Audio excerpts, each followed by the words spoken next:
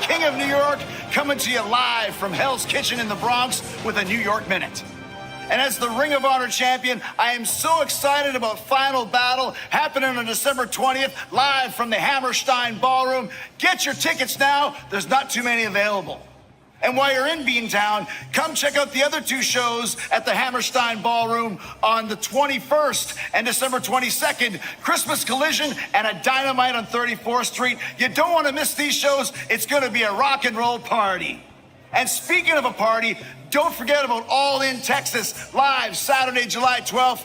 Tickets are already available on the pre-sale at awtix.com, with the general on sale going on Monday, December 9th at 10 a.m. Central Standard Time. But if you're wondering who the Nueve is going to be facing in Sin City at Final Battle in the Hammerstein Ballroom, I'm going to give you more information on that on a very special TV time live on Ring of Honor tomorrow night. You can watch that on watchroh.com. Don't you dare miss it. And don't you dare miss me, the King of New York, at the Hammerstein Ballroom in the Big Easy. Thanks, guys. I'm Chris Jericho, and this has been a New York Minute.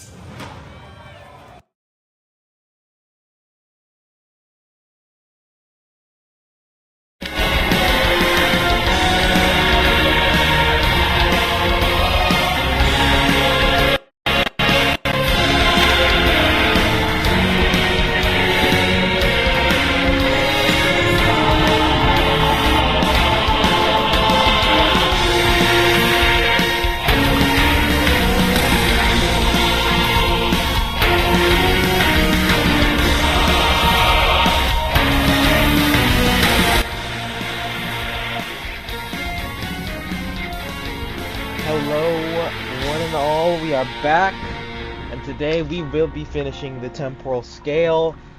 I am incredibly excited because so far I really have enjoyed this story. I love the small scale. Like, I've been saying this for a while now. I think Reverse is at its best. It's amazing you can keep things so peaceful. Reverse is really at its best when tackling small scale stories, I would say. Because most of the strongest part of this game's storytelling is its character writing, and That's why. And in smaller scale stories where it's allowed to truly delve into that without having to deal with all of the bombastic major set pieces and huge climaxes, it really excels. Like like freaking Cosmic Overture, Showdown, Chinatown, Flowing Feast. The vast majority of Reverse's best stories are they operate on a plane of existence that is somewhat separate from the overall Manus Foundation conflict. While obviously there are Manus or Foundation characters or events from that story influence the later story or vice versa, I would say most of the time, when the story kind of detaches itself from the more large-scale aspects of that conflict, and instead focuses on I guess you could call it the street level, if you want to talk in comic book terms. Pain is like the Reverse's creeping shroud of night. When Reverse tackles street level stories, I think that's when it's at its best, when it comes to writing and character. Not to say that the big bombastic stuff isn't awesome, because it absolutely is. But I think a lot of the time there is a lot of bogging down when it comes to all the big stuff. Like, yes, the climaxes and all of that, all of the huge conflict between Foundation and the Manus, and obviously all of that is great. But even then, I feel like that conflict succeeds when it focuses most on the small bubble of characters that story follows. When it for example, like when it focuses on Vertin, or when the other Team Timekeeper members kind of get their own little spotlight, like Regulus did in Last Leavings on Earth, Lilia in the Campaign's Tale. Just generally, I think, when Reverse focuses on character, that's its biggest strength. Even though I do think that the world that they've made is incredible.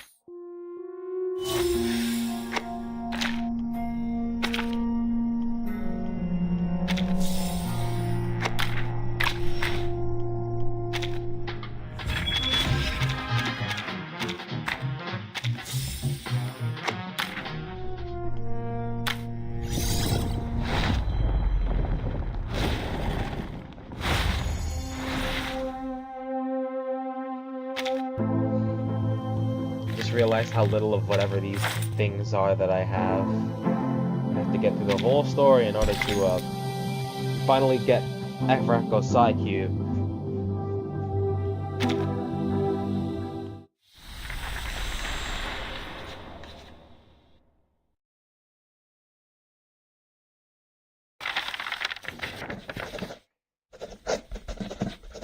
Olga has agreed to help put together a construction team. It's only a few people, but for the early stage of the project, it will suffice. The proposal has been formally submitted to the Foundation. I am certain it will be the cause of many discussions and debates. P.S. I'm presently regretting every last sip of those cocktails. I personally find their overarching plot pretty boring, especially Manus and Arcana, but their in-depth character analysis Did you hear? way deeper than Turns out the point irreversible in Nova Miedz really is immune. I don't think and I think it's because of a building. I don't think that the overarching reverse story is boring, personally. I actually really like it. I think world building is one of the biggest strengths that the series, that the game has narratively. And being able to pick up on all those pieces. Another reason why I like these smaller stories so much is because they feed into the bigger ones.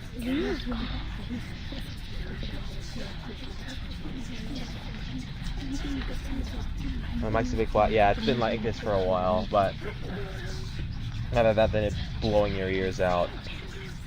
But as I was saying, one of the reasons I like the smaller stories is because of how seamlessly it feeds into the big ones. Like, and how it kind of creates its own little stories on the side that do impact the ultimate goings-on in the big story. Like, for a while we've been seeing this, for example, the whole conflict with Beryl, and her doing stuff with the Foundation, messing up their shit, raiding the Arcanum Containment Department, and all of that stuff. And then that's feeding into later stories where it's one of the reasons that the Foundation is in such a disarray and now all the factions are fighting each other. And the big faction fighting between the Hawks and the Doves was expanded on in the Campaign's Tale, because now we know that Igor is kind of the main cause of this disconnect between the Xeno and the Foundation. And then as a result, basically everyone's scrambling for control. And then in the Turbo Serpent Club, we see how this is affecting Laplace, because the Hawks are trying to completely take over Laplace and make it a subsidiary of the Foundation entirely, taking away its independence. And Ludwig was basically asked by Pedro to help stop it, right? And then obviously Marguerite's on the side. She's killing off big Foundation members because of their leverage against Laplace, and her getting her hands on them to give Ulrich and Adler the info they need. It's all a bunch of it's this big web of long-term storytelling that I just really enjoy.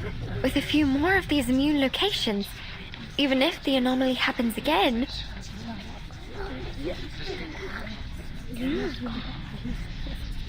I actually need to pull up my translator real quick.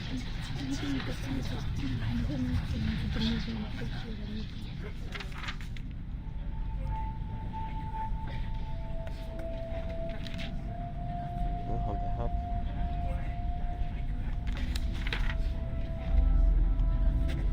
Okay, English to Chinese.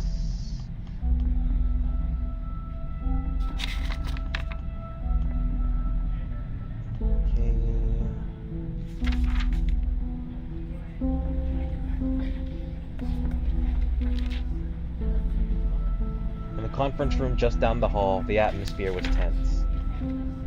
Our joint project has already proved quite fruitful, Miss Kenner. I think we all needed this.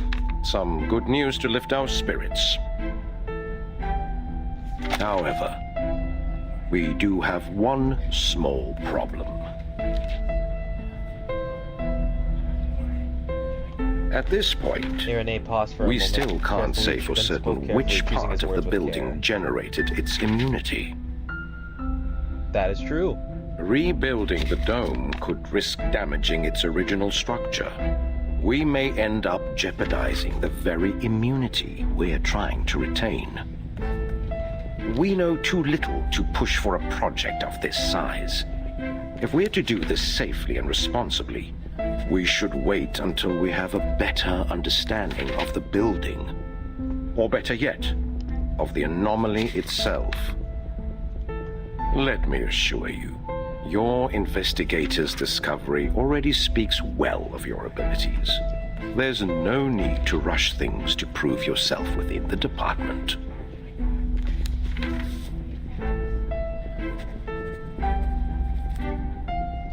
Kenna tucked a strand of hair behind her ear, completely unfazed by the committee members' questioning, her expression unchanged. Respectfully, I didn't advocate for this project for my own benefit, Mr. Irenai. Think about how much this anomaly has wiped out.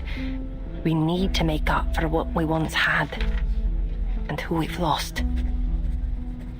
Zeno is barely holding on with what they've managed to pull together, and Laplace is overwhelmed by the sheer surge of anomalous data. This location of Nowa Miedz may sow the seeds of our recovery, but we need a permanent presence there. How can we get a better understanding of the anomaly itself when we don't even have a safe place to work?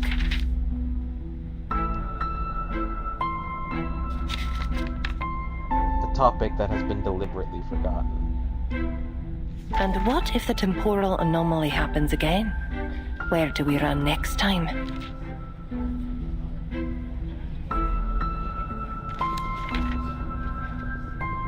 I'm suggesting patience, not stagnation. The two are not to be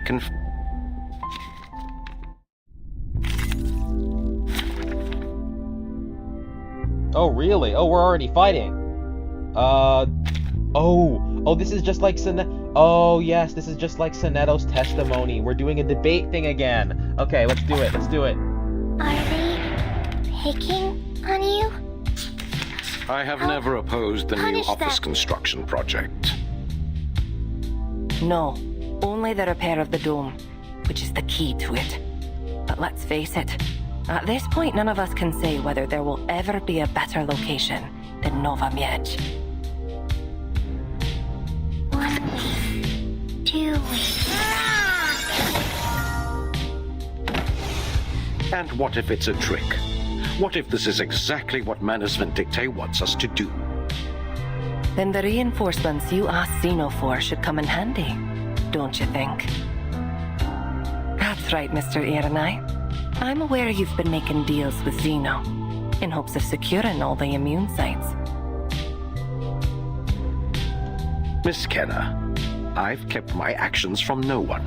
We're all on the same side here, facing the same enemy. I really like Irene as a character. He absolutely fascinating. There's another problem. How do we keep the project from the building's residents? Surely they'll notice the construction. There'll be no need for that. The residents saw the anomaly just as clearly as you and I did. As for the other residents of the city, the construction site won't draw their attention. Its location is reasonably secluded. 1 week. 2 weeks. Please, away from me. Well, that was easy. Even so, the project will hardly be a breeze. We don't have the manpower to begin with. 3 investigators and 9 months. That's all I need. 9 Cornerstone and Grandra. The Dang, invisible a whole string. pregnancy? Why? I have to say, it is remarkable how many locals they've managed to recruit for this construction on such short notice. Well, that's what you get when they're basically getting free houses out of it. I wouldn't say free, but they're getting houses out of it. This is not an outcome that everyone is happy to see. People began to speak in hushed tones, punctuated now and then by a soft cough or the rustling of pages turning. They are indeed full of surprises. I wasn't entirely confident they'd find anything at all. But looking at the progress we've made now, I'd say luck is finally on our side.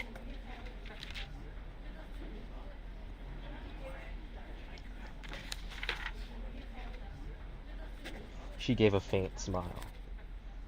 It'd be a shame to stop now, don't you think?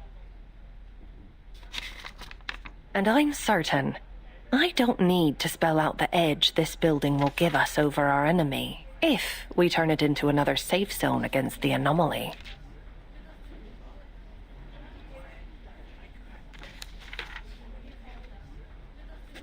Silence fell over the conference room, and every second seemed to drag on endlessly. Oh boy, pre-storm theme. A difficult choice. Everyone seems to be waiting for some kind of guidance, but unfortunately no one is there. I believe you Hello, both may Lucy. be overestimating the gulf between your positions.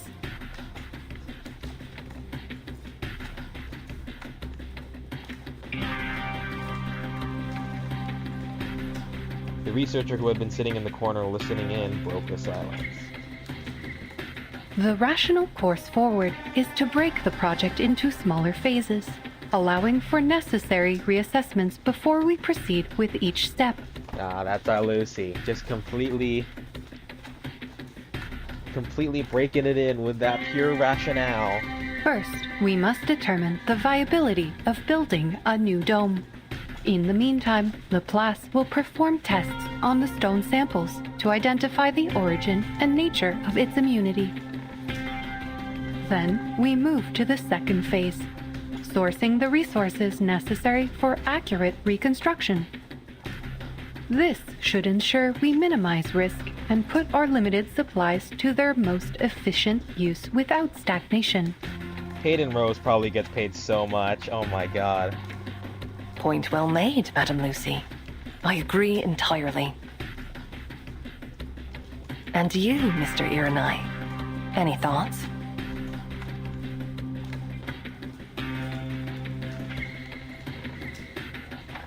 He says nothing.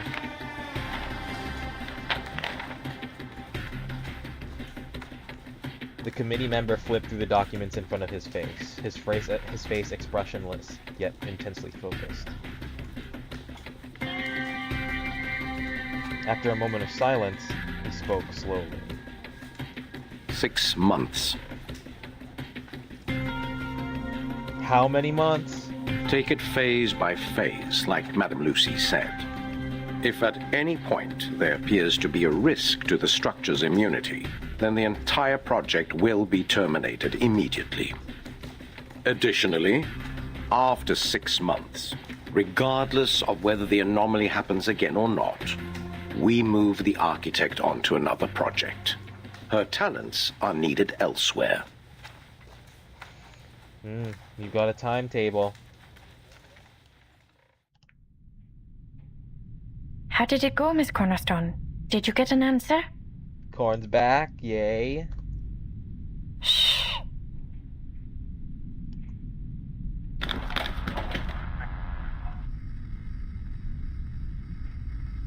The architect shook the communicator in her hand. The two of them fell silent, holding their breath as they listened. Mr. Ironai asked me to pass on his congratulations and his personal thanks for your efforts. Wow. We've reviewed your proposal to repair the dome. It's been approved. You have, of course. We'll need to discuss some additional details later. But for now...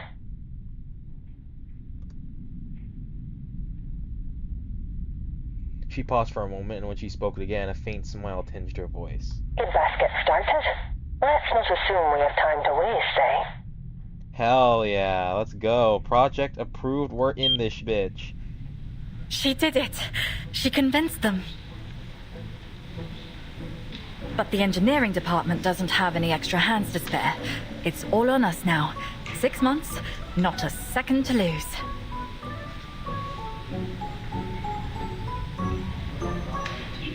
The architect had two large dark circles under her eyes. She opened her sketchbook with a lively expression.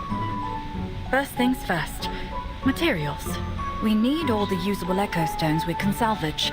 As for the ones still in the walls, we'll have to mark them and...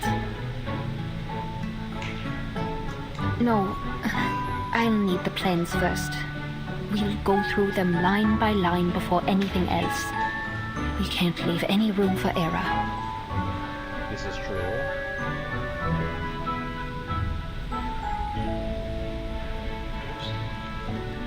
The Brundress drifted ghost-like past the architect's back, her face bearing the same dark circles as hers. Try to stay calm while I do my job, though I doubt very much that you will. Just don't make this any more challenging than it already is. These workers of ours.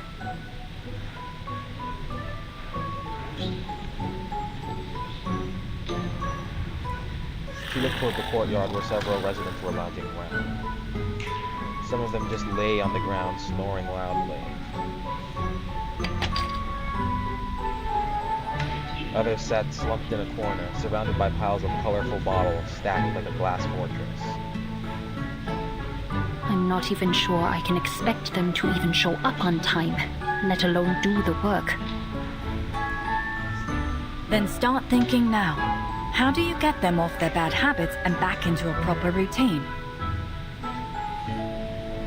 Damn it, Cornerstone. I'm an engineer, not a psychiatrist. Yeah. Wrong girl with a German accent. I'll be deaf. I'm always up early. And I'm not even old enough to drink. This dude. Lucian, that's his name, right? The boy sitting nearby spoke up. That dome was like nothing else in the world. When the sun came out, the light poured through it like a glittering waterfall.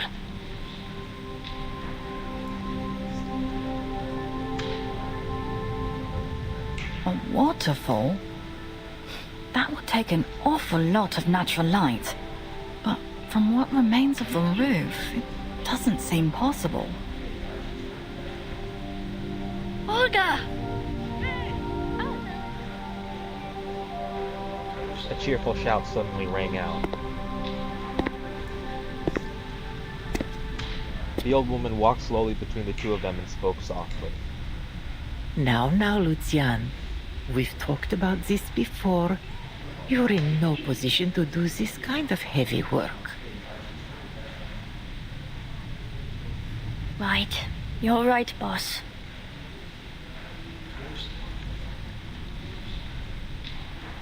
And so she was right, they do call her boss. The boy frowned, clearly disagreeing with the old woman's advice. The poor child was separated from his parents during the deportations. Deportations? It was a few years ago. Soldiers came and forced many people from their homes. Thousands put on a train and shipped across the border.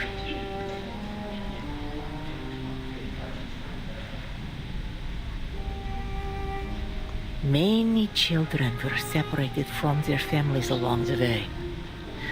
Lucian was one of them.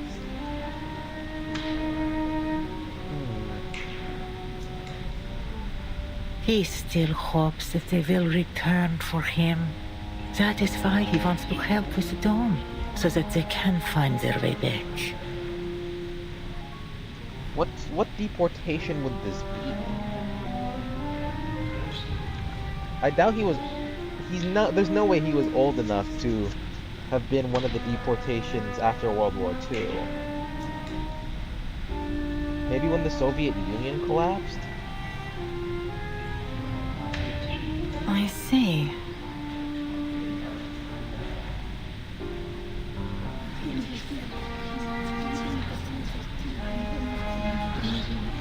Whoa, what does this say? Ah, it disappeared before I could translate it. Fuck.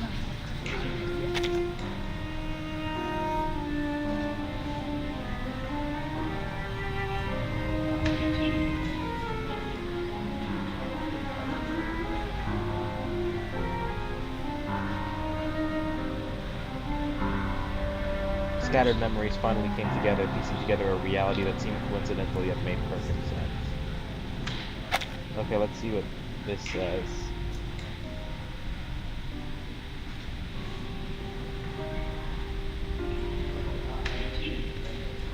It's been a long time.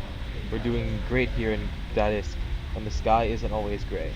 We have a new family, our son Lucien, and he'll be happy for us. God damn.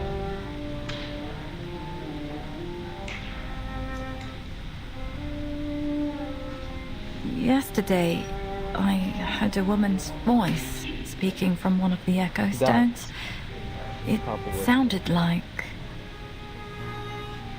I should get going. I promised Mr. Josio I'd go help him out at the market today. I'll need the money if I want to eat tomorrow. Jeez.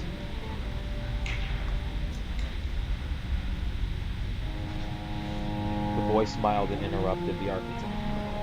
See you later, Olga, Miss Cornerstone.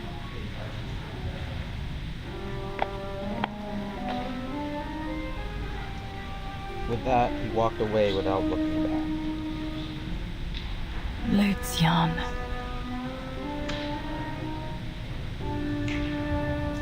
He's always been a strong boy, but there are some things he needs time to process. I don't blame him. Honestly, I've seen grown adults who couldn't cope half as well as he does.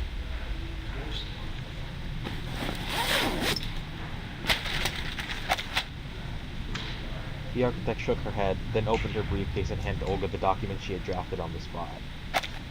Ma'am, I asked to meet because I wanted to talk about hiring the residents. Yes, dear.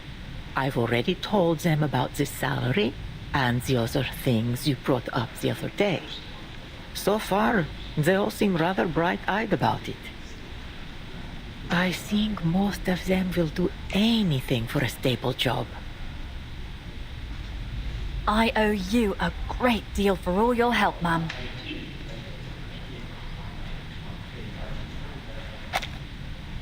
As the old woman smiled, the wrinkles on her face gradually deepened. Hush now. I'm just glad to be of help. You know, I think Roja would be simply overjoyed if she learned about all of this. Roja? Roja? Oh, that's her friend. You know Right. She was my best friend growing up here. Yes, that's right. I remember this. Olga nodded. I did. I knew almost every child that came through the building. Their parents would ask me to look after them while they worked. You'd already moved abroad by the time I met her. Never stopped talking about you, that one. Oh, man. She told me over and over how you were going to be a great architect, that you aced all your exams, and how you were the prettiest girl in the class. She was very proud to have you as a friend. She also told me she always knew you would inevitably leave this city behind. Damn. I always thought it was the other way around. I've admired her my whole life for all the things she knew back then. Emil, Andre, and I, we never would have explored so many places if it weren't for her.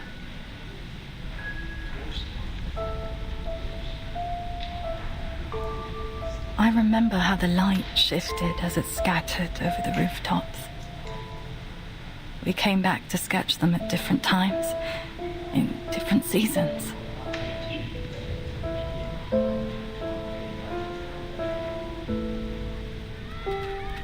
Oh boy, another flashback. Oh, I really like that watercolor transition. Back then, she was still a frail girl who was always carrying it.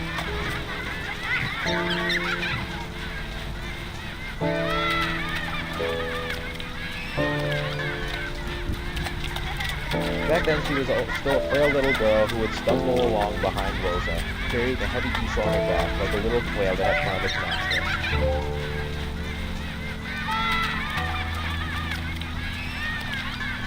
Rosa, wait! Oh my god, look at her glasses!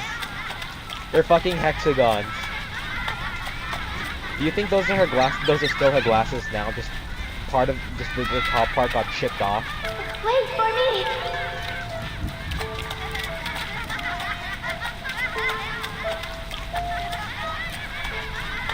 Together they ran past factories, highways, and murky rivers.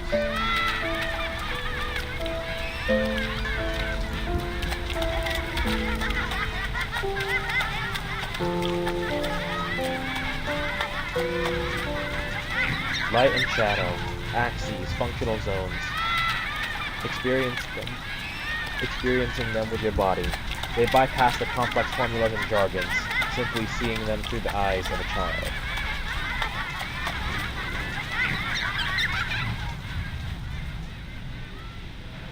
You were exceptional children, and you became exceptional adults. Too great for these dull streets.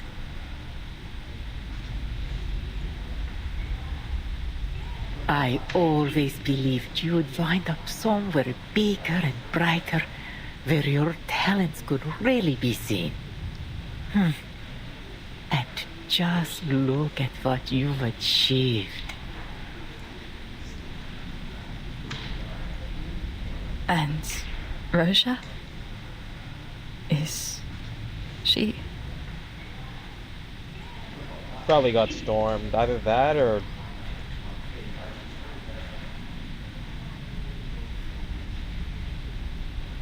The old woman remained silent.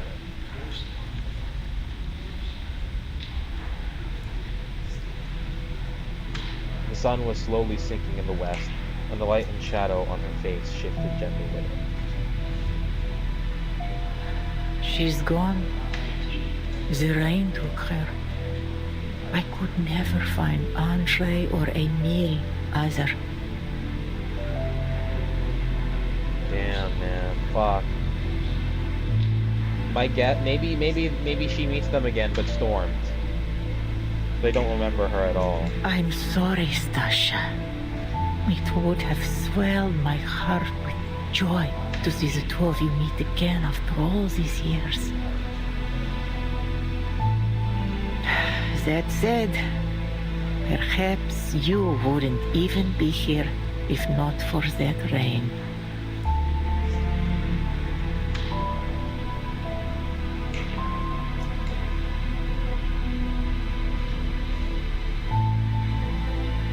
This was a fact she had long since come to terms with and accepted, that she had no choice but to face it once again. I heard her in an echo stone yesterday. Rosa, I mean. It almost gave me hope that she might still be alive. I've heard her in those stones too.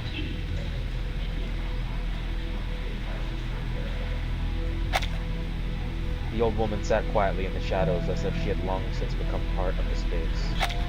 It's as if this building remembers those who once stood here. Their voices, their shapes. While we laugh and cry or just chatter on about nothing, this stones listen. Moments in life we all believe to be lost like dew under the sun. They're captured in here. I like to think this is why people are drawn to this place, and why it has become a home for so many. So that's what it is.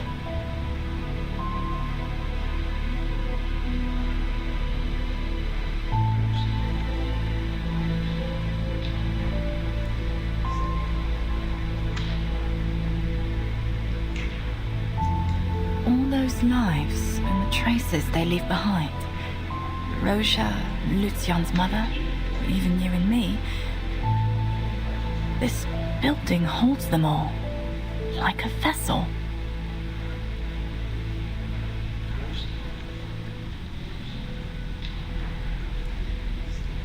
And behind all the intertwining of the known and the unknown, an invisible law is quietly at work.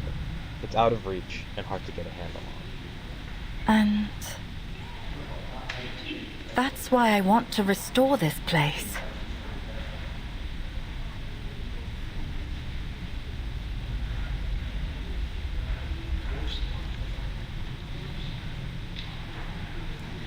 The architect spread her hands, her fingertips slightly parted, welcoming the beam of light streaming down from the atrium.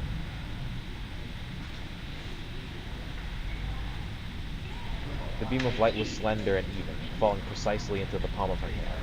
A clean, precise, geometric shape. This will be the most important project of my career.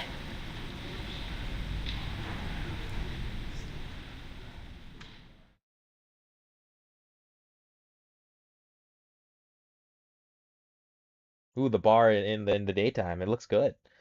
The sun hadn't set yet, and the tavern was completely empty at that moment.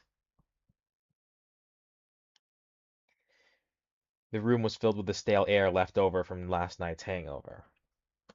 When the wind began to stir. Well, there's our answer. She is indeed singing in English. It's singing. A light, wandering melody is drifting over from the other side. Mother rose and wandered afar.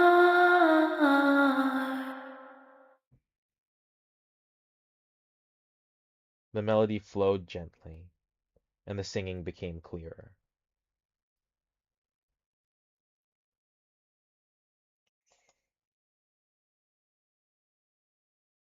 Until the very end, a swirl of color erupted.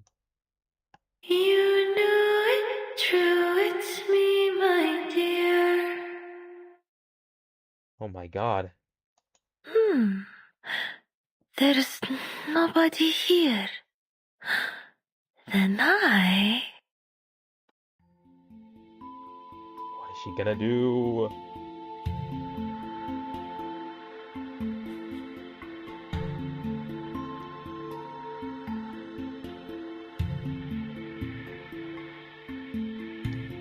She glided gracefully to the microphone, her gaze fixed on a faded space poster on the wall. Good afternoon. I am Echo, the cosmonaut. The what?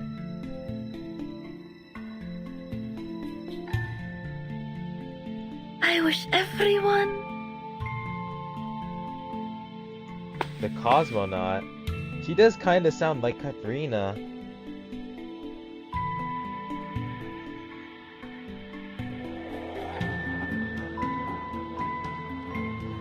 He tapped the microphone lightly. Someone was trying to scrape together whatever meager vocabulary remained in her mind. A very happy new year. Right, I forgot about this. This is her beginning, this is her, what's it called? Her visitation line. When you enter into her page, or enter into her room, I guess, lore-wise. She wishes Verta and Happy New Year, and the puppet's like, no, you fucking idiot, it's not New Year. No time for playing Space Girl, Echo. Come now and see, girl. No karaoke.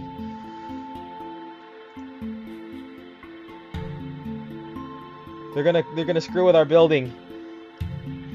That was the sketchbook the architect had left behind in the tavern. Its pages lying open haphazardly. So long we dreamed and dreamed we long of this, didn't we? It's a mushroom.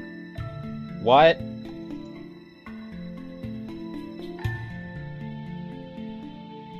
What do you mean it's a mushroom? The translation's being stupid again. Ever Echo nodded, her expression very serious.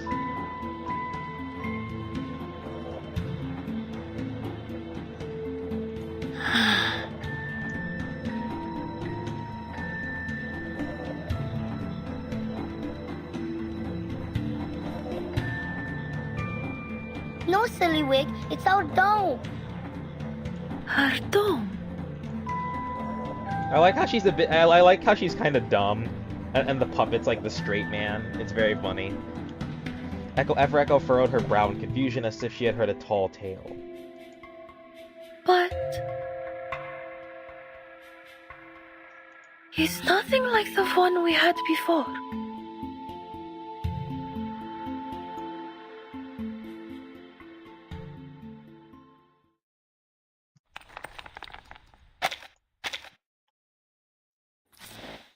I'm very curious on how this is going to how her presence is going to shape up.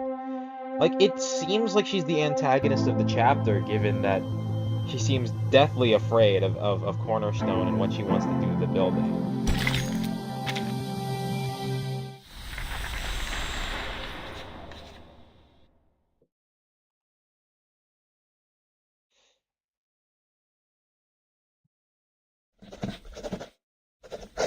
Construction commences today. The schedule is as follows. 7:30 a.m.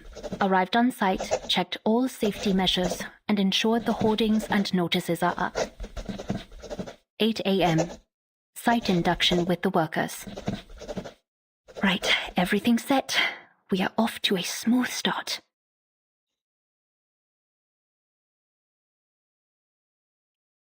You can do this, Gonzalez. It's just a job like any other.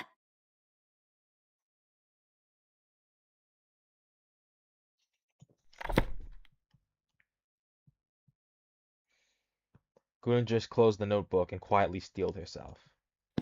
The workers aren't as skilled as the professionals in the Foundation, but they'll do fine. As long as I stay calm and focused.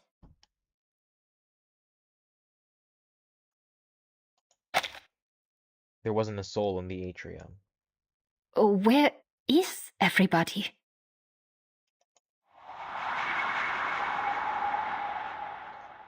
Why did that sound literally exactly fucking like the Infinity War snapping deaths? Like exactly like it.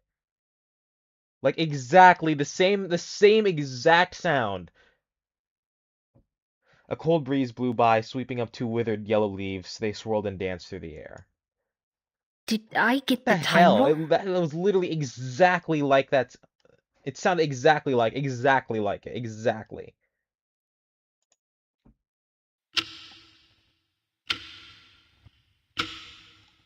Uh-oh. It wasn't until noon that the workers finally dragged their feet.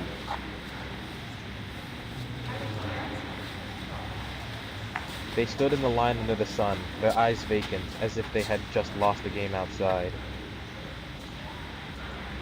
Cornerstone, I don't feel so good. Morning, miss. She doesn't want to go. Miss Stasia, please. Far from it, Mr. Josio. It's 12:34. You're late, and so is everyone else. Please, the average Slavic morning is like noon. Your you manuals should know had this. clear instructions that work starts at 8 a.m. sharp. What manual? No need to get all riled up, Miss Gruntress. We can work till midnight to make up for lost time, huh? How's that? Stay calm now. No good shouting on the first day.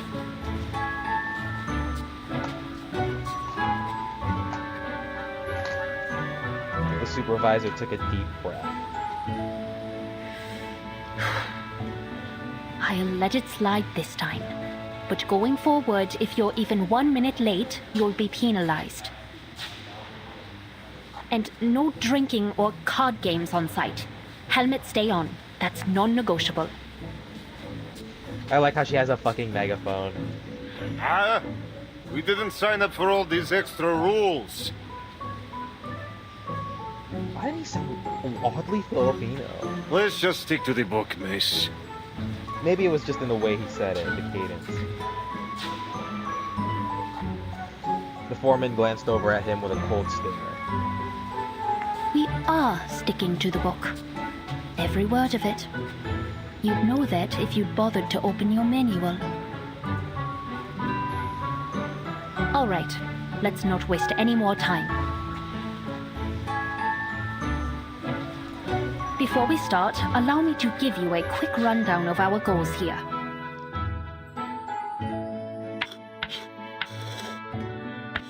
What the heck is he drawing on? The supervisor turned around and scribbled a string of letters and symbols on the wall with a piece of chalk. Okay, Ferris. A project like this typically follows the following phases: pre-design evaluation, design, pre-construction and construction, handover, and operation. See, this is what I mean. It's just Blue Puck putting in their autistic obsessions with architecture into the story, and I love it. The design phase is where the architect makes and refines the plan and builds a model of what we aim to achieve. It's wonderful. It's absolutely wonderful. Pre-construction and construction, the phases most pertinent to you, involve material acquisition, site preparation, foundation construction, structural works, and so on.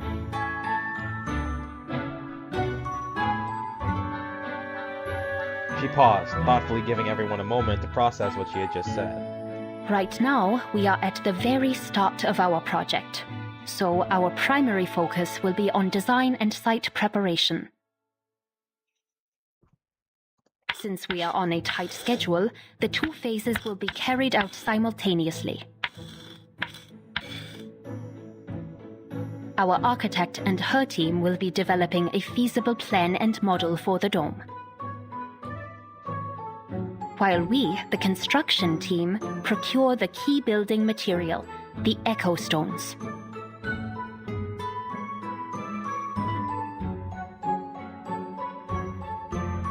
The echo stones? We've got plenty of those I like lying the cute around little all over the images place, of them. don't we? That's how she draws. Because it's Grindra's drawings, right? So that's how We'll she need draws more. herself in The cornerstone. loose ones That's are really only cute. about enough for a millstone and a few cutting boards, but we've got an entire dome to build. And for that, we'll need the ones that are still in the walls too. It will be a two-step process. First, we mark the stones we need. Then we take down the walls. Would you say that they'd be breaking the walls down? Is everyone Shut keeping up up. so far? I made enough Chris Jericho jokes.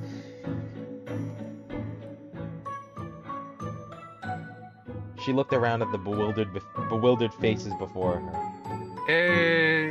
Break down the walls. Go. Oh my god, you're just feeding it to me! You're just feeding it to me! That's right. Good. Oh my god, that's so funny. The supervisor let out a reluctant sigh of relief. Now, I'll show you how to tell the echo stones apart from regular bricks. Hey, we'll save you the trouble. Everyone knows the noisy ones are the echo stones. That is true. That is a way to tell them apart.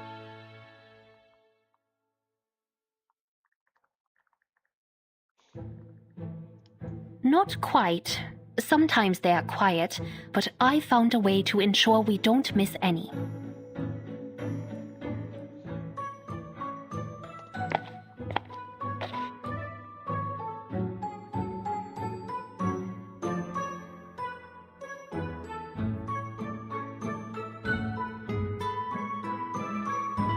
She walked over to the wall, looked at it for a moment, then reached out with her right hand and tapped the surface with her knuckles.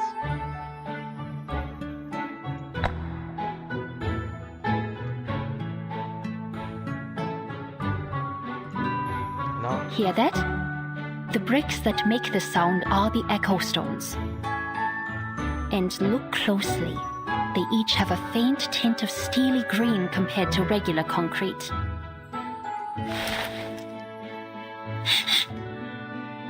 She took out a marker and drew an X. Just mark them first.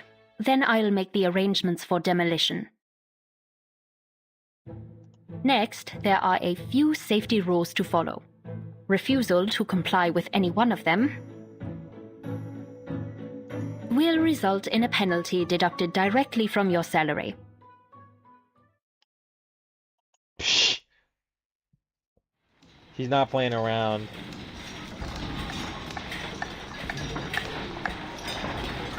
Oh dang! Not repeating this for a fourth They got time. it. They got it. They got this Secure shit fast. Whoa! Getting on.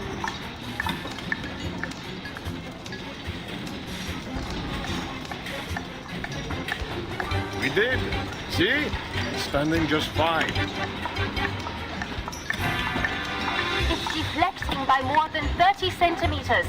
I don't even need my arcane skills to see it. Hey, you over there!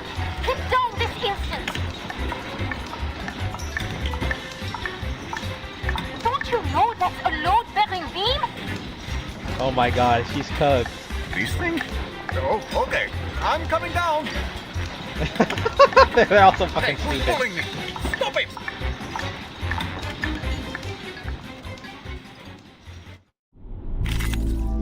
That's how we get our second fight, I suppose. Let's do this. Time to shine. Oh, more of these fucking things. Okay. I'll keep it moving. Looks like one of my best. The feathers will answer. Oh, ancient beings whose wings beat in their nests. A flurry of arcane skill. Oh my god, I love her arcane skill. It is so cool. It's literally fucking. Hey, a wink from me.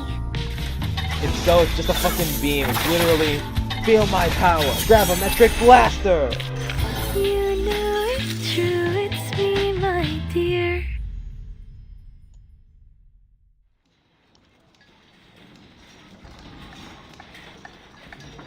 The sun was slowly setting.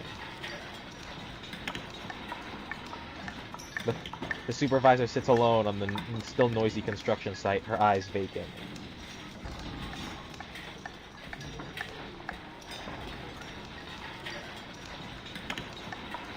Long day, Miss Contas? Don't get me started. These people, half the time I'm not even sure they're listening. At this rate, there's no way we'll finish on schedule. And I hear Cornerstone is struggling with her plans as well. They all seemed so motivated until they actually got down to doing the work. I even hoped we might finish a month early. How stupid of me.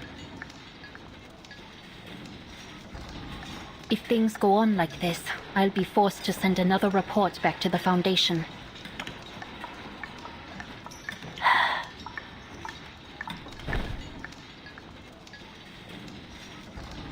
Bjork Kornblum let out a soft sigh and sat down beside Grundris.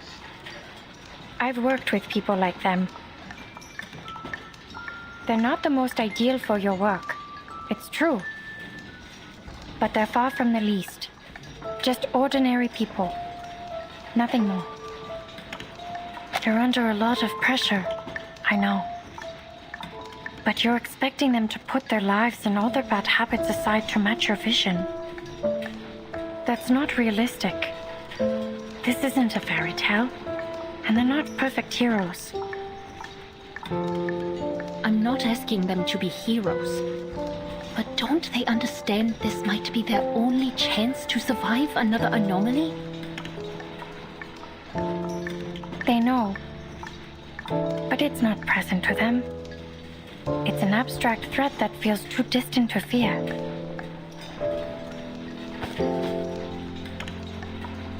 I like how it's Gorn who's telling her all this because of how in touch she is.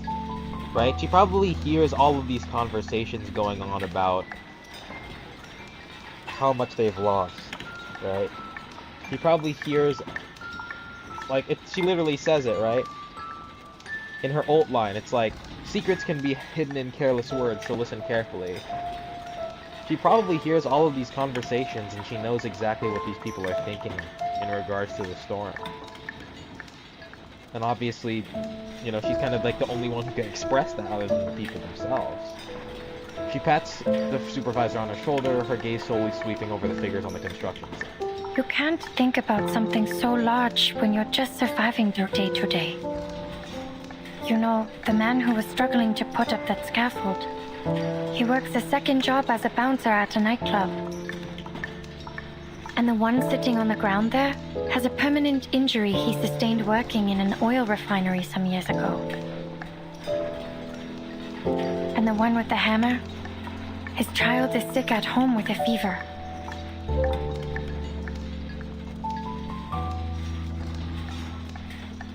I had no idea. Maybe I have been too hard on them. Oh, sorry. I just made that all up.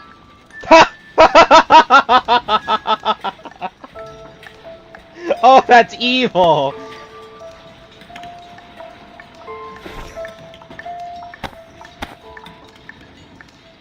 Gorbloon stretched and gave Grundrus a friendly pat on the shoulder. What the fuck, But you Gorn? understand my point, don't you? Gorn, what They're the struggling. fuck? Maybe they've made things harder for you, but they're not your enemy. You should spend more time with them, like you did with me all those years ago. That is so hilarious. That was really funny. That might be the best way to reach them. It's worth a shot at least.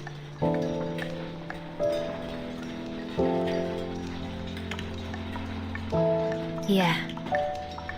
Worth a shot.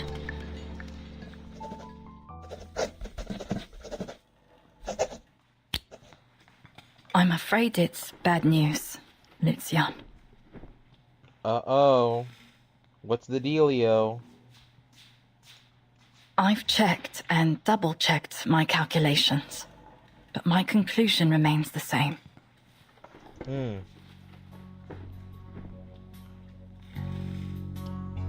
The architect stood in her makeshift studio, gazing sadly at her newly appointed architecture assistant. Even taking down all the walls we can from the West Wing, there won't be enough material to rebuild the dome using only echo stones.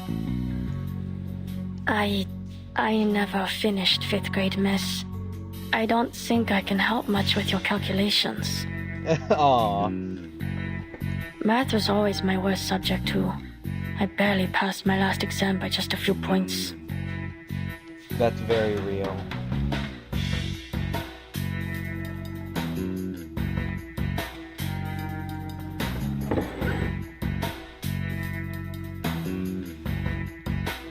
The boy handed the architect a steaming cup of coffee. It was his only job at the moment. Don't worry about it. Sometimes just having someone to talk about the problem with is enough. I'll just have to do what I can. Finish the model first, then tell Grundrus to disband the workers once they've gathered all the echo stones in the West Wing.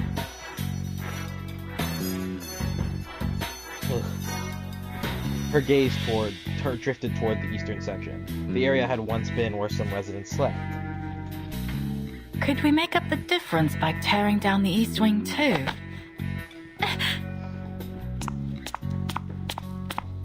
Huh? Who the fuck just stole her thing?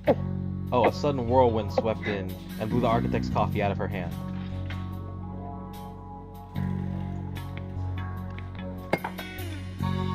The four men down the— oh my god, she just stole her fucking coffee!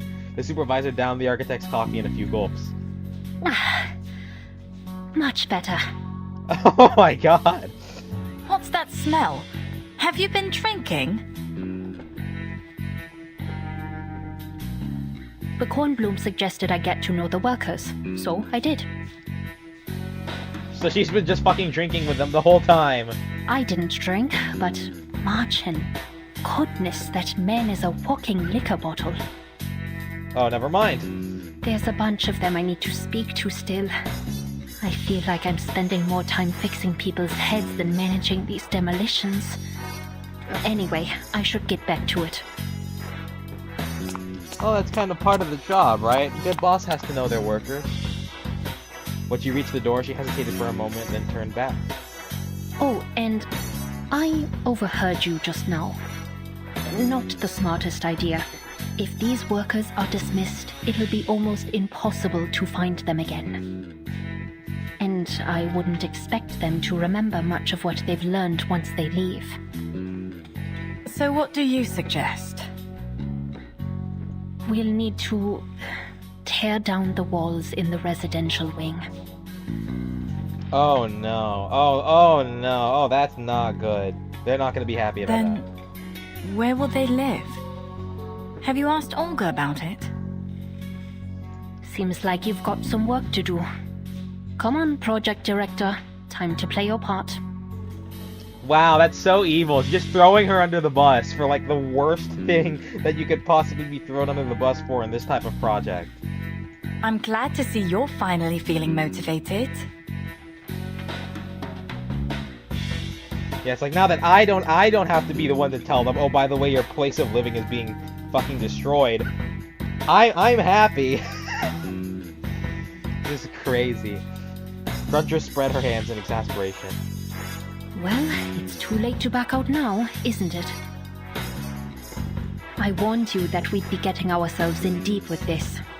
Now we have to deal with the consequences. Sink or swim.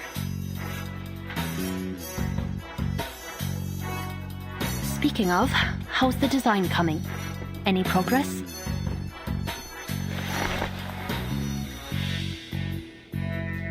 The architect calmly accepted another cup handed to him by her hard-working assistant. Practically none.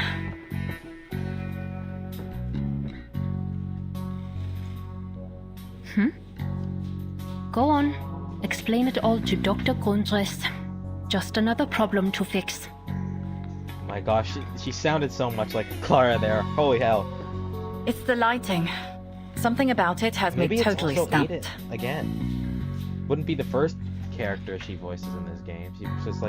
She voices 2. I guess 2.5 if you count her singing Santa Lucia for Barcarola. Everyone talks about the light pouring down like a waterfall on sunny days, but that's impossible. The triangular structure here would block it. What's more,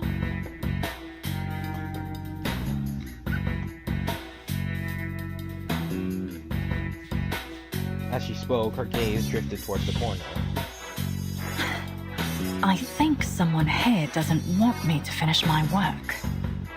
Paper, pencils, rulers, all my stationery's been disappearing. Oh, looks like Everecho's been screwing around with the merchandise.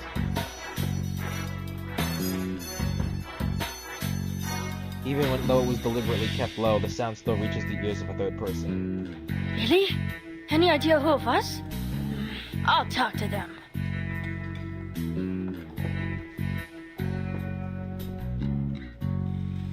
Don't think that's gonna do you much good there, buddy. Shh. She held her index finger to her lips and smiled, winking. Don't worry. I've already hatched a plan. So how are they gonna drive this ghosty girl out of her hiding spot?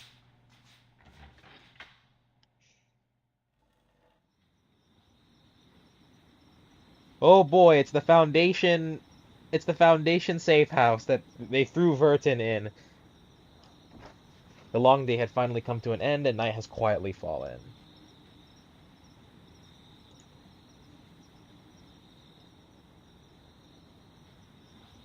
In the corner, a makeshift resting area had been set up using some simple worn-out tables, chairs, and bedding.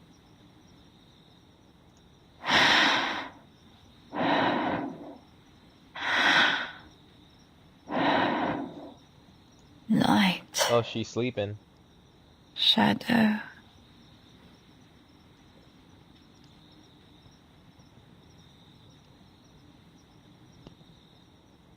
After a long day's work, the architect curled up under the covers and finally drifted into a long-awaited sweet sleep. Ever Echo gonna haunt her fucking dreams? What's going on here? A dark figure silently emerged from the corner of the... Dude, I was just joking! It moved slowly in the dim light. Its outline grew ever larger, transforming into a cloud of past sorrows, an invisible net, and a heavy mountain. Dude, I was kidding! There's no way she's actually... Finally, it completely enveloped the sleeping figure before it, leaving not a single gap. Haha! Fine sound! Dude, I was kidding!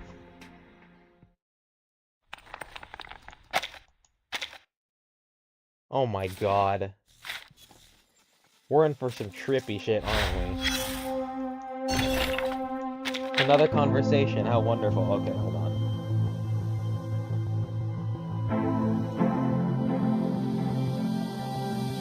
Ten toasts. To our health. To Olga's stash. To...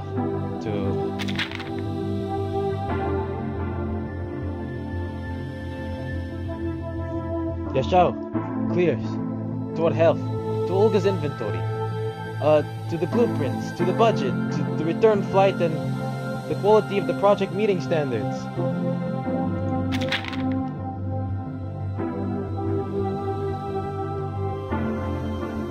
Well said. To the project quality meeting standards. Oh, it's you. She's not happy to see him. Everyone's drinking today, aren't they? Since there's good wine here, I can't let the Cornerstone, enjoy it all by herself. Oh my god, she's starting to drink now.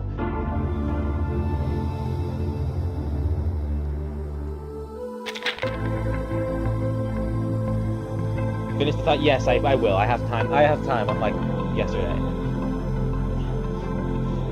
That means you haven't had enough yet, miss. Another glass to the ceiling. Ugh, I think I'm gonna regret this tomorrow.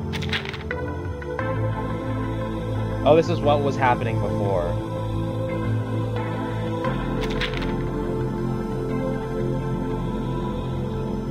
Look, no need to regret this.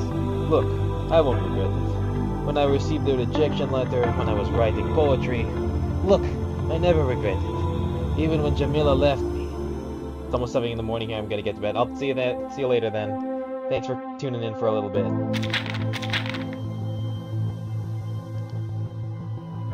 When Camilla left me, even when Camilla took our little Lena with her, I didn't shed a single tear back then. I promise you. Little Lena. My daughter. My clever daughter, with hair as black as Camilla's. They went to West Germany, but Lena wrote to me often. Did I ever show you those letters?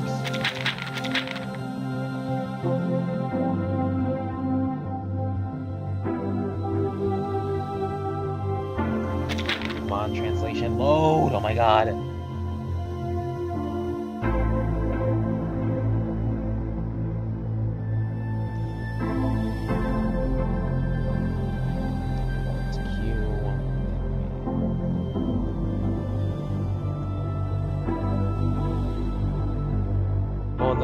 Seen you sober. These letters, written in pretty little handwriting. Wishing you good health, Dad. No, all that's left are the letters. Everything's gone. She left me only letters. Everything will be carried away by the rain, Lena. Jada Star vanish tomorrow.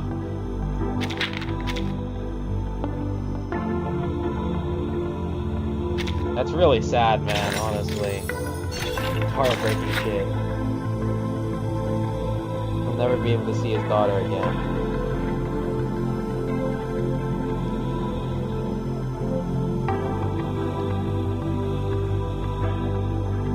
Stone recognized the new voice. Miss Olga, I have something to give you.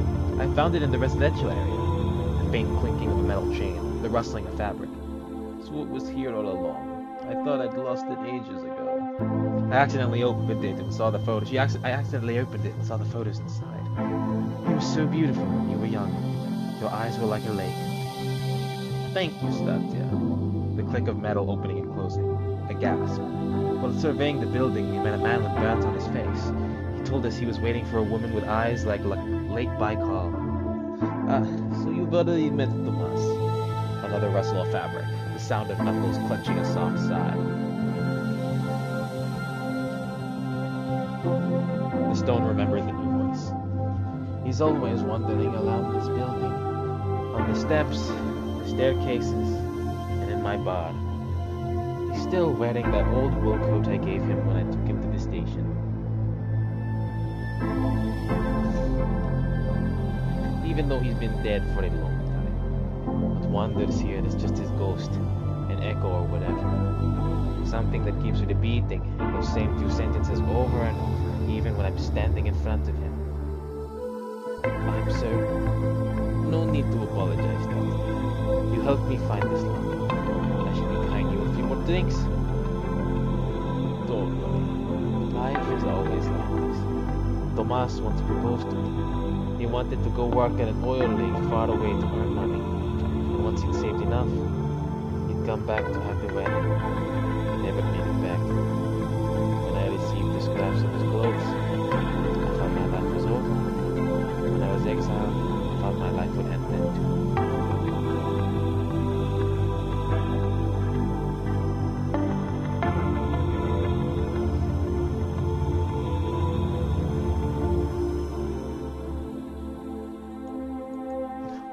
Why isn't it loading? This story is so sad. Fuck.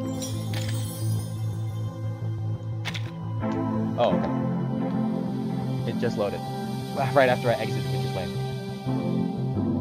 When the temporal anomaly struck, I thought this time it was really over. I was still here. And even Tomas is still here. So life always goes on.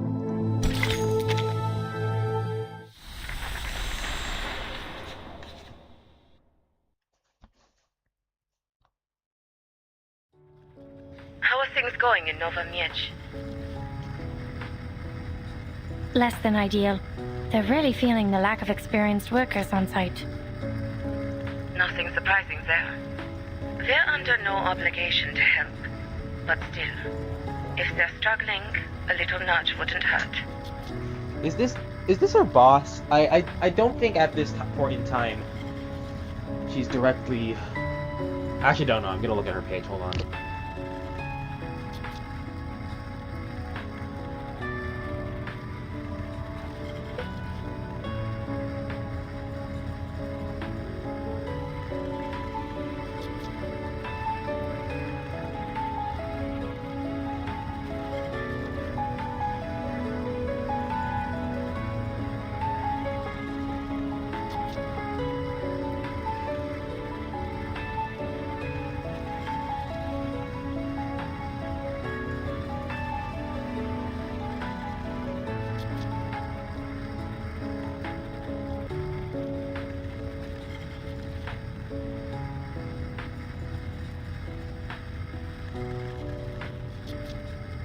Yeah, I wasn't able to find anything, but let's just get back into it. Understood.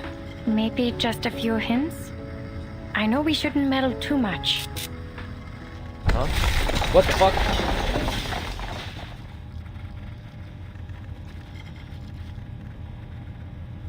Rumble, rumble. Looks like they had just demolished part of the building.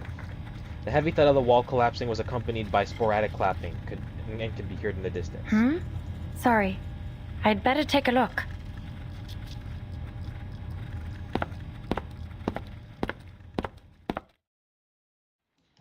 Cornbloom walked to the window and looked out. Oh, that's a sick visual. No. Remember which group? Oh, no way, they're playing Sailing on the Hearthwind?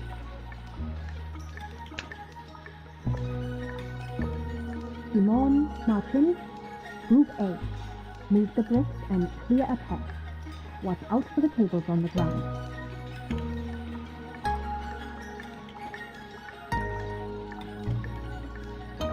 Group B, yes, got you. Come with me. This is great.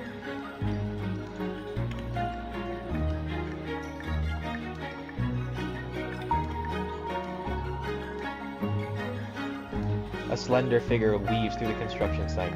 even though she's only been there a short while. The supervisor has already memorized every worker's name. Aw, Grindrus is warming up to the townspeople. This is so fucking peak. Oh my god. Sorry, boss. I'm have to get done with the bridge.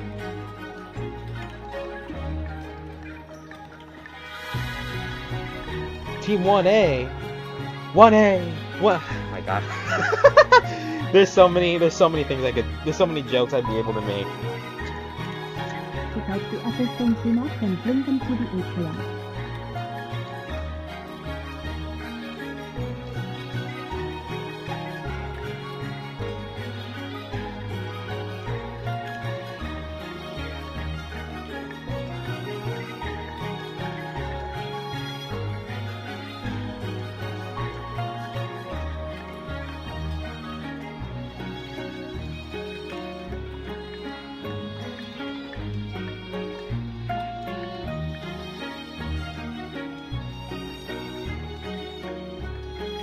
The supervisor fell silent, her gaze piercing as she pointed a finger at the worker's shiny forehead. Okay, here's your helmet. My head was feeling stuffy, so I took it off and left it somewhere. Now find your helmet and put it on. Now.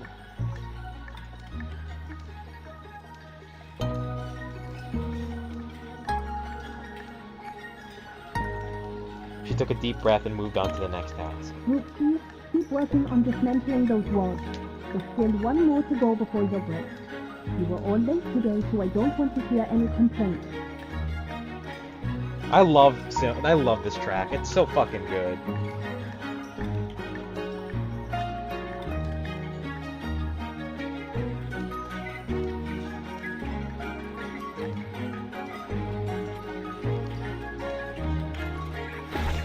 If I may, I'd like to adjust my report. Despite a little early friction, things seem to be on the right track now. I don't think they need any further help from me. I mean, it would have been nice either way. 1, 2, 3! Boom, baby! Alright, I'm over here. Let's find those marked stones.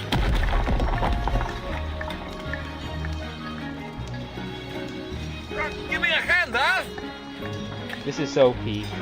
It reminds me, it's a combination, it feels like Ryashi again.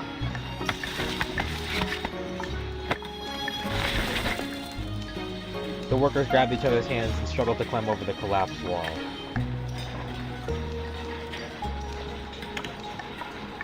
A massive pile of stones, heaped high like a mountain.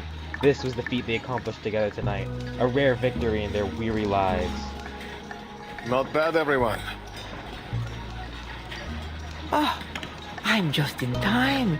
You all must be worn out. I've brought pierogi. Oh, man. Pierogi for dinner? Ha, I must be dreaming. I'll have 10. This is so good. You care about these people. You care about their survival because of how much they've fleshed out. The main characters interacting with them, Grindrus and Cornerstone, and even Bakorn to an extent.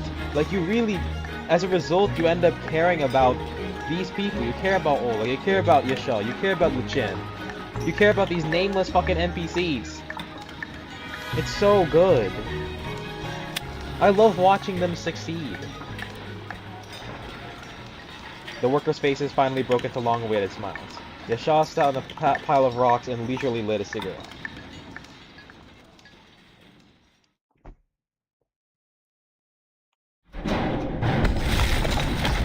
Tumbling rocks, joyful laughter.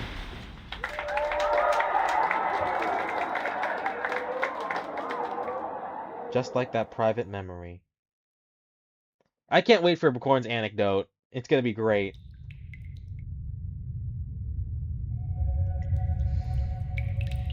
Here comes Everecho, about to ruin it all.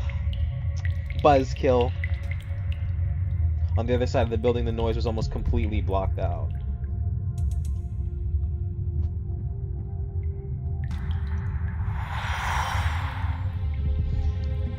Only a cluster of hazy lights flickered as if it repeatedly checking something. You're back. They didn't see you, did they? No. Not me. No, of course not. This is for you. The architect's wacky bomb, her secretly secret weapon. Just play pick-up-putal with it when she Oh yeah, I could do forgot her they fucking work. kidnapped her.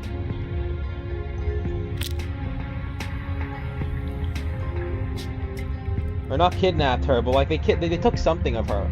They took her whole notebook.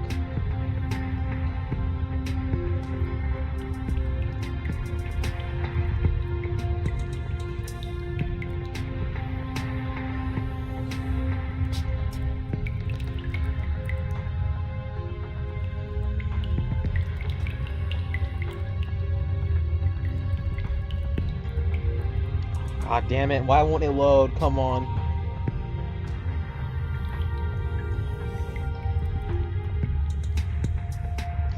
He gently placed a used eraser in Echo's hand.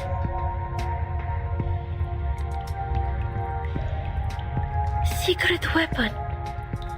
If we could make it disappear.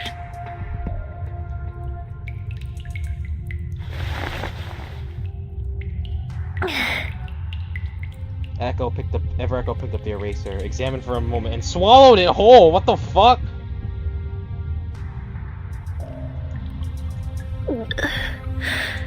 It tastes... What do you mean it tastes? Awful. No. Why are you eating that shit? Don't.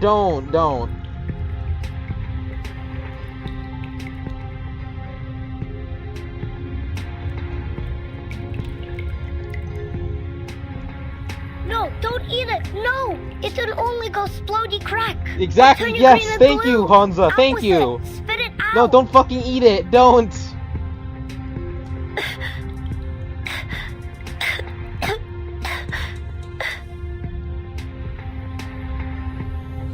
Ew.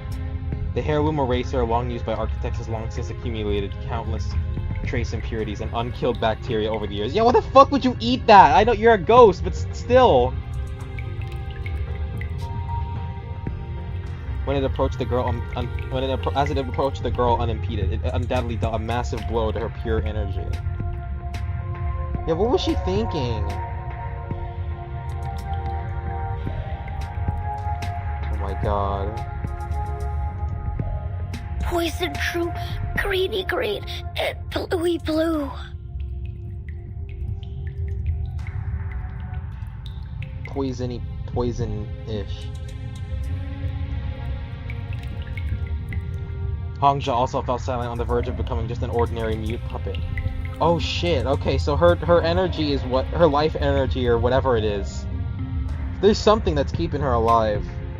And whatever that is, it's also,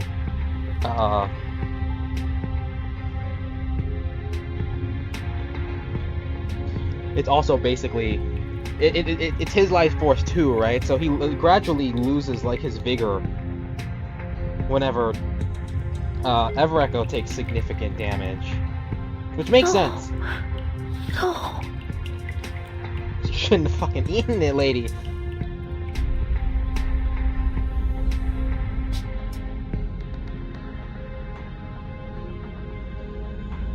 My god.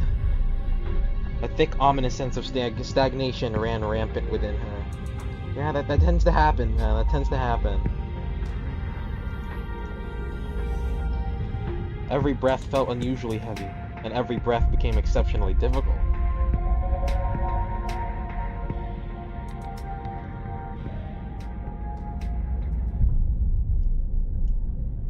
Until in the end, she fell completely silent. Oh, something's happening. I can hear it. Uh-oh.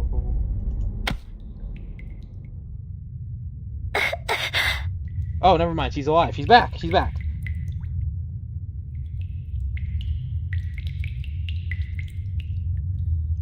A firm slap landed on her back. A firm slap on the back instantly dislodged the piece of gum stuck in her throat. Wasn't it? Refreshing breeze swept through her body, and her breathing finally felt free and easy again. So she was Feeling choking, better but now? it was damn near like she was fucking dying. And Cornerstone has found her! Woo! Yes. Yes. Thank you. What? The architect's right hand rested firmly on Echo's back, showing no signs of moving away. With a slight squeeze of fingers, she exerted just the right amount of pressure. When you tried to destroy my secret weapon, of course.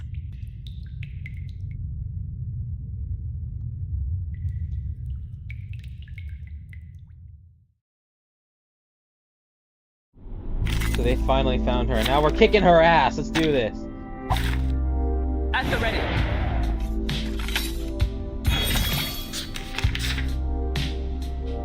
I have the rear. Fletchling, one of my best moves. Strike when the time is right. Gosh. You love that sound. I can do Here's this. the big one. Proton cannon!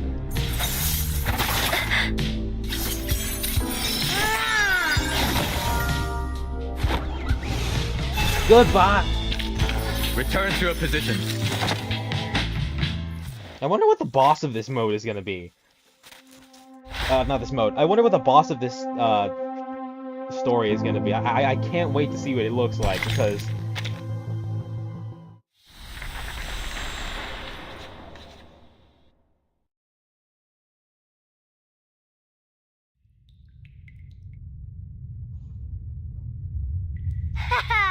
Nah, you can't catch us. Ah, the Scooby-Doo fucking run again.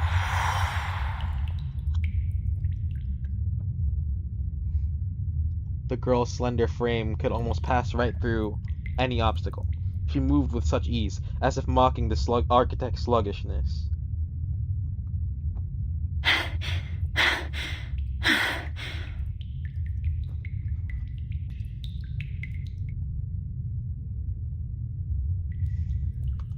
You're right.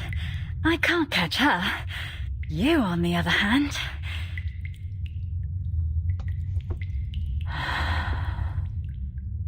The architect took a deep breath and seized the moment when the two were apart and quickly snapped her fingers.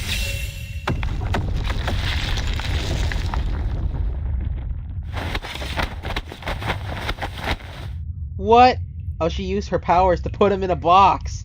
Four walls have Hongja trapped firmly inside. What the fuck? Put me down. Let me go. So long, Mr. Downey. Or, I'll jump. How?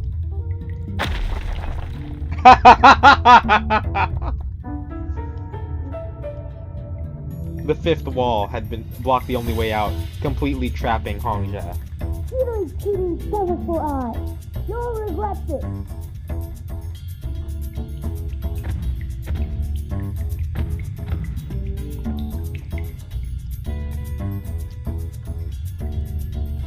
Indistinct curses poured out of Hongja's body in a steady stream. Unfortunately, it cannot inflict any real damage on the solid, impassive cube before it.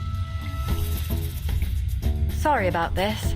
I really don't mean to do things the hard way. But there's only so much disappearing stationery I can take before resorting to desperate measures, so I lured you out.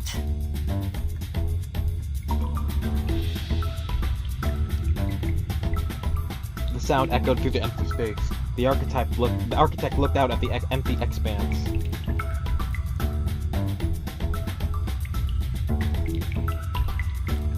But she believed that her words were being listened to carefully. I think there's been a misunderstanding. Let's talk things through, shall we? Of course, if you're not willing, I'll be happy to hand this little puppet over to our site supervisor. That's crazy. She's got a heart of stone, you know.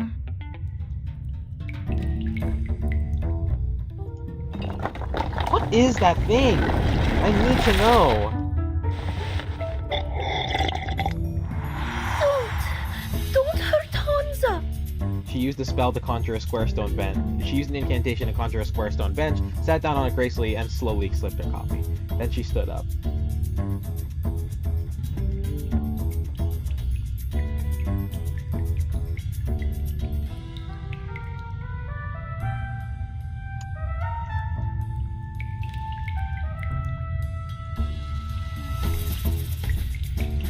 Everecho emerged from behind a nearby stone pillar, looking haggard. It was me. I told him to steal from you.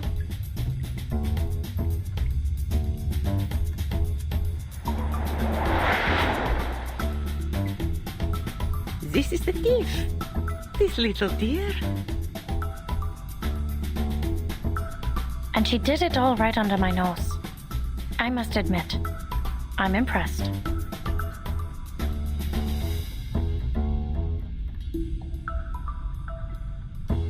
I like how she isn't being treated like this evil entity. And I also like how her existence isn't being hidden by Cornerstone. Like, they just immediately reveal, oh hey, by the way, she's the one who's been doing all this. Like, they don't hide anything from the people.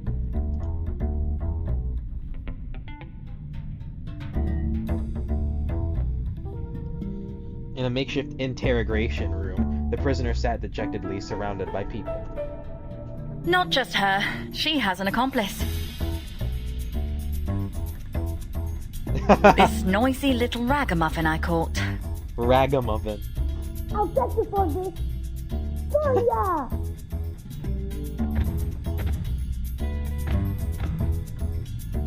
Still, there was a constant stream of indistinct curses. Unfortunately, since no one could understand the meaning of these curses, they couldn't cause even the slightest harm to anyone. That voice. It's the same puppet from before.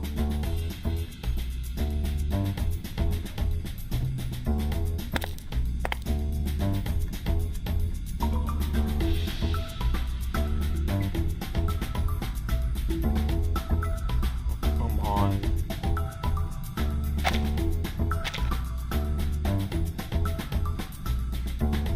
Miss Everecho, is there a reason why you're obstructing our work?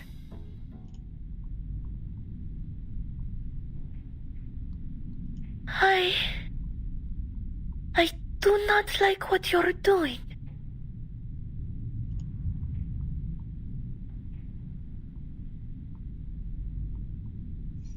Faced with everyone's questioning, the girl had no intention of backing down. I have seen your drawings. You don't understand this place. Mistakes all over. And the people, they are uneasy. I feel it. Uneasy? Why do you think that?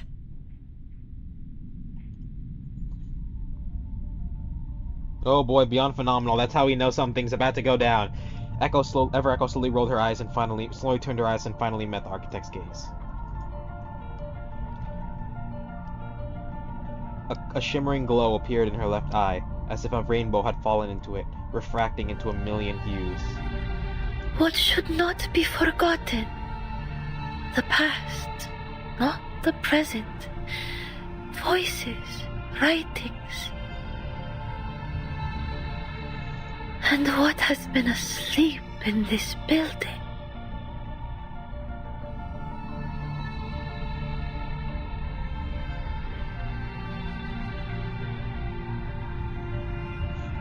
What is she trying to warn us about?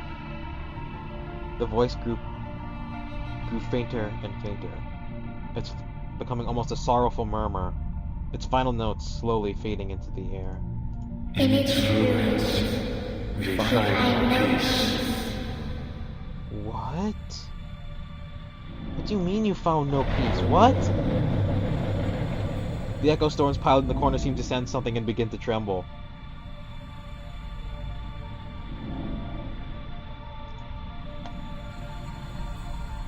Moving through space, weaving a diverse and distant symphony. The birds have gone. Winter has come. The voices are gone. The names have faded.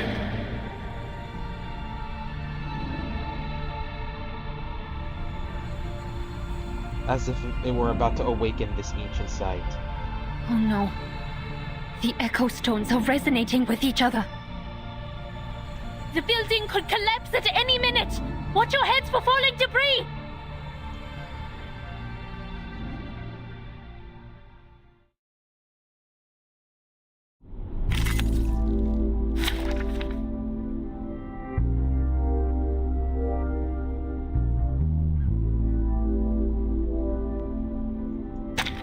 Ooh, so we're doing this again. It's our time to shine.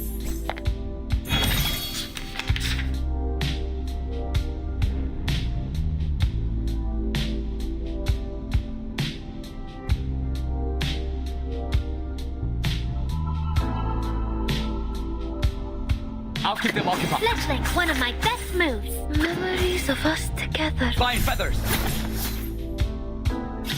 Oh, ancient beings whose wings beat in their nests. This Feel should my do the power! trick. Gravimetric blaster!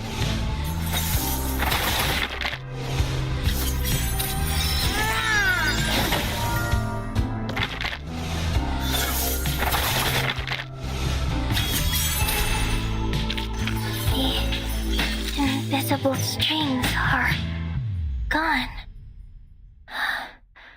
Thank goodness you are such a good conductor.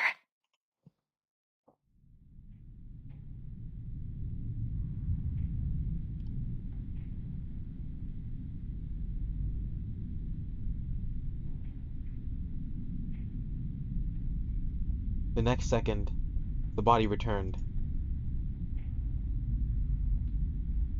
All sounds faded away. Silence returned. You should not have come here.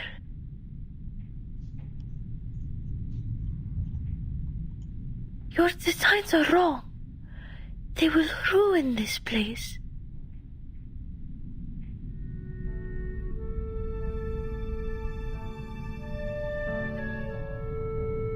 Oh, come on.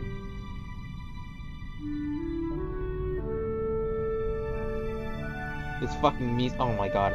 The young girl stood beneath the courtyard, her slender figure almost melting into the sunlight.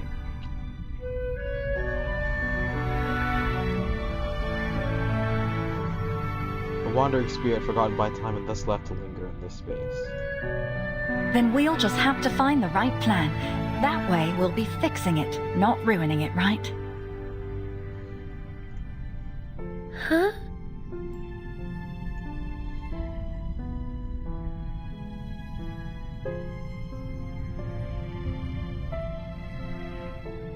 I need to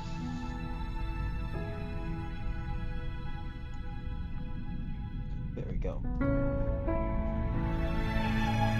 Everecho paused.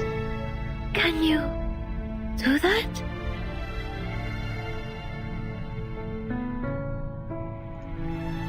You seem to know this building better than anyone we've spoken to.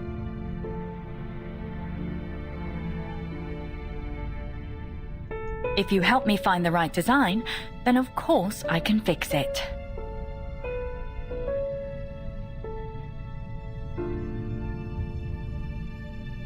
She drew on her years of experience persuading clients from all sectors. You can also keep an eye on us. No more hiding in the corners.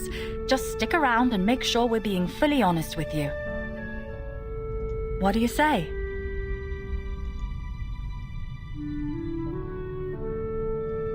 Aww. It's killing two birds with... Oh, wait, no. Echo opened her mouth, completely unable to find a rebuttal. Then, will you free Hansa? He doesn't like to be left alone. Certainly, but on one condition. You can't steal any more of... I promise. did not mean to skip it that fast, my bad. She hurriedly pulled out a model, a ruler, some drafting paper, and some coffee beans from her pockets. Before long, those lost items had piled up into a small mound in front of the architect. I didn't realize how much was missing.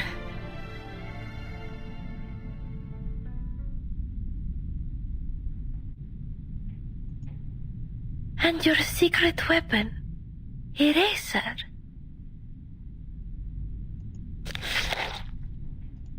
Oh, she barfed it out. Oh, gross.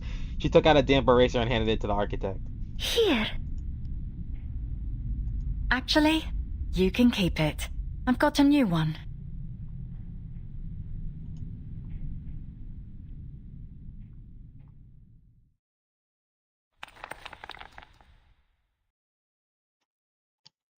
Tears.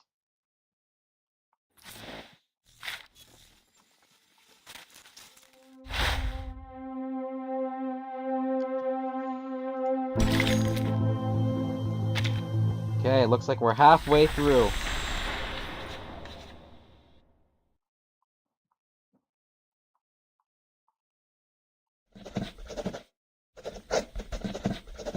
"16 days into the project. Things have gotten bumpier. It turned out that the West Wing had far less usable material than we initially hoped. Each wall only yielded a few intact stones. In the end, we had to take down walls from the residential wing to get the numbers we needed.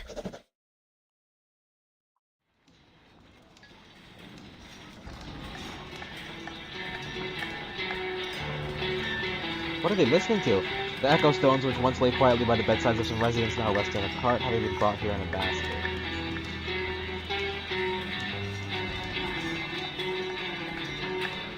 The supervisor stood to one side, intently jotting down notes in a notebook.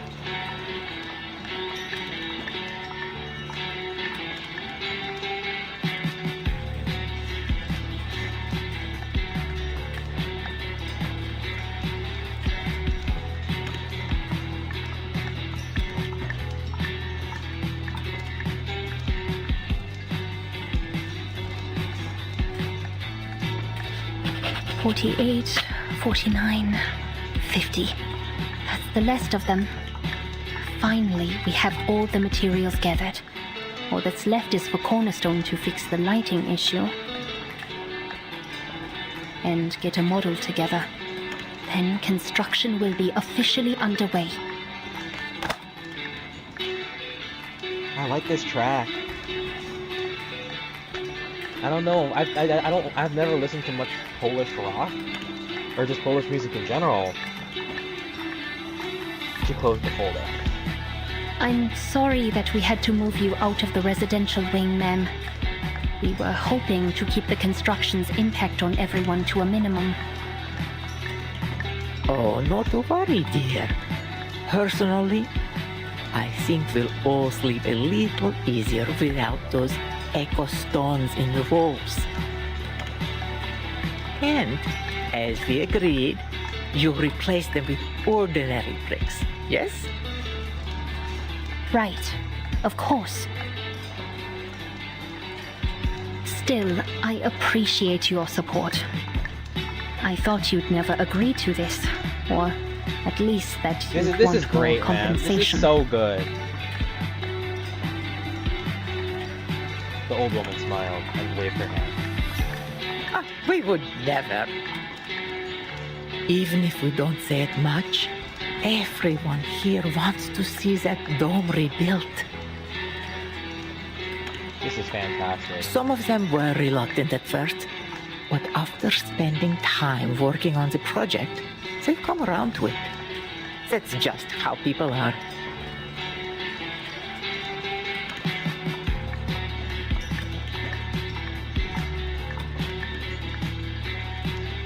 The foreman paused as if she had never considered that possibility. For us, it's just another project. But for you, this is your home being turned upside down.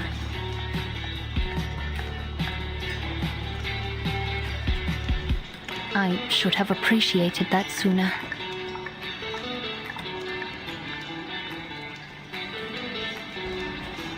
But you've chatted with almost all of us now, haven't you?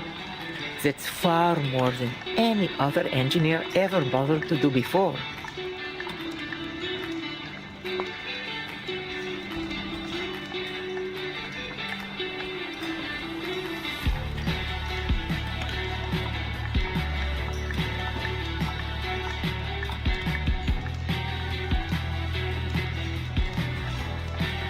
Brundress paused and smiled, looking relaxed.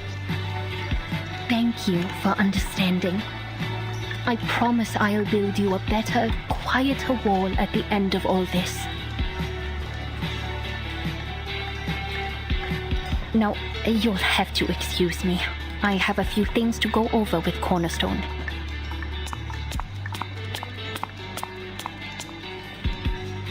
She turned around in a hurry and walked off to the lab.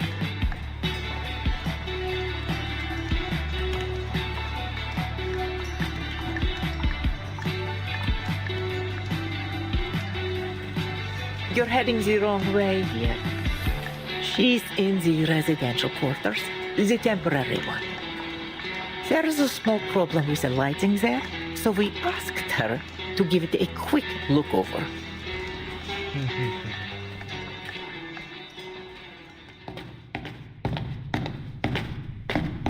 Oh, what the fuck? No, it's completely dark. What do you mean minor problem? I thought this place might be in need of some more natural light. Sounds like a But radio. this? It's completely This dark. is much worse than I imagined. Hardly livable at all.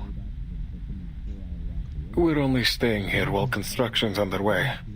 But we didn't dare tear an opening in the wall without checking with you first. That glowing girl you caught is in there too. I know. Lucian volunteered to watch her, but I think he just wanted something to do besides hovering by the coffee pot all day.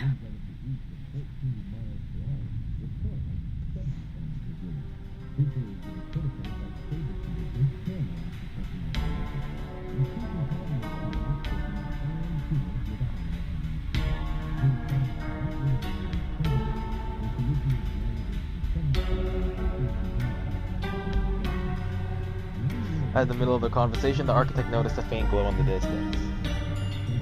Is that a television? What?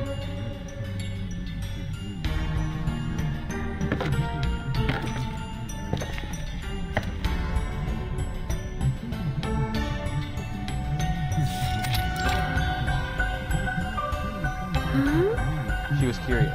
She walked steadily toward the light.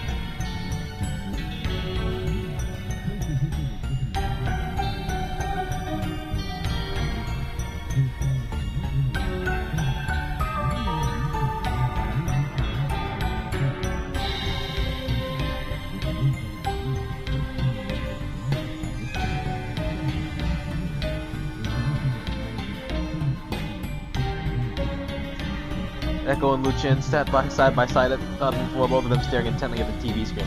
Are they referencing Poltergeist, bro? No. No, that can't be.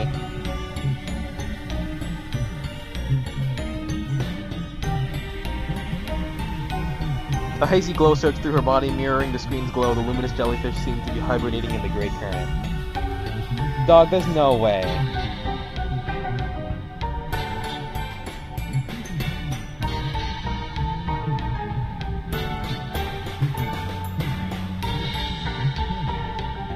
Having fun watching The Prisoner, are we, Lucian?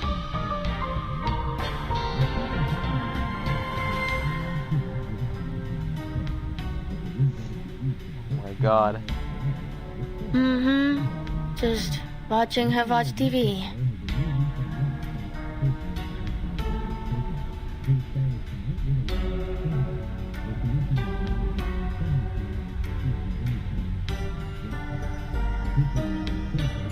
Right, just watching her watch TV.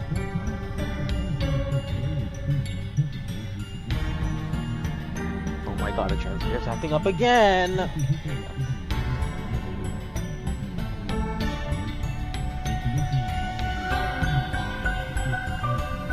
boy seemed a bit distracted. Actually, she chose a good show. Uh-oh.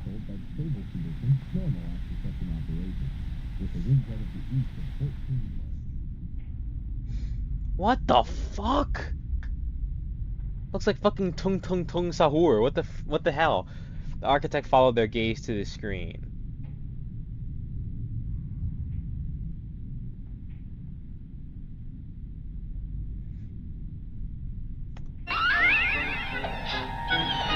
Oh my god! In a bizarre puppet show, a man lifted the lid of his head and placed a fish inside.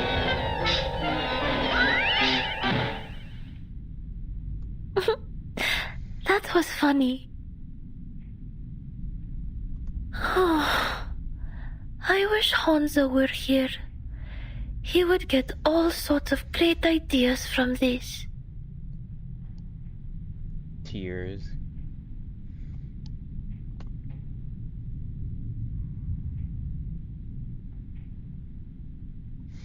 At the mention of her friend, the girl once again sank into deep melancholy.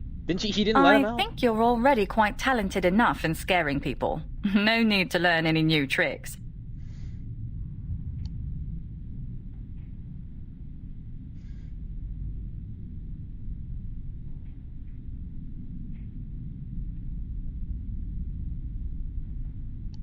Besides, I'm not sure he'd react all that well to a prank that begins with giving him a craniotomy. Craniotomy? What is that? Aww.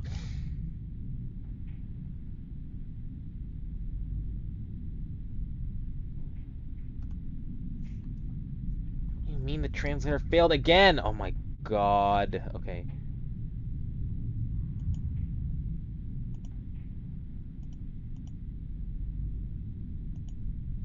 Your chatty little friend isn't with me right now, but he's safe. You have my word.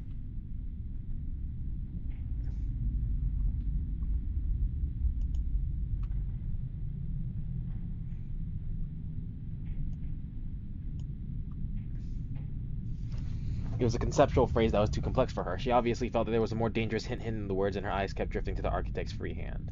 I'll free him once the design's complete, like we agreed.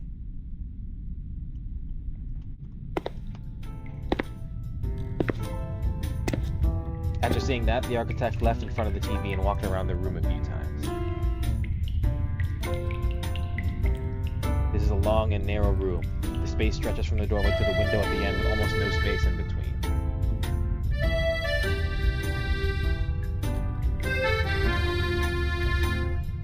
The stove and sink are still in place, lined up along the wall, and there is a narrow passage under the field. Seems like this used to be a kitchen. We had a similar place when I was little. I remember my family would crowd together to watch TV or do some reading. We had all kinds of books. Aww. I'd have thought an architect would hate to be stuck in a cramped place like this. Hate? Not at all. I quite like it, actually.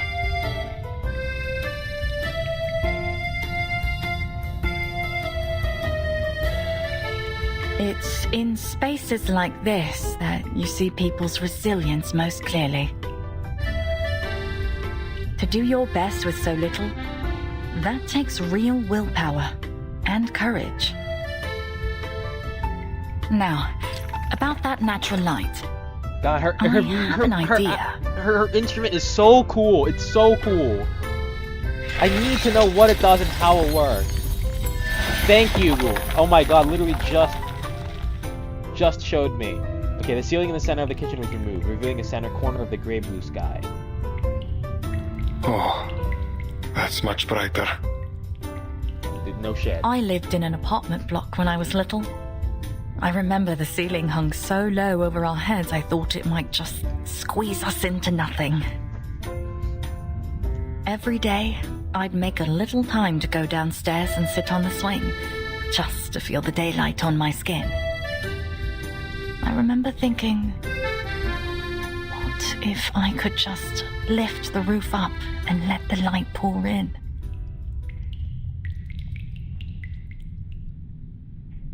So everyone at home could feel the sunlight?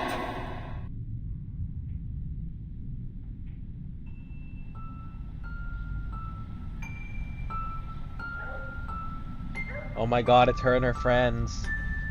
Her years are a dream made of mountain and ash. Or of mountain ash.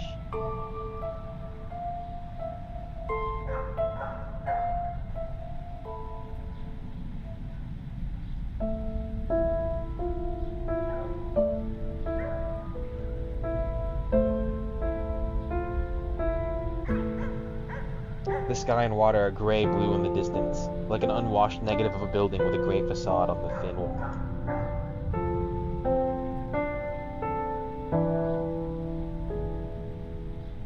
And among those grays, there's also a ray of light. This is so pretty. Like that Hagia Sophia place we saw in the magazine.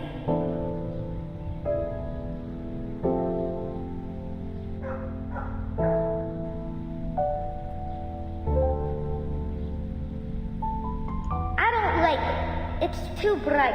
I feel safer in a dark room. I know. I'll get rid of these windows. But I want to see the stars at night.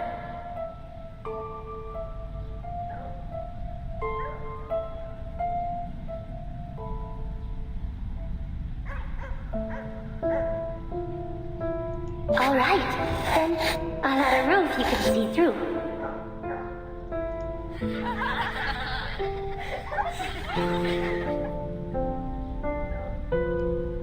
Laughter echoed in the empty buildings. Everything was soft and slow.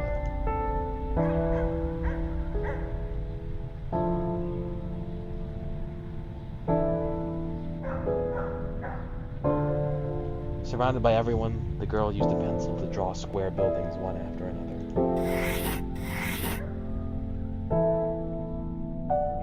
When the thin white lines appear, the gray world begins to breathe. It belongs only to her and her friends.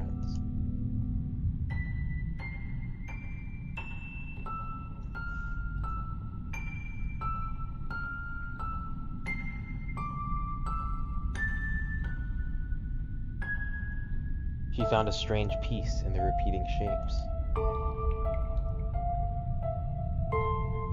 Something as simple as a bit of light can make a room come alive. I almost forgot I played with this very same idea as a child. I was younger and bolder then. I raised the ceiling and placed ribbon windows all around. Like the windowed dome in the Hagia Sophia.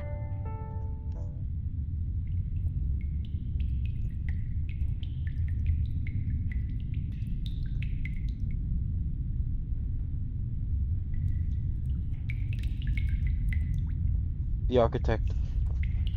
Oh my god, here we go again.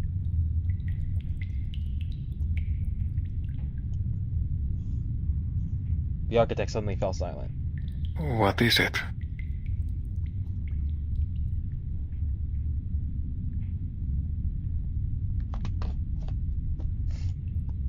I can't believe I didn't see it before. What? Cornerstone stood up in the center of the newly remodeled kitchen, looking up at the newly designed skylight. If we lift the dome and extend the drum, we can let the light come in from where it meets the ceiling. Ooh.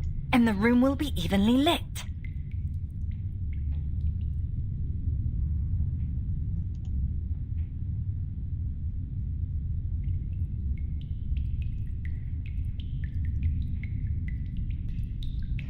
She murmured, suddenly having an idea.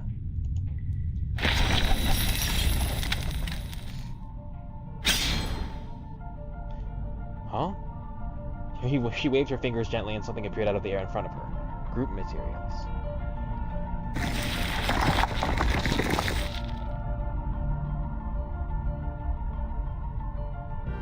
Part of it is used as a pry bar to lift the cut roof section by section. while the other part is inserted and fixed on. Part is a heightening frame. The components align perfectly. What the hell? Let's try installing the glass panels.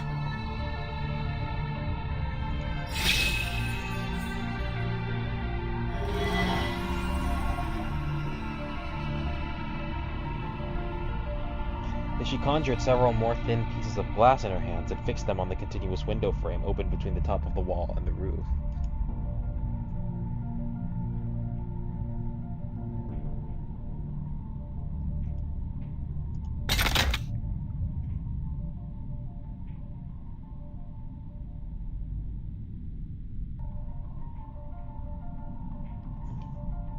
Click.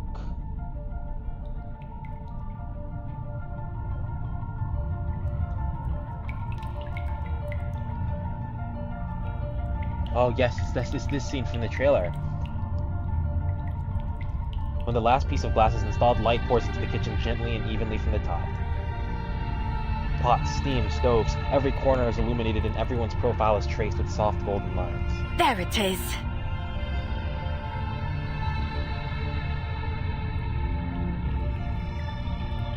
Whoa, the light's pouring down just like a waterfall. The light was never coming in from above. It was coming from windows along the sides.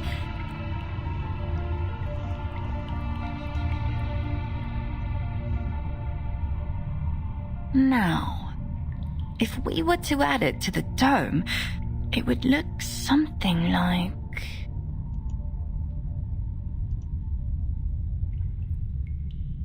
The architect whispered to herself, and the pen tip in her hand quickly sketched into the sketchbook.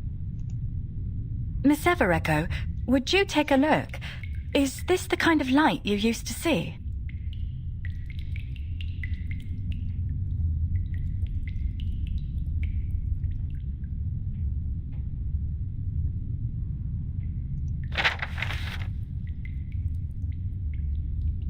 She handed Everecho a new sketch of the dome.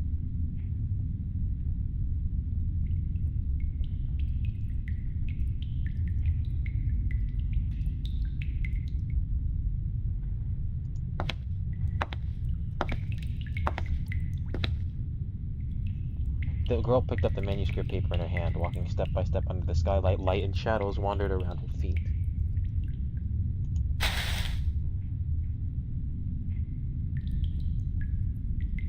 Her fingertips brushed over the aloe vera leaves, and the sunlight slowly undulated on the green as if it was alive.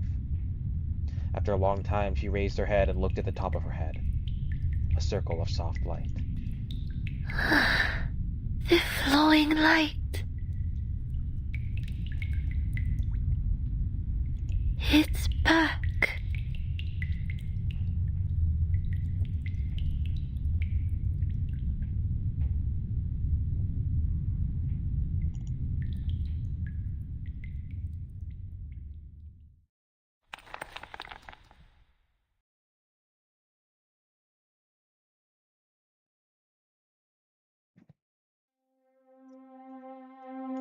Another train.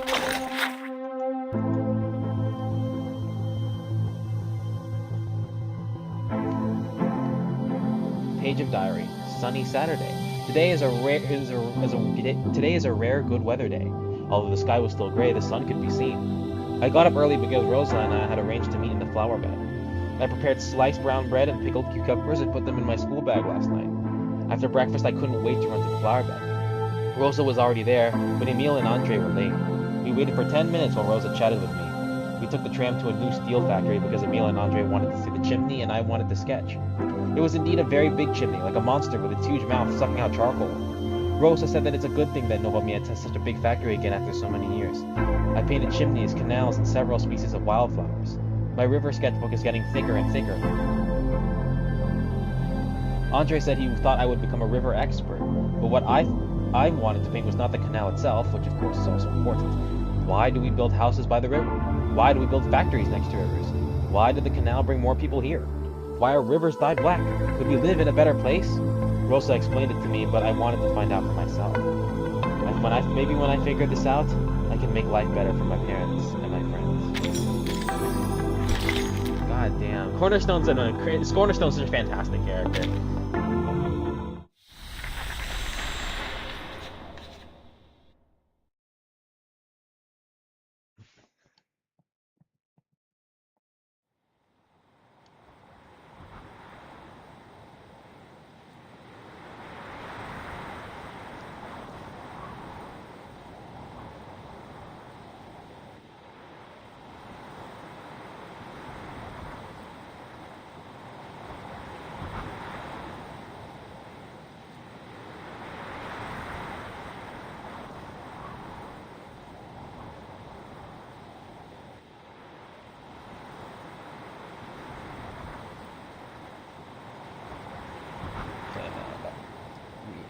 Thing. There we go. At first, the world was silent. She slept in an unfinished dream, sleeping in a land where her mother tongue had not yet been born.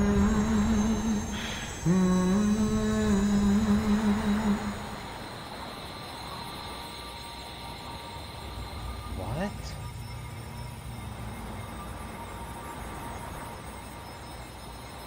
When the wind blows.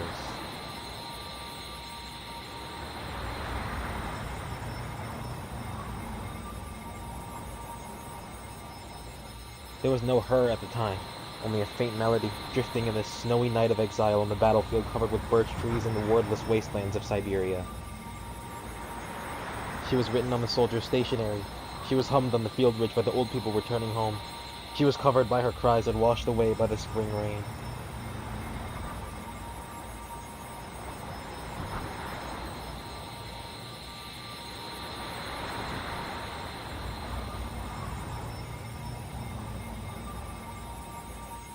War and peace passed through her body. She was picked up by different accents and forgotten by different eras.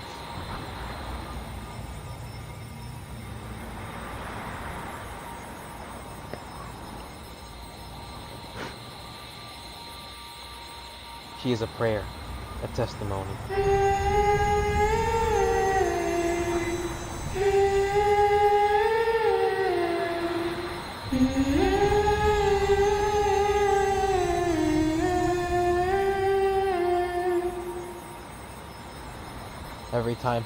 Every time she sings, there's an extra bloodstream in her body.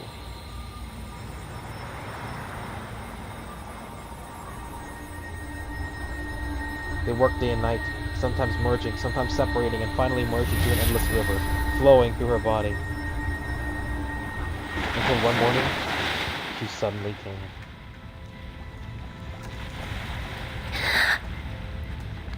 Oh my... So this is when she was manifested into the world.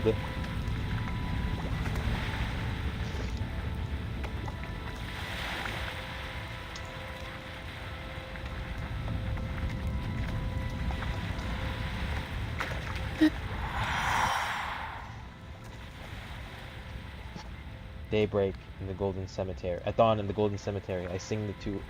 dawn in the Golden Cemetery, I sing the two hearts of dawn into one song. In the unmanned light, there is only you and me in the world. You.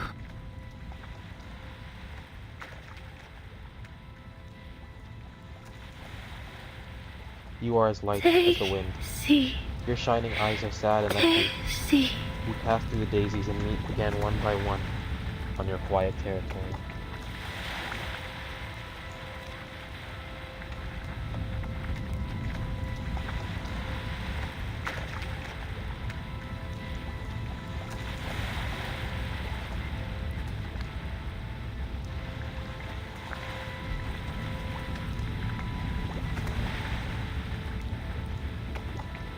She plucks syllables from the silence and conjures words from the void.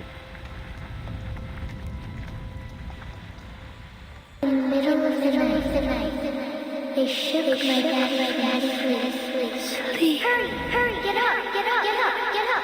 What the hell?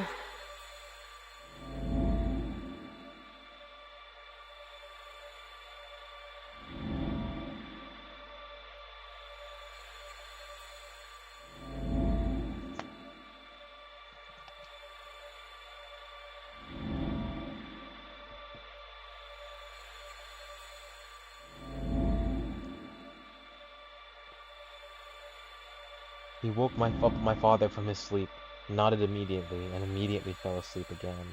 Blood, endless blood. Save day and night.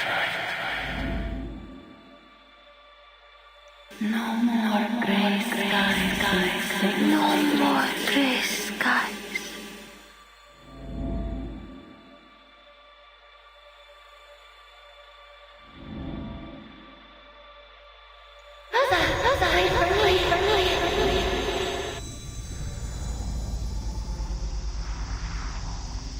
Wait for me.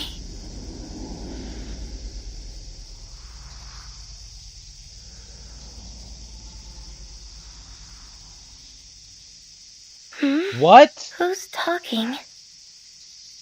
So she didn't know, obviously, because she was young, but Everecho was born into existence, I guess manifested, around the same time that that Cornerstone was still in Nowa Miedz.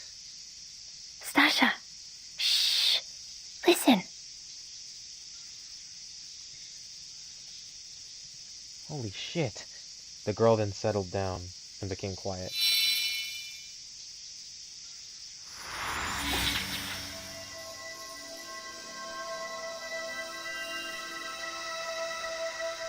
Holy fuck, dude. A very faint light appeared in the air.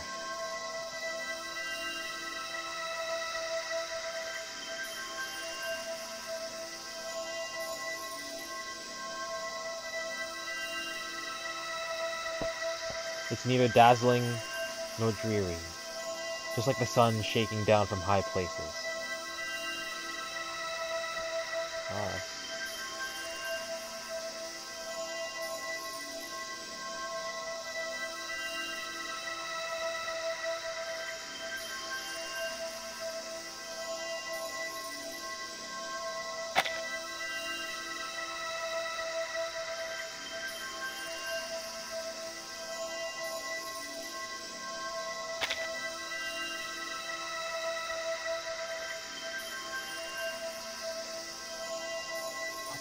Fuck? Translator's being really dumb right now. I'm sorry. Oh,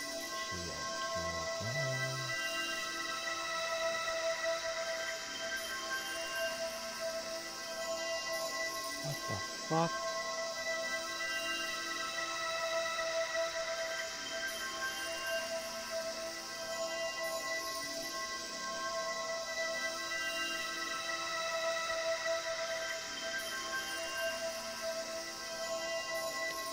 Okay, never mind.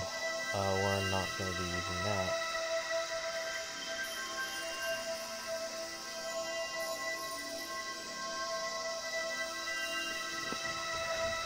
Okay, the on-screen translator is completely shitting itself. So...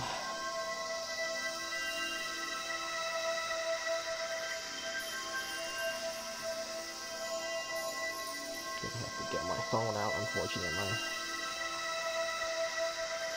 It was neither dazzling nor blinding, but like a golden veil that the sun had shaken down from high above. Wow, a golden light.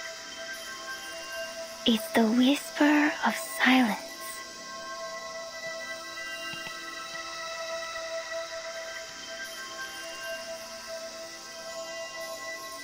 Sounds like these can only be heard if we're as quiet as a whisper.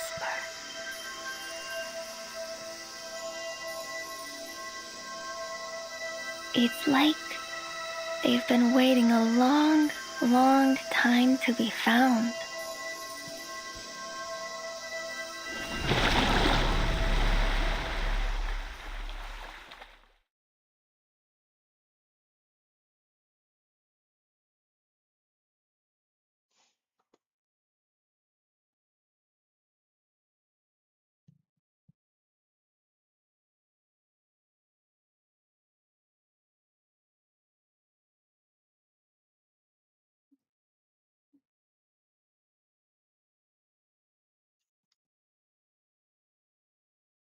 The world recedes like the tide, and the boundaries of memory begin to melt away.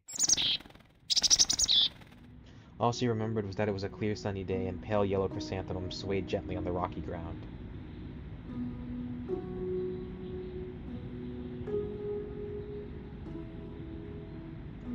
Just one final touch.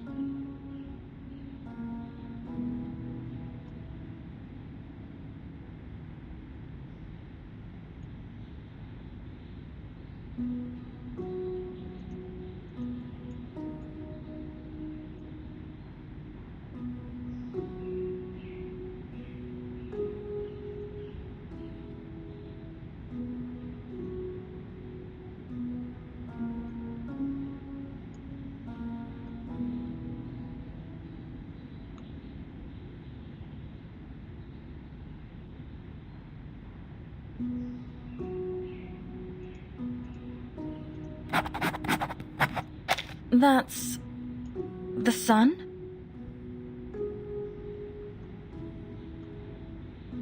Evreko leaned slightly and took the pen from the architect's hand. No, the daisies.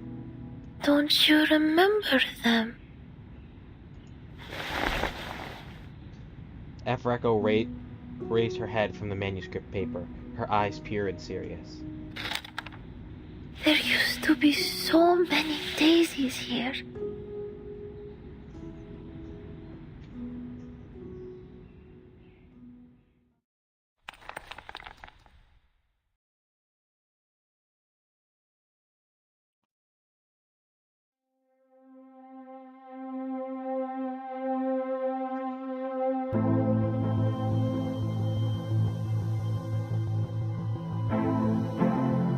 First boss battle.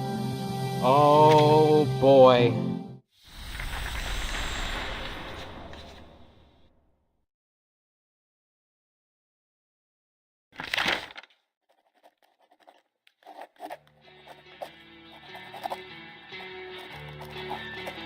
Oh my god.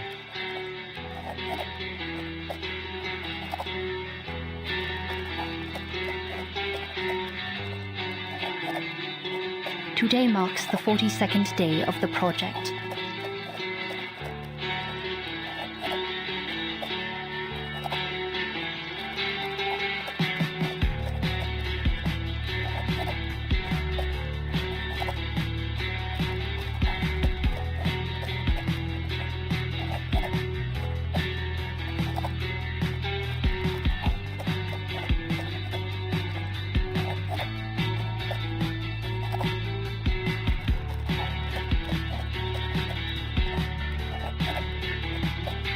We've procured enough echo stones, and the design for the dome is all but complete.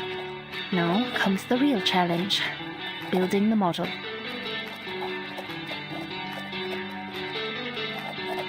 Looking back, this is our first real breakthrough since the project began.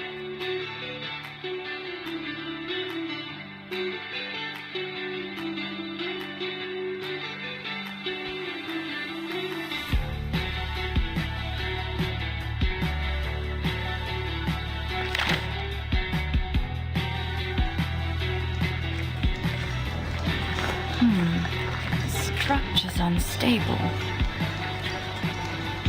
I'll just add another piece here for support and... beautiful.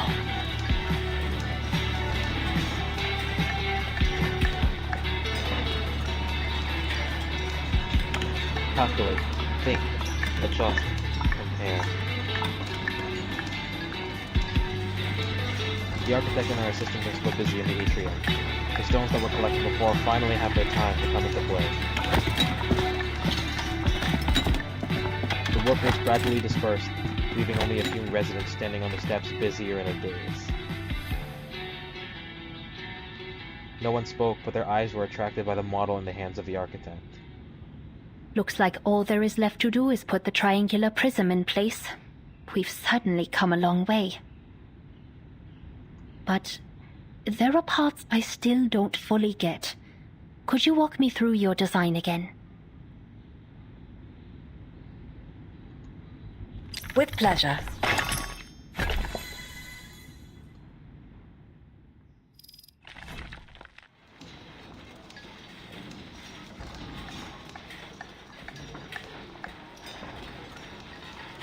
Wait, what?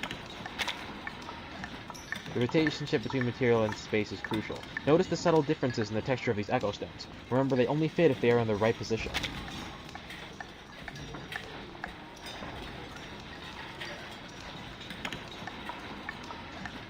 Oh, so we just need to put those echo stones up there. Yes, but we have to be careful. It's not just about putting stones into slots, it's about understanding the inherent properties of each stone in the structure.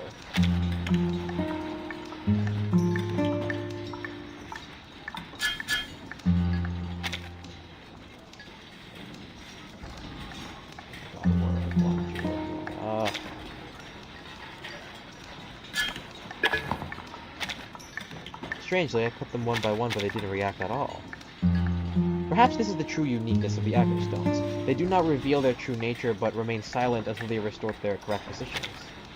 So it's a trial and error thing. Well, it seems that the stone cannot be removed one by one. This is indeed beyond my expectations, and maybe it has some ideas for its new home that we can't know about the moment. Don't worry.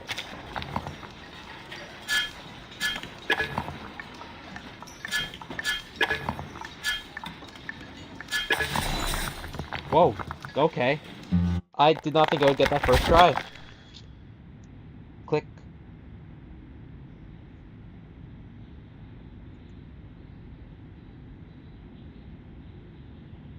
The triangle is placed where it should be.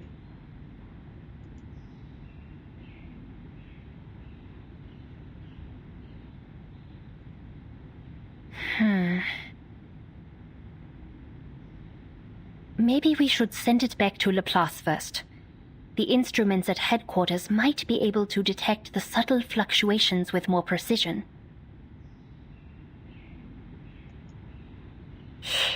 I think I hear something.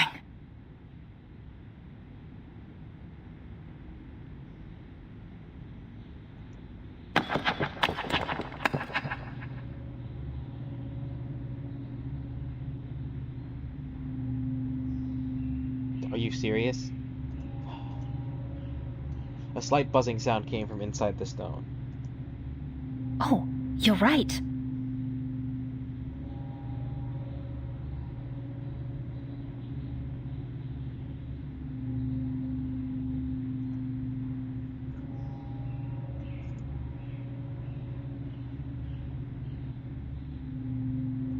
Blueprint. Grundrish's eyes light up and go away. For a moment, she put aside her caution and scrutiny of the reconstruction project. I hear it too. It's different from before. You did it, Miss Cornerstone.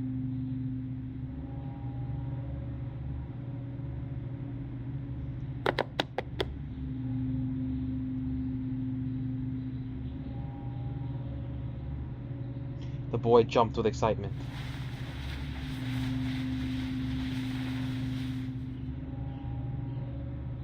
The residents not far away also stood up nervously and looked over with pairs of eyes, one by one. Foolish to declare. Forward to the future. To the grandest, greatest, brightest tomorrow. Let our sacred pyramid rise on the horizon.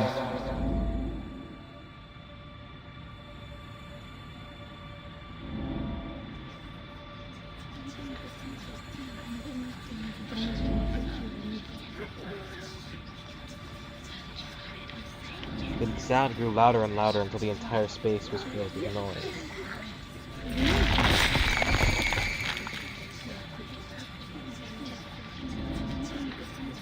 The echo stone trembled faintly, playing a discordant tune.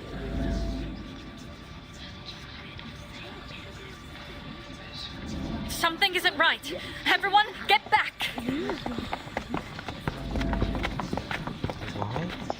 Alas, in the tomorrow you so desire, in the cemetery glowing gold, you shall die. Who the fuck is talking here? What's going on? It's my exact question. What the hell? Rumble, rumble. The model collapsed, Its remains were assembled in a strange manner, expanding and expanding again. Until the end, the huge shadow finally enveloped everyone. Tomorrow. The brightest tomorrow. What? Forward. No more fading sunsets. No more tears nor regret. No more echoes of the past. Forward. Never look back. Who is this?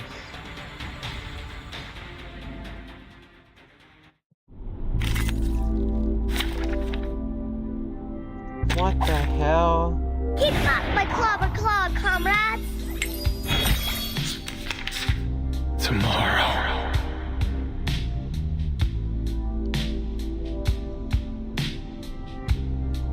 The brightest tomorrow.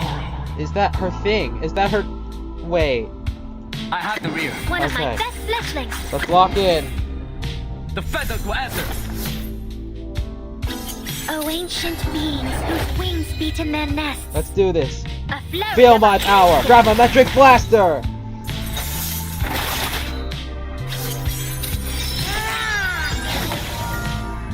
Oh, she's not dead. Oh, never mind. She's dead, yeah. Peekaboo! I found it. Thank you, Chong. You know it's true, it's me, my dear. Hell yeah.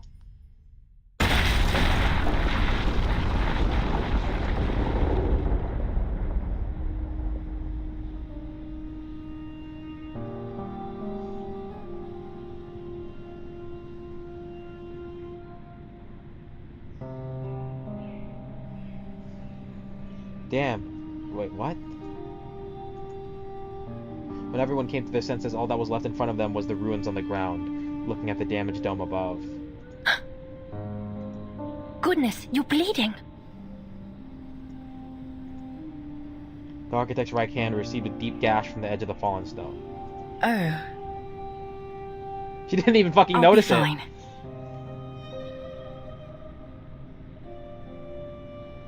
This little thing won't cause a dangerous drop in total blood volume. There's no risk of impairment, so I'll just patch it up for now. But ma'am, you're an architect. You need your hands to work.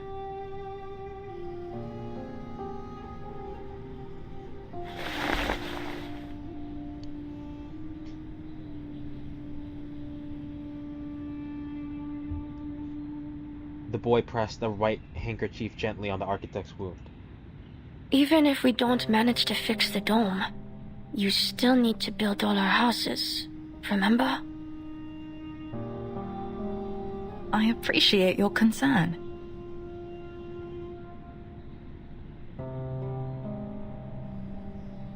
But let's be clear, we're nowhere close to abandoning this repair.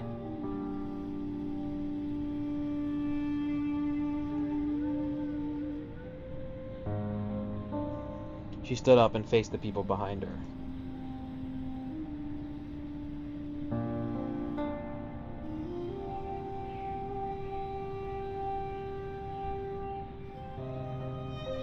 The residents not far away looked here in silence. Worry, numbness, disappointment, all kinds of emotions are intertwined on each of their faces. This is the truth of architecture. The blueprints can be flawless, but construction, like our lives, rarely goes as planned. Still, we must keep on keeping on. Mr. Yasho, I need you to gather some hands and move all the fallen echo stones to the safe zone. Grundris, please retrieve the model. We'll need to reassess some key features, especially the joints. She clapped her hands like a neat chief engineer. Everyone else, get some rest. I'll reevaluate and revise the sketch once the site's cleared. We have 4 months until Mr. Irenai's deadline. Can we really afford to reevaluate and revise this late? We have to. I'm certain of it. Why? Why are you so... Oh, whoops. Why? Why are you so hell-bent on this?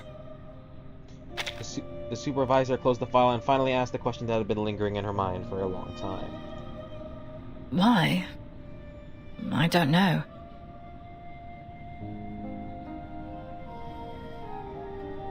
Maybe I want to defend my pitiful pride. Maybe it's an obsession for my craft. Maybe the rain warped my mind in some way.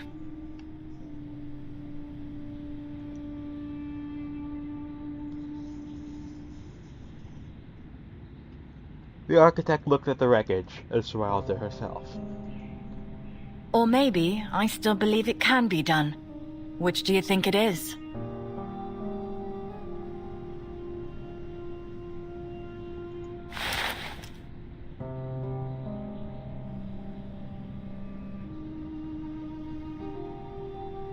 She squatted down and checked the gravel one by one as if resigned to her fate. Stubborn as a mule. It's almost amazing, but I should know better. If only Tetlin had you to help build his tower all those years ago, I bet it would have become one of the great wonders of the world.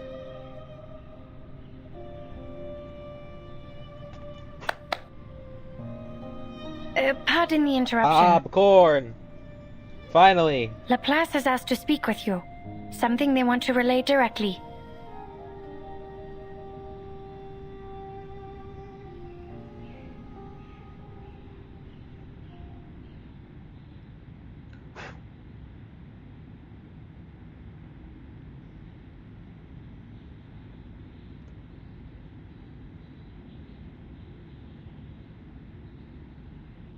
The advanced investigator, who had not appeared for a long time, stood in the corner and shook the communicator in her hand. Got a feeling that this isn't good news. Well, I'm about as used to bad news as I am to caffeine by now. That's crazy.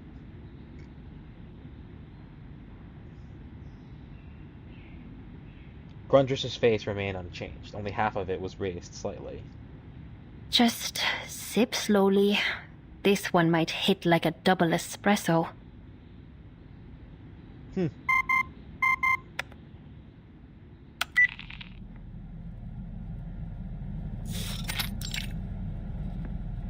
Chaotic energy? What cameo are we getting this time? Chaotic energy makes me think Marguerite, but this might take place back when she was still in Cambridge. God. After a long time, the architect finally caught a keyword. Yes. Oh, it's never mind, According to the Simone. letter we received from Institutum Lorenz, the energy detected in the stones you found appears almost identical to chaotic energy. Okay, maybe One could Marguerite even is say in they're this by this simply point in different time. forms of the same thing.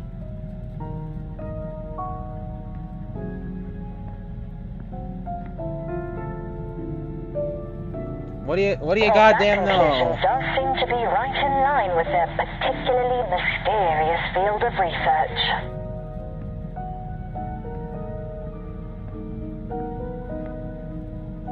Indeed, the letter also noted the echo stones and the building they belong to are highly and likely inherently interrelated.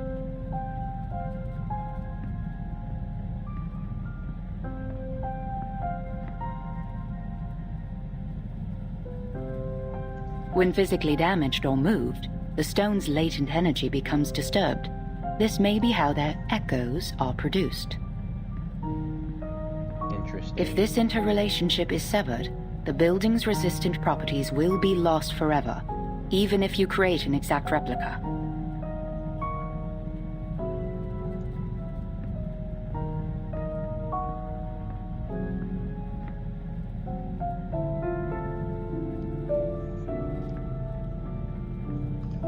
What the hell?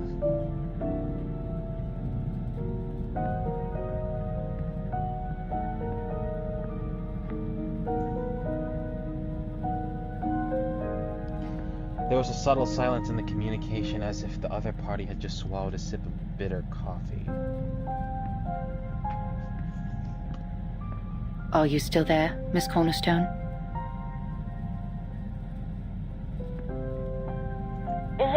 Yes. I was just processing what you said. Please continue, Miss Simone.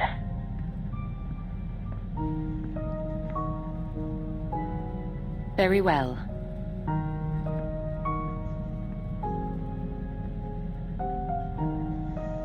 In fact, we theorize that the displacement of these echo stones risks triggering a volatile chain reaction.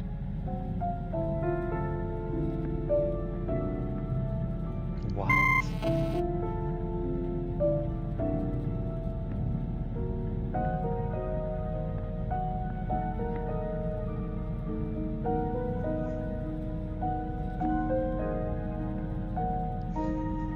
After a rapid murmur, another voice came from the communicator. That's exactly what happened, Miss Simone. When we were assembling the model, the stones released some kind of violent energy fluctuations and attacked us. Ah, yes. Well, then you have your own evidence to add weight to Lorenz's theory. Fuck. Hey, it's your own communicator.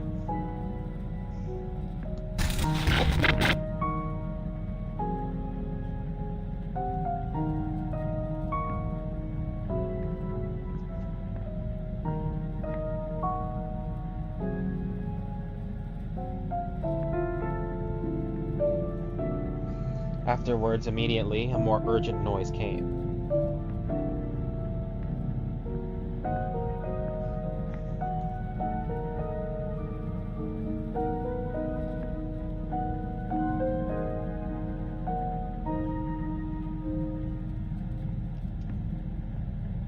Simone silently raised the communicator and moved it 2 feet away.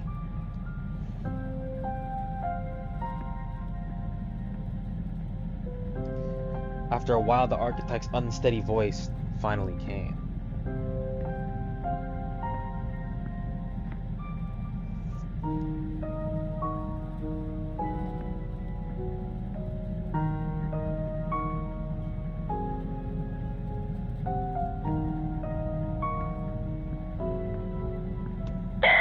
Allow me to finish, Miss Simone.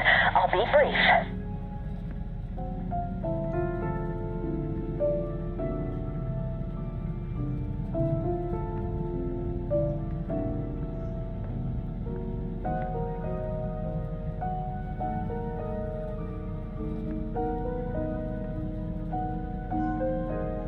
Her tone was fast and urgent, but undoubtedly very determined. I would suggest that these attacks from the Echo Stones may well be a sign that we're on the right path.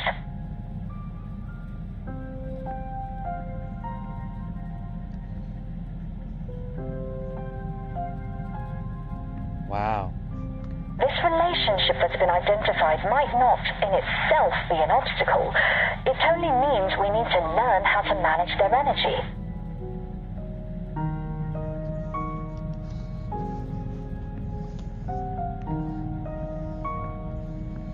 The Echo Stone's defense mechanisms activate in reaction to specific types of disturbance, right? Which means their behavior must be in some way controllable. All we have to do is find the right energy distribution to maintain the Echo Stones in a balanced and usable state. You aren't alone in that hypothesis, but our conclusion was that the process would carry unpredictable levels of risk and require a lengthy experimentation period.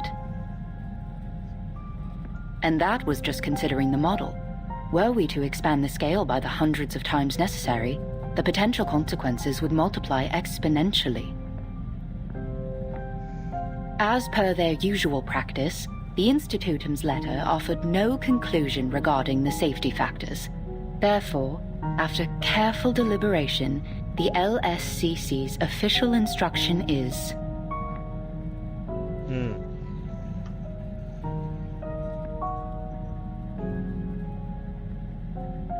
She paused for a moment, then spoke slowly.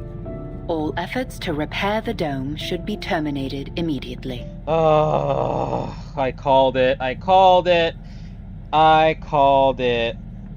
God damn it. I knew it. I knew they were going to say that. Oh, boo.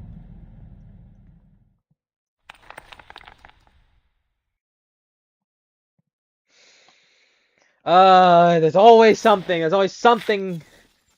Always something, man. Okay, let's finish these other two.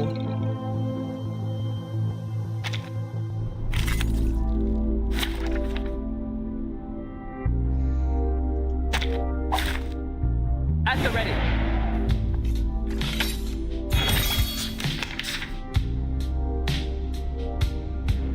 I'll keep them occupied. One of my fledglings. Strike when the time is right. Oh, ancient beings whose wings beat in their nests. This should do the trick.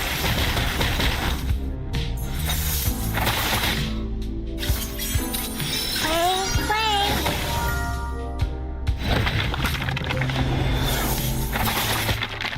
Cheng's really the fucking goat, man. Oh my god, he's cleaning house here.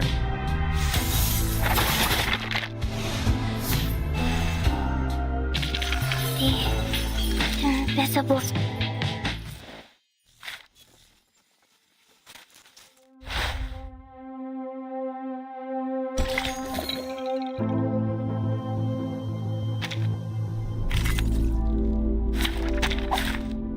Are they picking on you? I'll punish them. I'll keep them on. Fledgling, one of my best. The feathers will answer. Oh, ancient beings whose wings beat in their nests. This Here's the should big trick. one. Proton cannon. Clang, clang.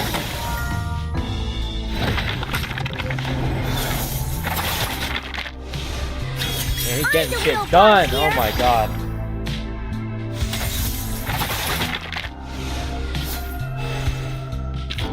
You know it's true, it's me, my dear.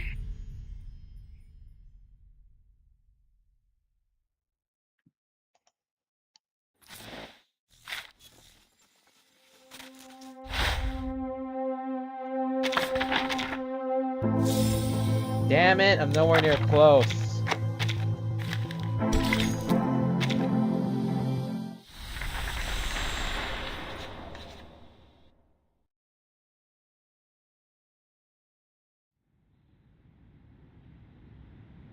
Back in the Foundation, huh? Under the joint command of the Foundation and Xeno, I led troops to hunt down Manus Vindictae across Central Asia following the temporal anomaly. What? With our intelligence network rendered deaf and blind by the enemy, we have had to rely solely on scattered scout reports. Over the past week, my troops have been ambushed 3 times. God! 3 of my soldiers were killed. 13 others now require long-term medical care. What the hell? Have they been attacked by the Manus? The committee member turned over the report page. For most of the operation, we've been flying blind, with no means to gauge enemy numbers, track their positions, or even tell whether we were still engaged. Jesus.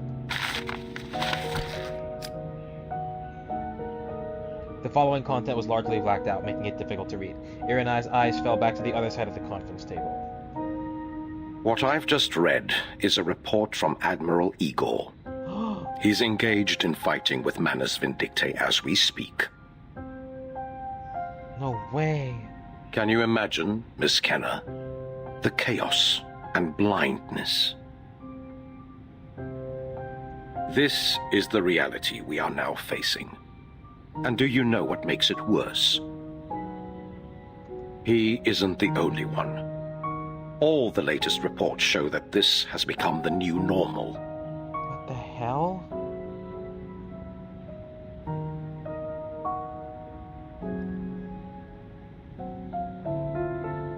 I think we can all agree that under these circumstances, we need to adapt. And to compromise. Shame as it may be, your little wonder did not pass the first stage of validation. There's no reason to keep investing in a project we've already determined to be an unacceptable risk.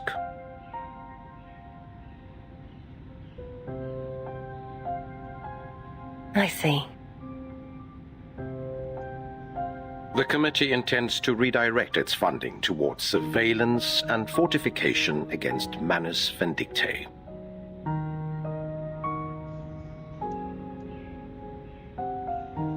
As our only active architect, Cornerstone will play a key role in the task, as will Grundris.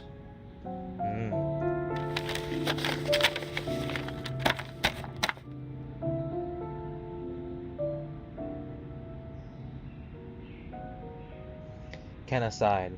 With a loud voice, he calmly picked up the messy reports on the table. Zeno, Laplace, and even Lorenz.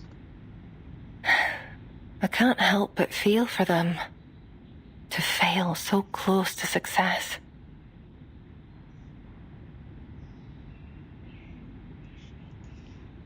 No need to be discouraged, Miss Kenner. The new office construction project won't be scrapped entirely. You may still have the chance to return to Nova Miedz in the future. But for now... Fuck, dude. The committee member was silent for a moment, his eyes falling on the architectural sketches spread out on the table. His eyes as sharp as a hawk. Ha ha, I see what you did there. The building will be placed under the Foundation's control, as per procedure. We can't afford to let it fall into the hands of Manus Vindictae.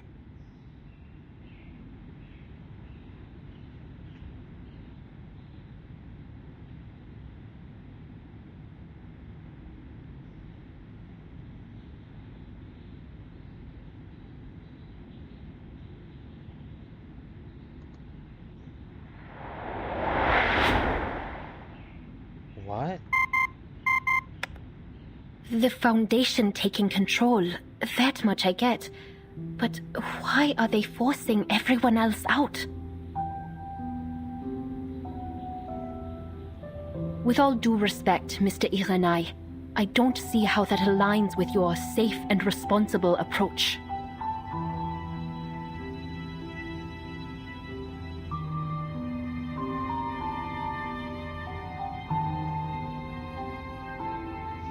The overseer was hiding alone in a secluded corner. The low voice could not hide the fluctuations in her heart at this moment.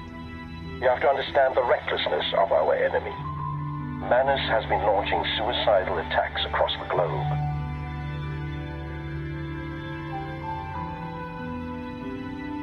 In times like these, leniency is a luxury. We can't allow for any unnecessary security risks.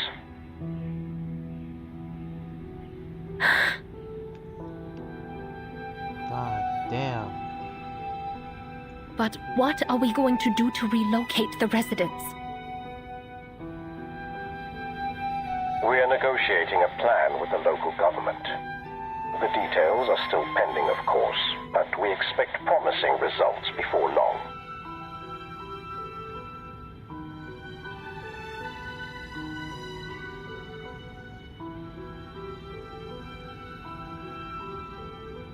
Squatting in an unstable building is no way for them to live anyway. It is an imposition, but we'll do everything in our power to accommodate them. But, sir, I don't know how I'm going to break this to them. Just yesterday, Olga told me we should all have tea together beneath the dome once it's repaired. I sympathize, Grundris. I do.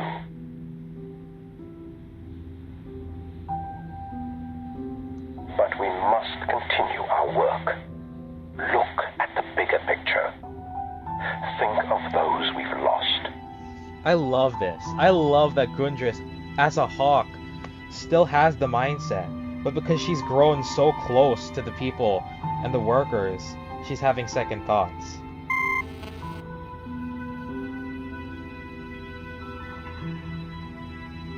Communication was cut off without mercy.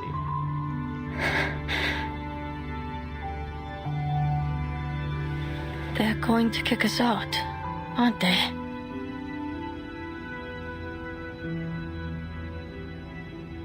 A voice sounded softly from behind.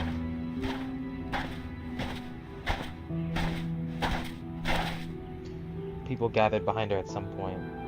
We heard you talking with that cold-hearted boss of yours.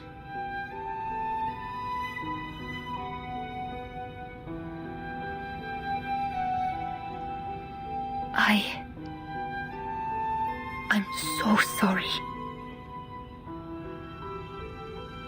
So, the dome will be broken forever. It won't protect anyone when this temporal anomaly thing happens again. We'll all disappear, just like Mama and Tata. The boy kicked away a stone at his feet with a muffled sound. That jerk! Oh my god, Hans is free! I'm the real big boss here. Why am I the last to hear about all of this?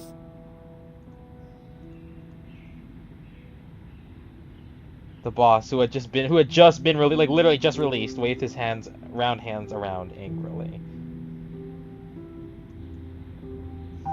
From above, after the sketch was completed, the first time it appeared in front of the public. So, they are going to take everything away.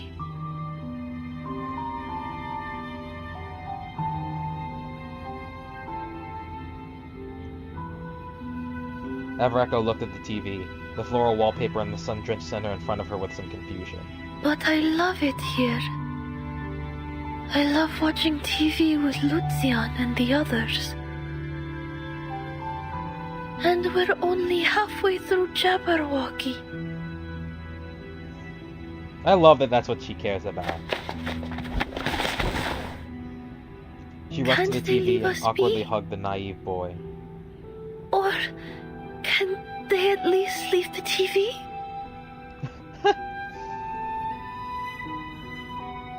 Of course, this is not something she can decide. Grundris looked away, almost in embarrassment. Cornerstone, shouldn't you say something?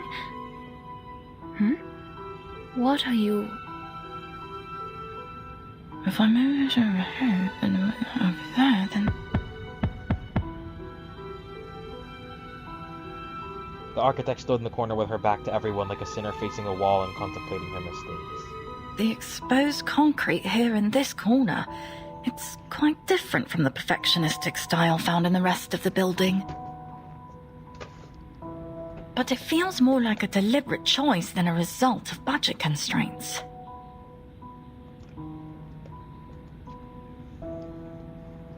Rough, primitive, determined, as if waiting patiently to be seen. She had seen too many similar details in the building. Sasha, listen. Oh my god. Sounds like these can only be heard if we're as quiet as a whisper. It's like they've been waiting a long, long time to be found. You've been waiting for me as well, haven't you? Huh? She looked at the bricks and stones under her feet and spoke softly. All right. Enough with the long faces. This isn't your fault. We're all long used to wandering anyway. We've wandered from our deserted homes to factory dorms and freezing warehouses. Then, at last, to here. Whenever we start to feel we've found home, something will cause us to pack up and leave again. That's just the way it goes. We take it from experience, you two. I like Yasha a lot. Nothing in this land truly belongs to us.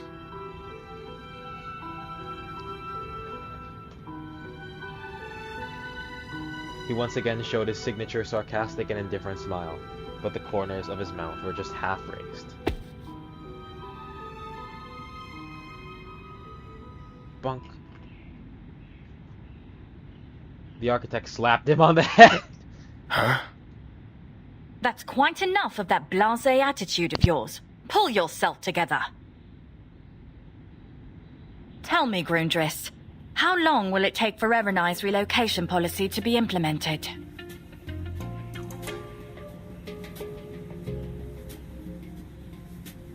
A month at most. Why? What are you planning?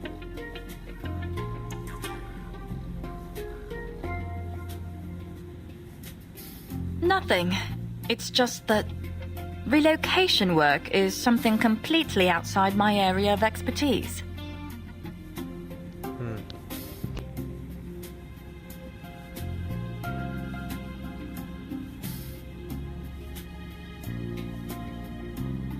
So, rather than doing a disservice to the work, my time would probably be better spent resting.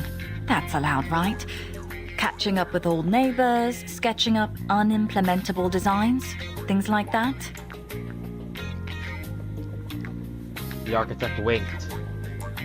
People looked at her in silence with surprise, suspicion, and vague hope in their eyes. You still haven't given up, have you? Do you see something I don't? Just a hunch. No guarantee it'll work, to be honest.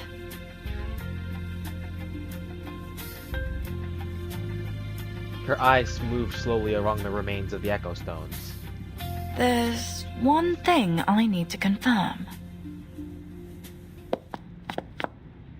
The architect walked over and placed her hands on the stone, cold, hard, and motionless. What are you doing?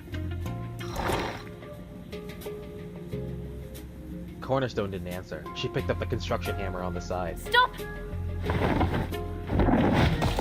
Crack! The first hammer fell and the stone chips flew away. No, you can't do that. He's gone bing bang bonkers. Bonkers, he's gone. Those dark circles were Eli Billy Bat's sign. I told you, Hansa did. I love Hansa, I cannot lie. Crack!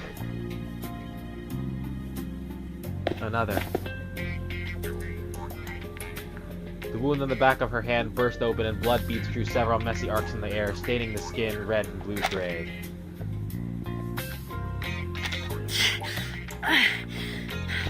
Come on now! Almost there!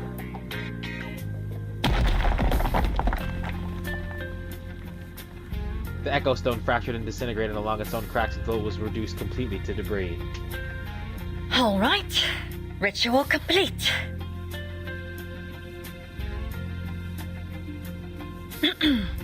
I know you all must have questions, but please listen first.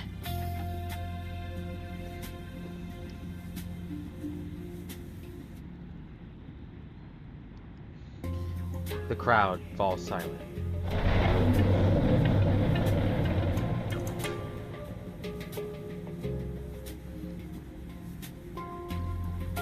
The sound of the stone has not stopped, just like before. Hear that? Even after the Echo Stone is shattered into pieces, you can still hear its sound. Which is to say, it isn't the form that matters. What's really sustaining these sounds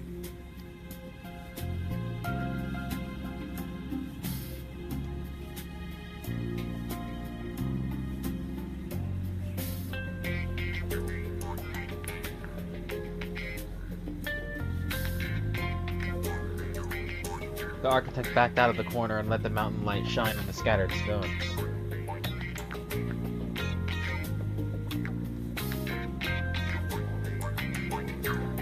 A light golden glow surged out from the cracks, entangled and intertwined with each other, and then quickly dissipated.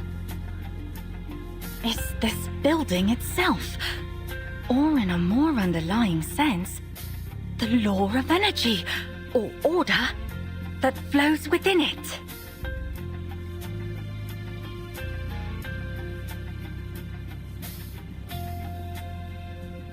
Above this, it ends with her. She couldn't hear any more, but it was close, and she was getting closer to it. I've heard of mad scientists, but never met architects. I guess not even the end of the world could stop you from finishing this project, huh?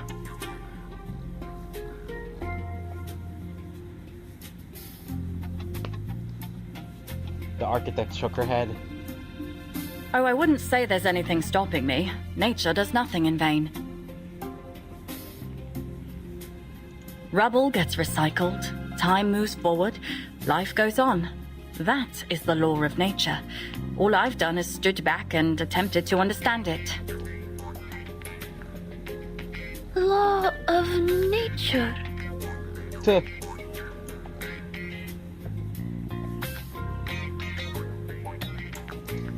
Everecho wrinkled her nose in disapproval.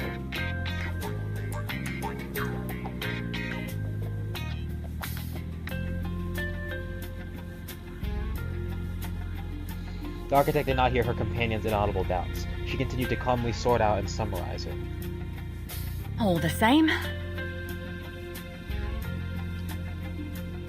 The Foundation hasn't decided where they'll send us next. So, I still have the freedom to use my pencil as I please, don't I? Even if only for a day or an hour.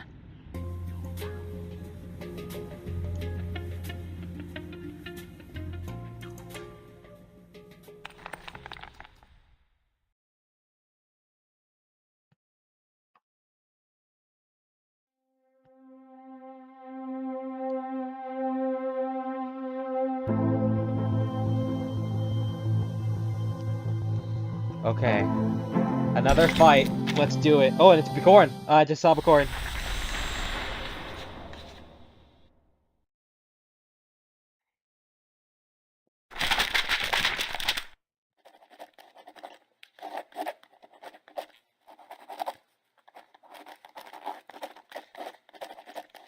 Today marks the 7th day since the project was officially terminated. No more construction personnel on site. No safety inspections. No routine checks either.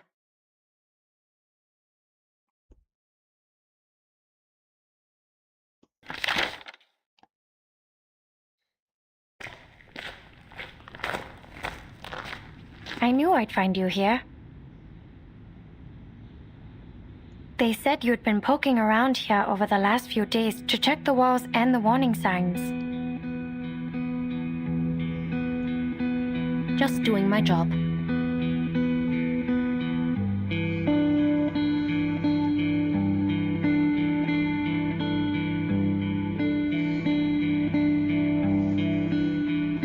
Once a bustling construction site, now only a few echoes remain. Remaining building materials, discarded steel bars, and scaffolding are spread quietly on the ground. You're waiting for Miss Cornerstone's final verdict, aren't you? You still believe she'll find something to sway the higher-ups? It's possible, but nothing certain at this point. She's out on a field trip with some of the residents as we speak. Hopefully she'll find some inspiration.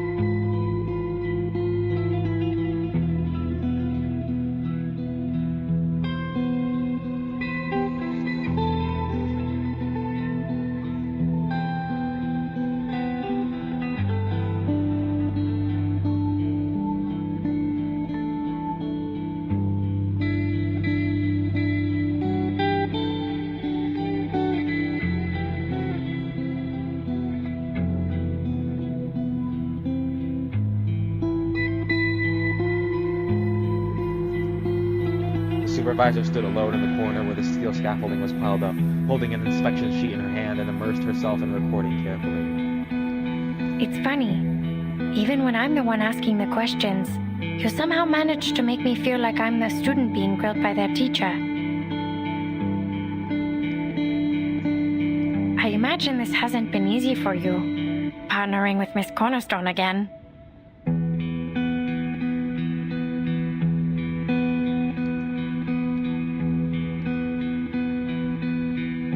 You're half right.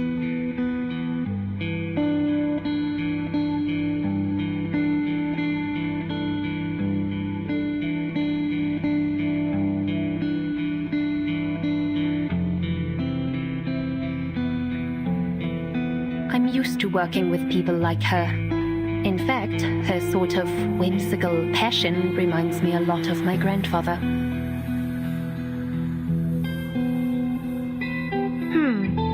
You've never mentioned him before. Was he an architect too?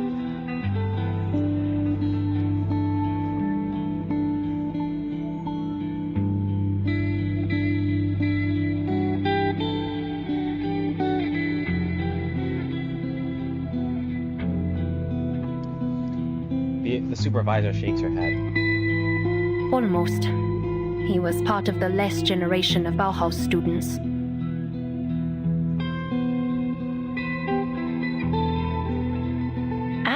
The famous Bauhaus. They're legendary in Berlin.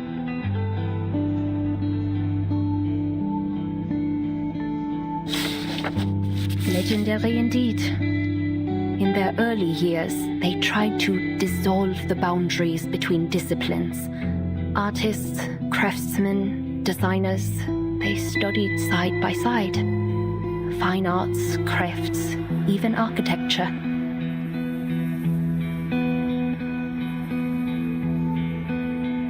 It was an era of brilliant minds, led by giants like Kandinsky and Paul Klee, driven by ideas that were as passionate as they were bewildering.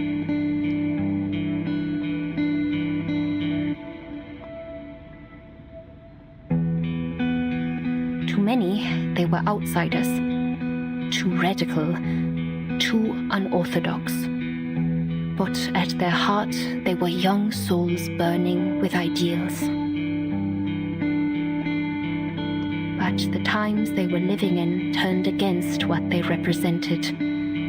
The world around them changed to one of immense suffering.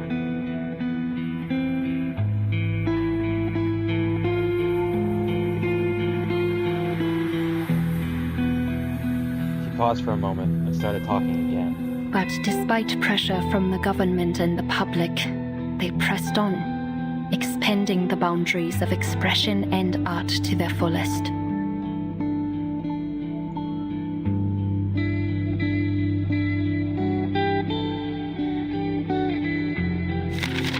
Until the school was closed. That was 1933, I believe. I'm sure you know already.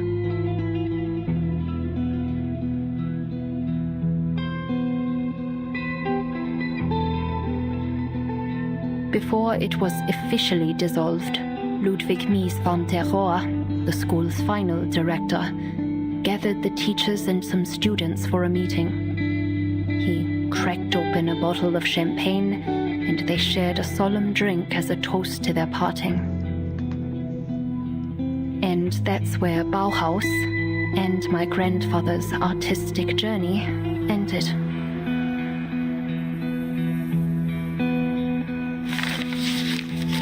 I grew up listening to this story.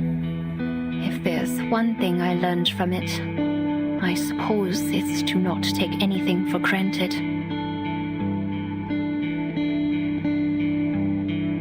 Of course, you could say that's just an excuse for why I'm so uptight. Either way, it doesn't really matter.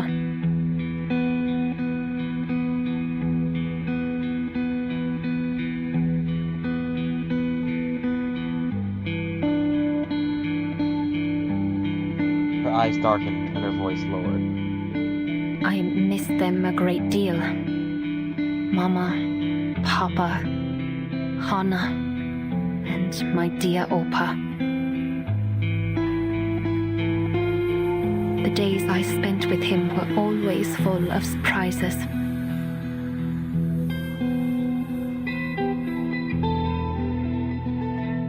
He'd pop up out of the blue just to say the funniest things. We'll be covered in mold if we stay curled up in our shells any longer.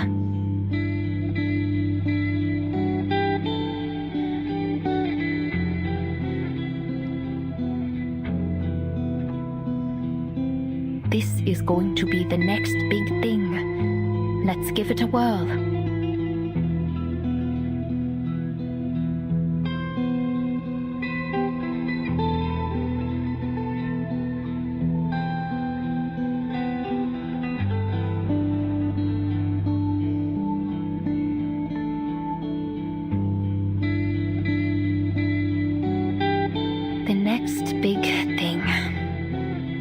Every now and then, I find myself wondering what he really meant by that. Next big thing.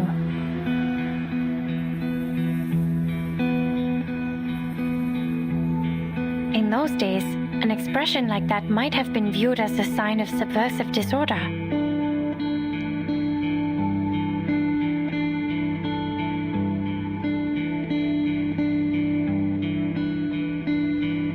Humanity has never been short on revolutionary ideas, but they rarely last long. Rockets soaring deep in space, tanks rolling through streets, books torn from libraries and burned en masse.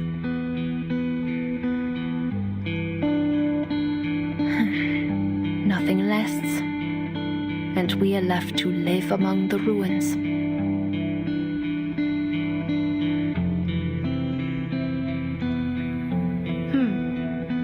But I don't think it's the buildings or things we made that collapsed.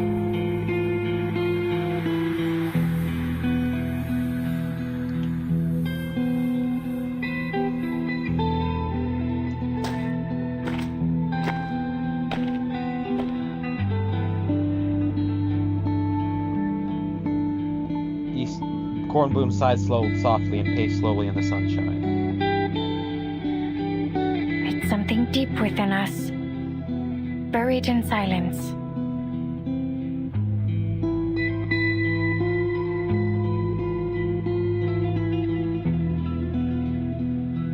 Somewhere in that silence, people stopped believing. Machines began to rust, and signals started to distort.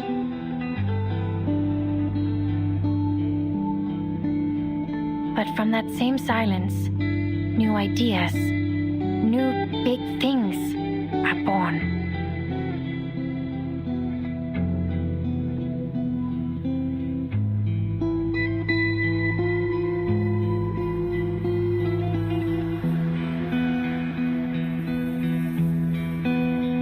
This translator is just being so bad. Those very distorted frequencies were where I heard the first faint breaths of a new world.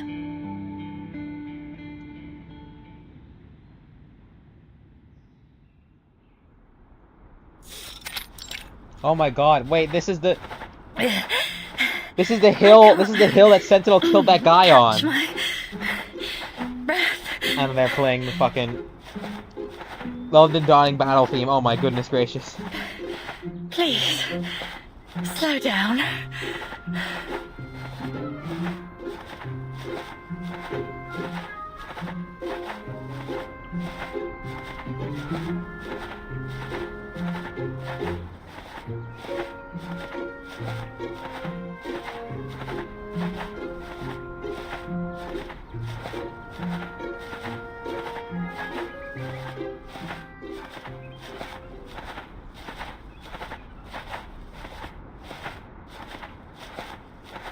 On the hillside in summer, several figures walk through. This does not look like summer, bro. We're almost there, dear. Just hold on a little longer. Ugh, sluggish slowpoke. Leave her behind and leave we should. Even Granny Goggleface hikes faster.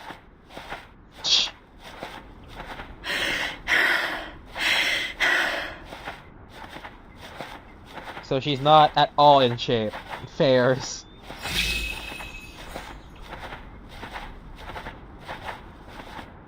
The architect half squinted her eyes and drew a line of pale gold in the air.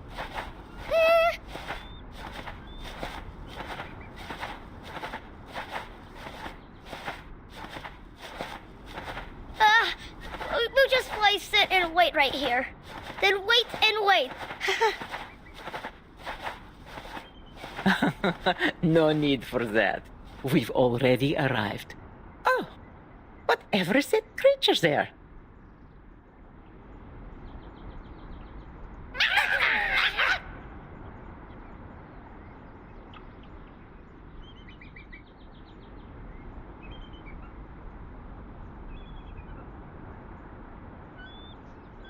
Hey, why is it wearing Mr. Marchin's helmet?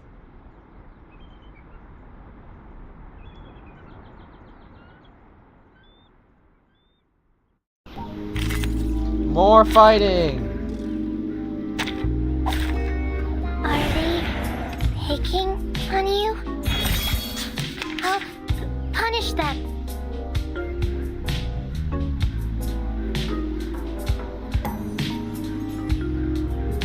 keep them occupied. One of my best fledglings.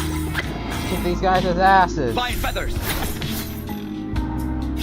Oh, ancient beings whose wings beat in Woo! their nests. Feel my power. Gravimetric blaster.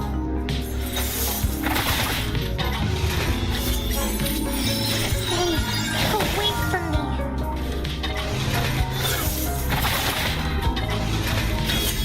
Things are coming.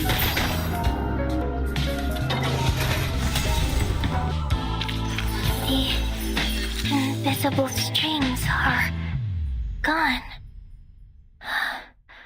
Thank goodness you are such a... You followed us all the way up here. You are hard little workers, aren't you?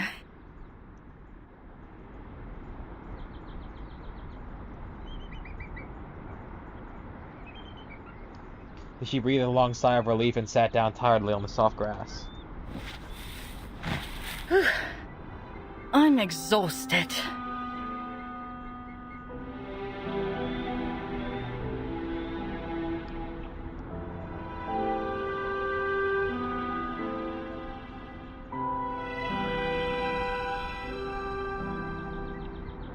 Childish whining echoed on the hillside, then drifted into the distance in the wind.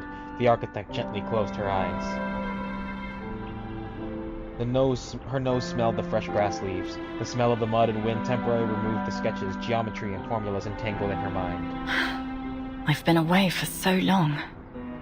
I hardly recognize the city anymore.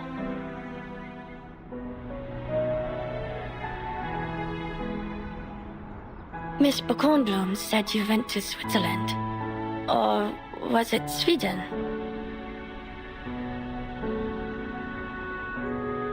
Switzerland.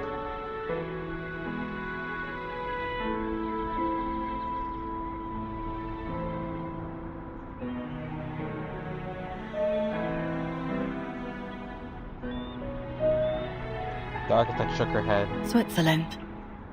But not just there. Every time I started to feel at home in one place, my parents up and took us somewhere else.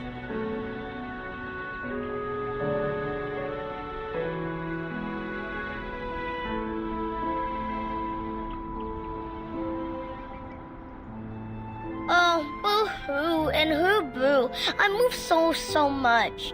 Who knows how many times? 6. 6 times.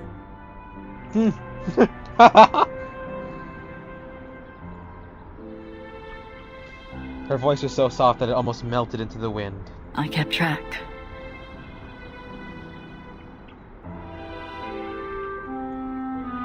Amazing. 6 times? I've never even left home once. Well, that doesn't surprise me. Well, it's all in the past now.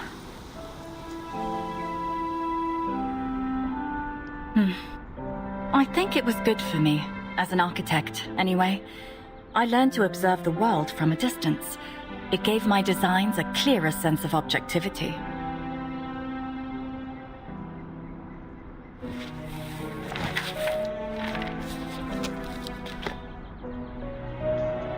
She sat up and took out her sketchbook.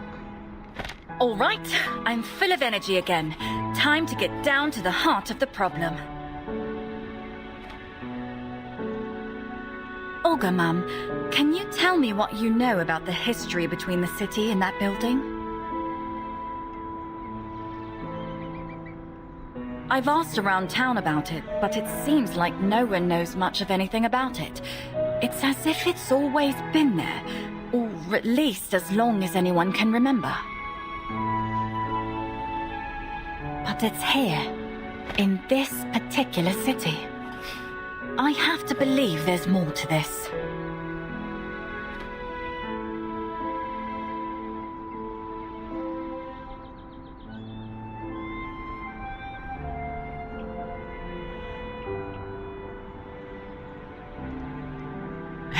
Very well. I'm an old woman, and the city is older. So, where should we start? Before the war or after?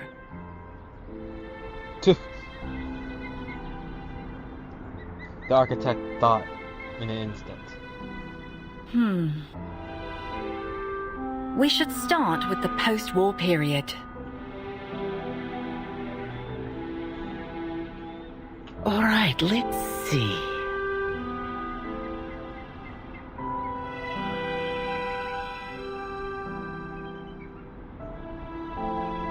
The old man sat in the oak tree and old woman sat in the oak tree and slowly recalled her past. The biggest change was when the military engineering corps arrived. This was a few years after the war. Then, soon enough, the city was flooded with waves and waves of trucks, engineers and workers.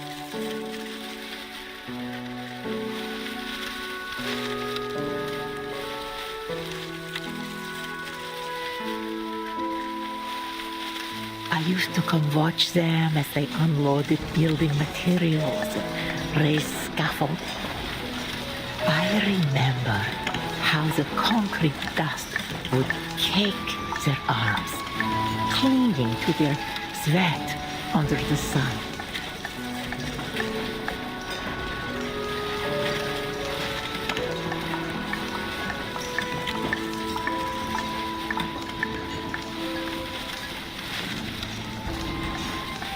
The steel mill near the railway was the first to go up, followed by the boiler house, the power station, and then the water pipes.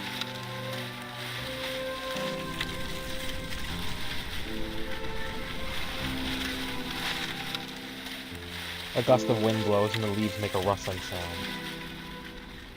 The shadow of the oak tree slowly moved over the old woman's body, and her face and voice seemed to become more distant. Oh, I know. Then the apartment buildings a little way off from the mill were built. They even had those trolley buses, though they only ran to and from the factory district. I knocked out 2 of my front teeth there. Turns out I wasn't as good on a bike as I was with a pencil.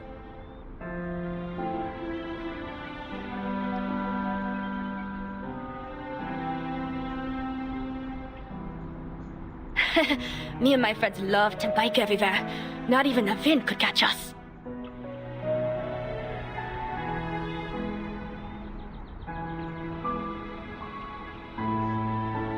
And more people came, and the buildings got bigger and bigger, and we got schools and buses.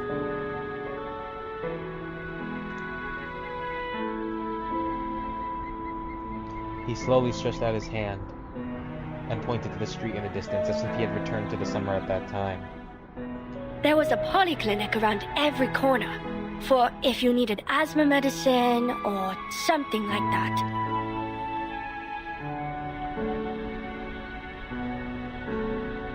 Things were easier back then. It was like we could race across the entire world. And all I needed was my bike and my friends by my side. I miss those days. And my old friends.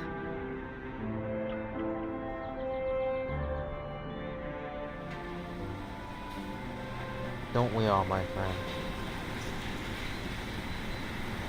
The words blurred and receded in the architect's mind until they became a distant picture.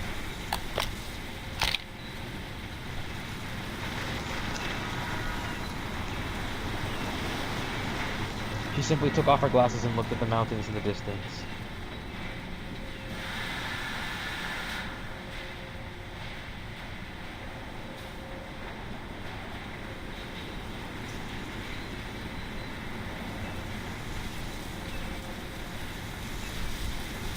They breathed softly, rendering the outline of the city.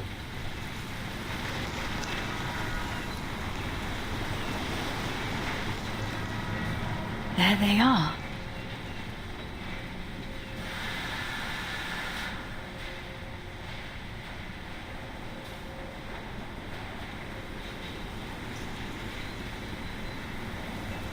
In a daze, the lights connected into a vein extending vertically and horizontally, quietly in the mist. The veins of the city.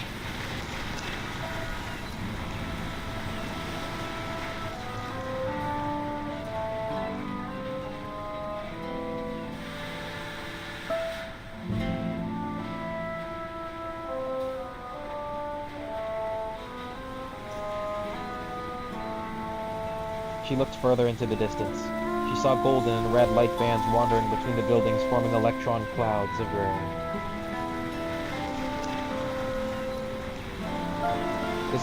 That is an industrial area, located on the plain not far from the foot of the mountain.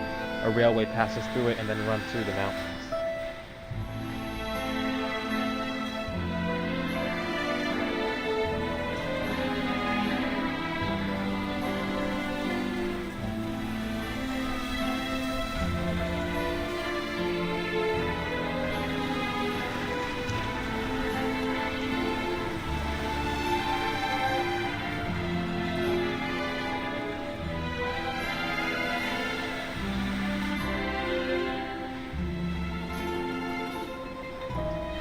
Road Zero of the industrial zone extends outward to form. A horizontal strip of light, small branches branched off from the main branch. Great white houses arranged on both sides of the axis. Oh my god, you gotta love it, man. You gotta love how they're just inserting all their architecture knowledge into this fucking game. The corresponding parks and supermarkets continue to spread outward along the residential areas of the inner edge.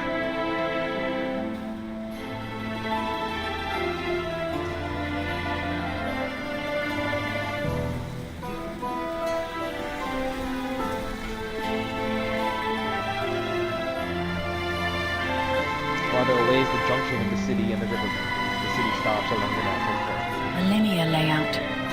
The main roads form the skeleton with these clusters of light like organs distributed along it.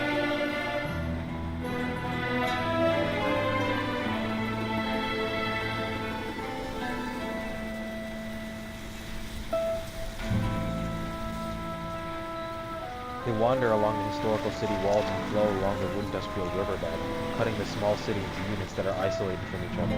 Until they reach their deliberate ends in each direction.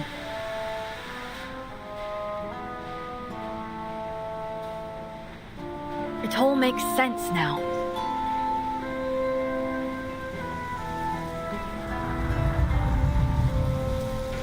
Back then, the engineering corps worked to shape the city according to an inherent order. They understood something essential about the reconstruction of a city.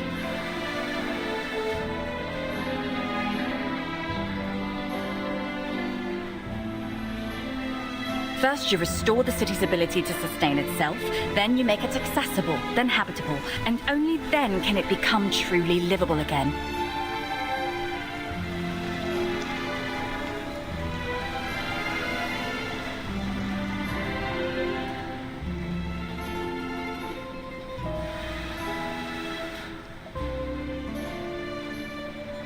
Oh my god, it's literally just like Cosmic. It's just like Cosmic Overture. What the fuck? They're reheating the best nachos the game has ever made, and it's still great. They restrained themselves, allowed the city to remain in line with the the same natural topography, rather than forcing it into an But it artificial feels sport. different. Little by little, they Because of restored the its context, vitality. because of the difference between the characters, and because of the situation. It's so good! Oh my god. That's what it means to find a city's order. They're using architecture as a metaphor for communities. This is fantastic. Order.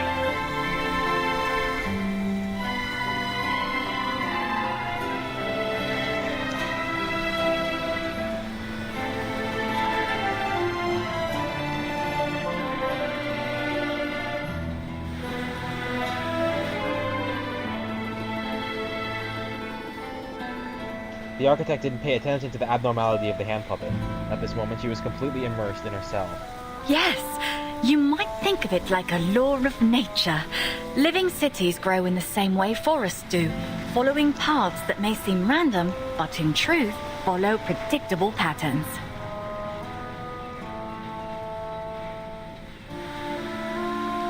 An architect's duty is to recognize those patterns, find their hidden order, and through that, grant them form without impeding function.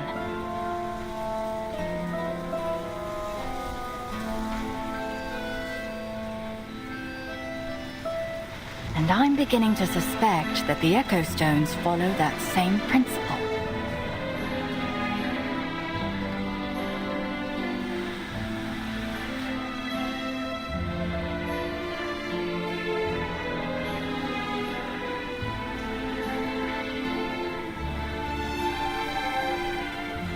For a moment. Oh my god, why is it now? I hate this.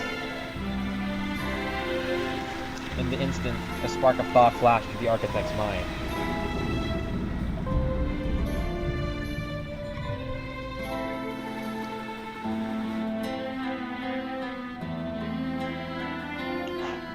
That was her questioning the bricks. What is it that you want to be, Brick?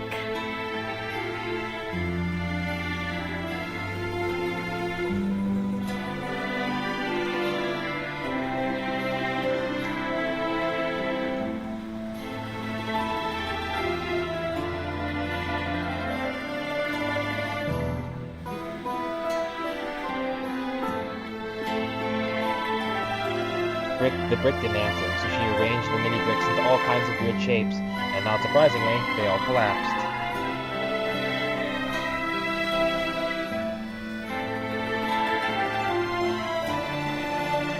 But it really didn't come back.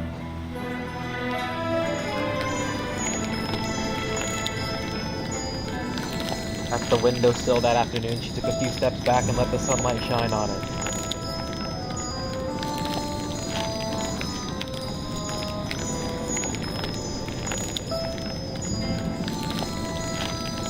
And then, my memory, the light spots on the bricks are bright and jumping, reflecting the calm gray.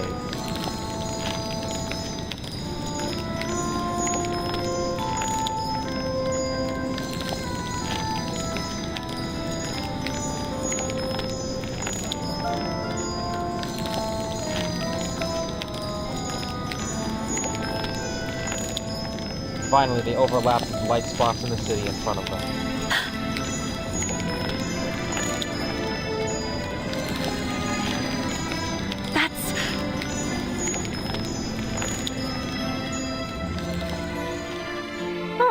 Perhaps I've been of some help after all? Far more than that. You and Lucian have saved this entire project. What?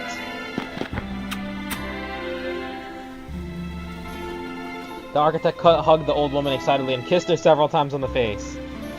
To think that after nearly 3 decades, today is the first time I've truly seen my hometown in its entirety. It was always there, right before my eyes.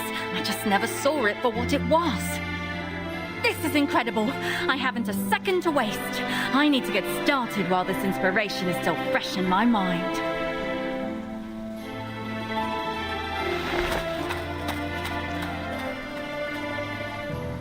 She picked up her helmet and ran away like the wind, no longer as weak as when she came back. Easy now, dear. You forgot your pot. Duh.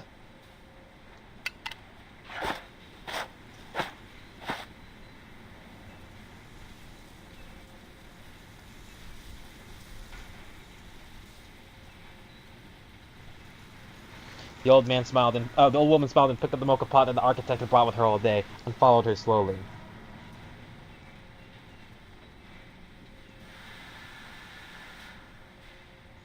The lively wind drifted away, and the mountains were gray. They never really meant to lock you up ever ago. You're free to go. You can go wherever you want. Do whatever you want. You don't have to stay here, watching TV with me. Really, I can manage on my own. No. I do not want to go outside. There are too many new rules, new words. They are confusing and a little scary. I want to stay and watch over the building and the voices. The shades. Someone has to.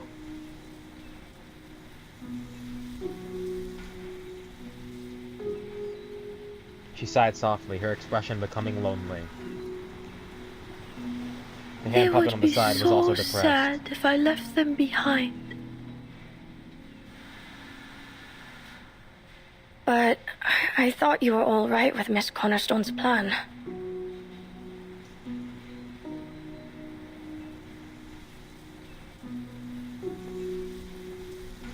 I don't know.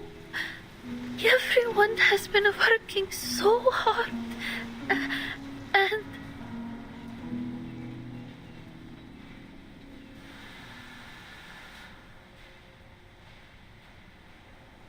The boy shook his head slightly. no, don't do that. You knew your answer already.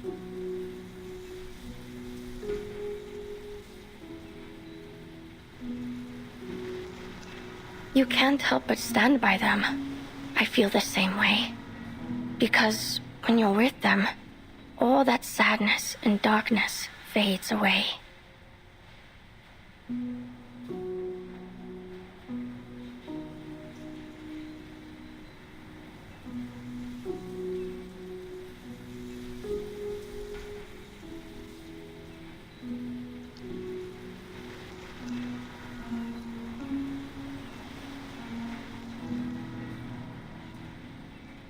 He stretched out his hand and let the sunlight penetrate the pale back of his hand little by little.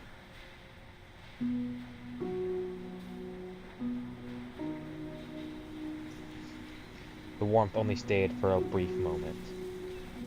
Like you're finally under the sun again.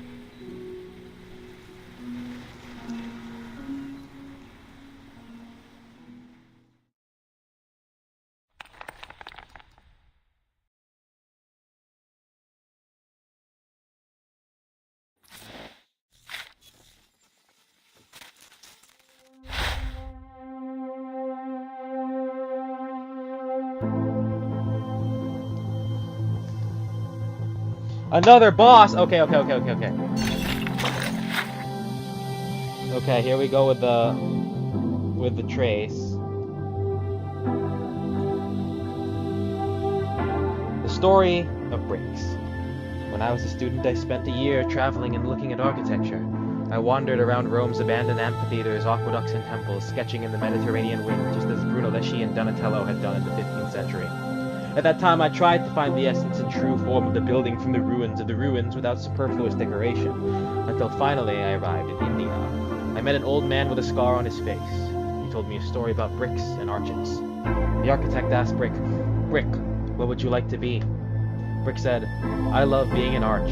The architect said, I also want an arch, but Gon thinks the arch is too tight. How about using concrete lintels instead? At this time, Brick will only tell you, I like to be an arch. At the end of the story, the old man told me, it is important to respect the materials you choose. If you want to use this brick, the best thing to do is to respect it and achieve it, and not just mess with it.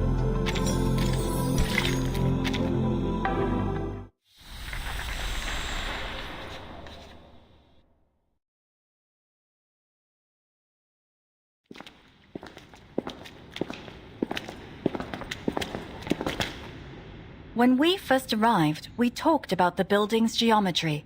Do you recall what I said then?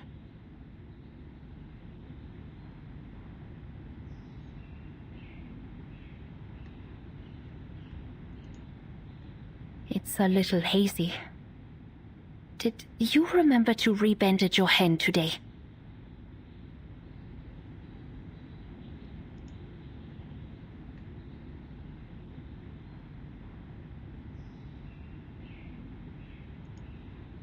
Of course. Don't worry. I wouldn't dare give you something else to nag me about.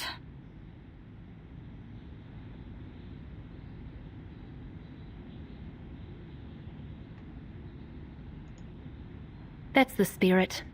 But you were telling me something about the building's geometry. What is it? Well, as we discussed, the geometric layout here doesn't simply seem to be pursuing any clear function according to the principles of modern design. There's something about it that's more classical, or perhaps even primordial. These aren't forms made to suit a design. I think these forms existed a priori to them. They're self-contained, symmetrical. Can you feel the cadence of their lines? It gives a sense of order, a harmony as natural as gentle breathing. You can spare me the poetics, Professor. Just get to the nuts and bolts.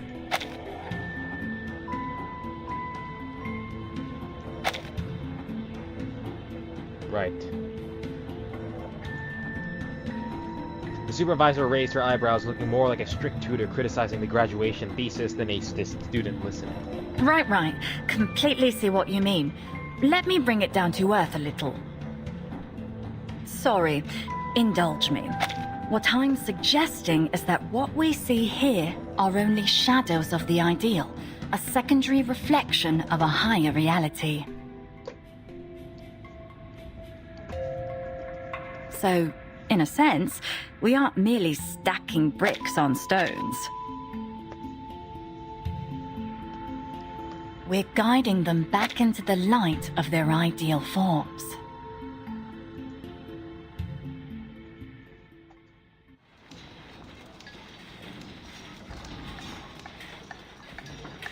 Finding order is a meticulous process. Behind each echo stone there is its own designer. They are eager to find themselves in the overall structure.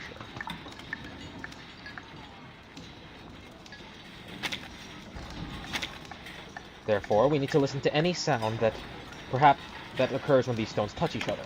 Perhaps it is a small friction sound, or it may be a subtle vibration between the stones.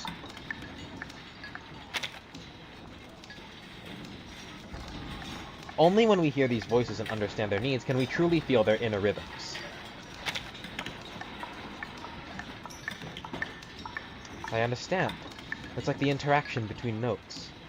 What we need to do is to perceive the rhythm. That's right. The relationship between each group of stones is like the arrangement of notes in music. Only when the rhythm and tone are in perfect harmony can the music be played. We must constantly test and adjust to hear their true voice.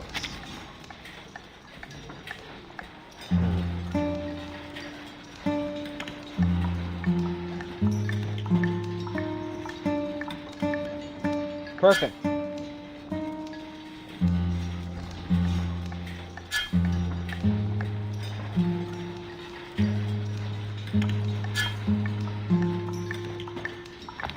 What? Oh.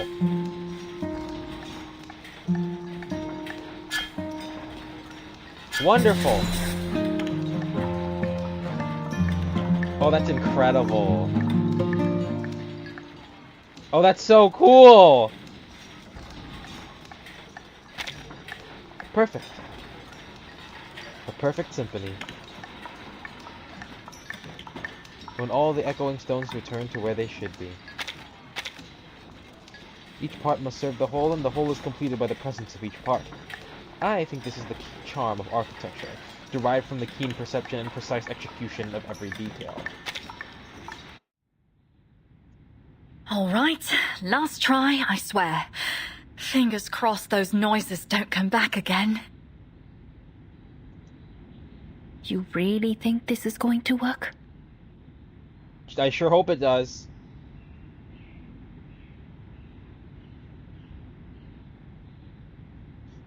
The supervisor muttered, but stopped all movements in cooperation. Miss Cornerstone, Olga just made a big pot of bigos. She wanted me to invite you and Miss.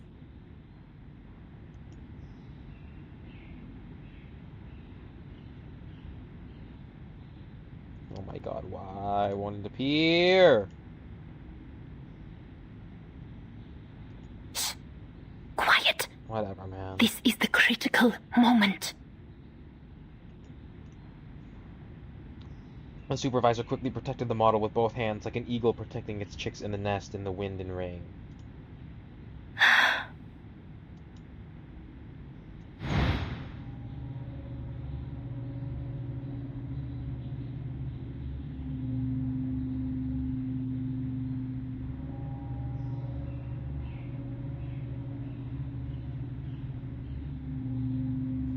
Within a few seconds, the familiar noise sounded again.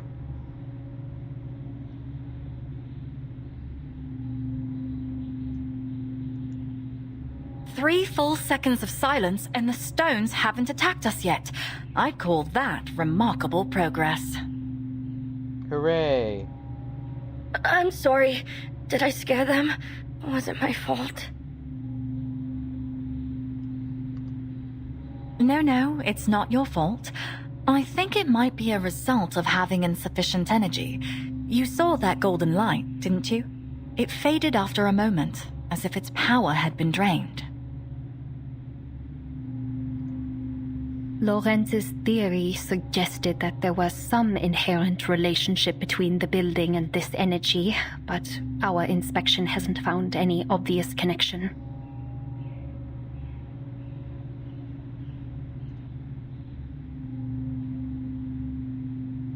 The supervisor still looked worried. Maybe so, but we're getting closer. I can feel it. We'll look again and again, 50 times more if necessary. Necessary. The beauty of architecture as an art form is that it is never satisfied with one attempt.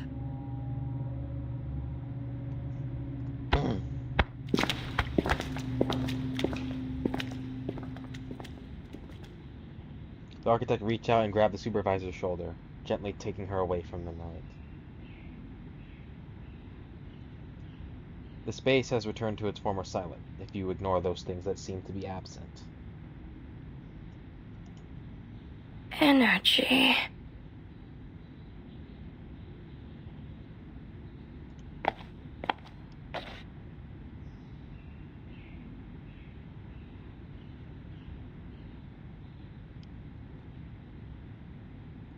The boy stepped up, walking to the model curiously.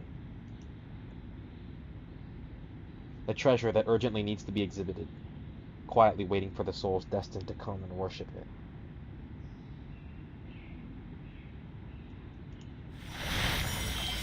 I see it, like a river of gold. What the hell? Oh yes, that's right.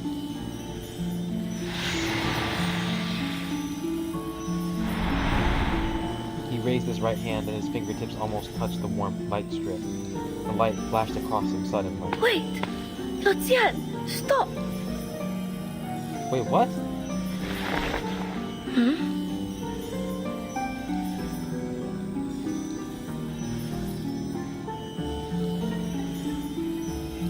The boy's eyes then fell on his other hand. It was close to the stone, and the skin color connected to it. Your hand is fading. What? Again. What do you mean? Wanted playing tricks on me before. You. What do you mean again? You're a shade. Just like us. What? No way! He's a fucking ghost? Lucien tilted his head in confusion. Dude, I'm confused. What the fuck? A shade. Oh. What do you mean? It's been so long. I got fucking Sixth Sense. I kind of forgot. I got fucking Sixth Sensed. Oh my god, what? You have to be kidding me. I got fucking Shyamalan. The boy was talking to himself as if trapped in an endless nightmare. Dude, what the fuck? That's why I never got to see Mama and Tata again. There was no food in my train carriage. No water. Even the air was thin.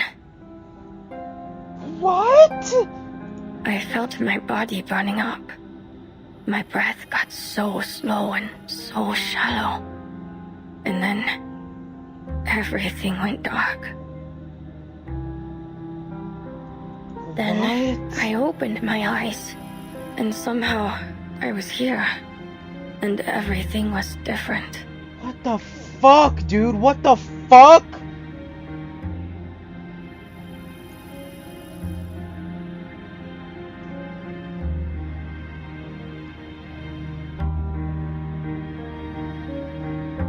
As he spoke, his right hand completely sank into the Echo Stone. Lucian, your hand, it's gone now.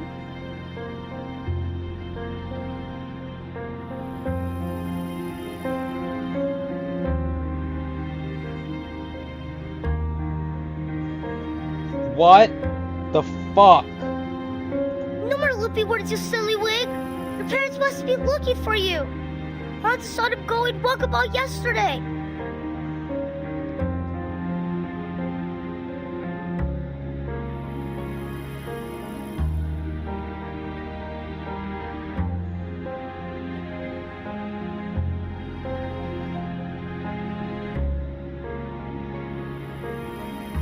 What the hell?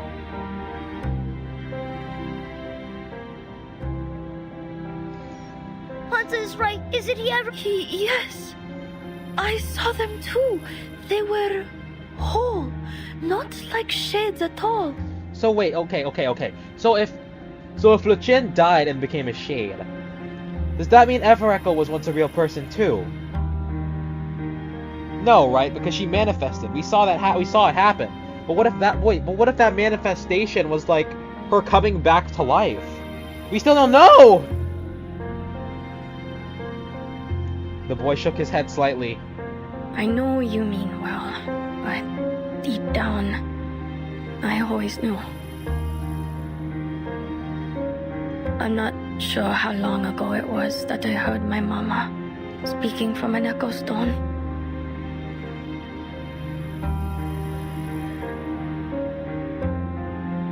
She said they were somewhere safe, that they had a new baby.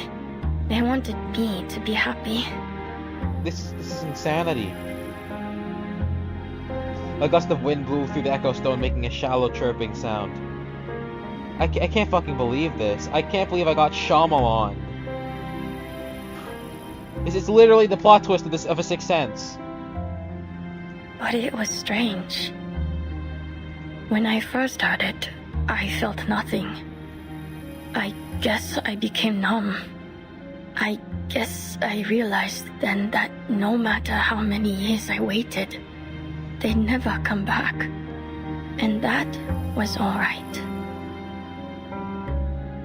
But I let myself forget. I started to pretend that all those things didn't happen. That I wasn't gone, and they were coming back. And we live in a house in the hills. But they did happen. They did.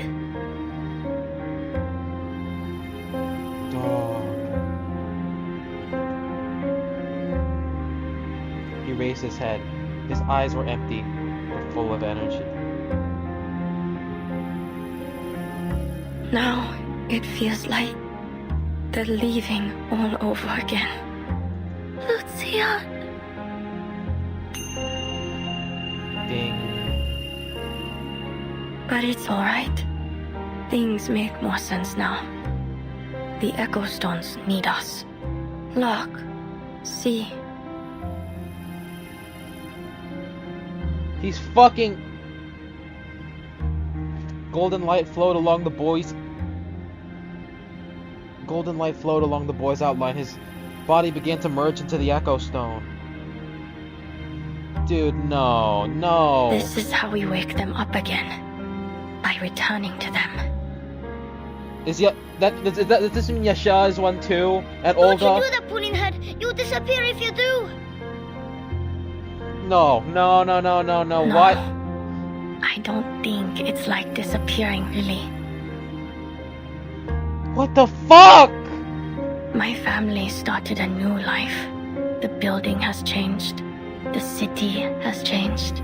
Oh my god. Everything and everyone is moving on. But I'm standing still. Dude, this reminds me of Turquoise Serpent. It does. With Muriel and Ramona. This is the exact same thing Teresita... This is the exact mindset Teresita had.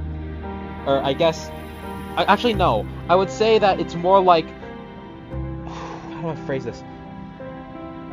If Muriel was Teresita, essentially. He was the one who was unable to move on. Right?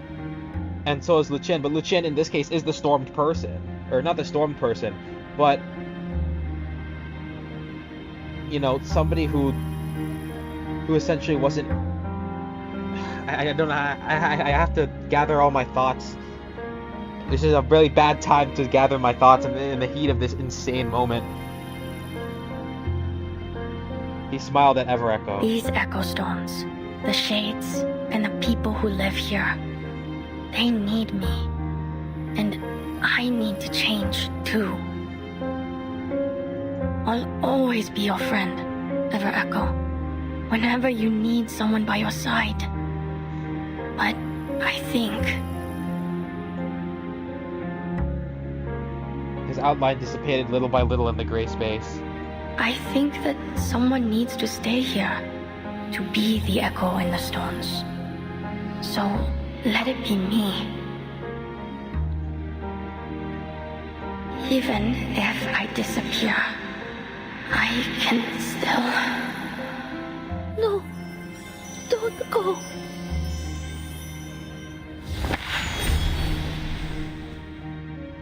She reached out her hand and grabbed Lucien tightly.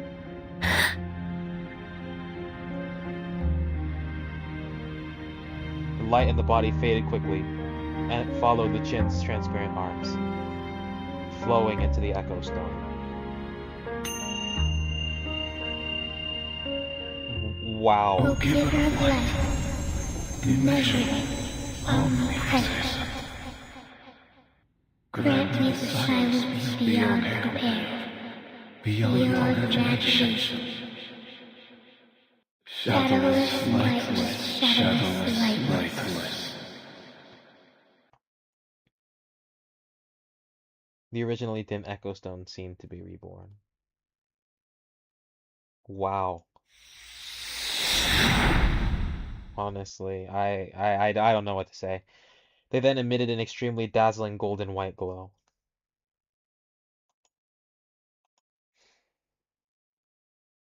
Just as they celebrate the awakening of the Ever Echo. What? Actual footage? Oh my god.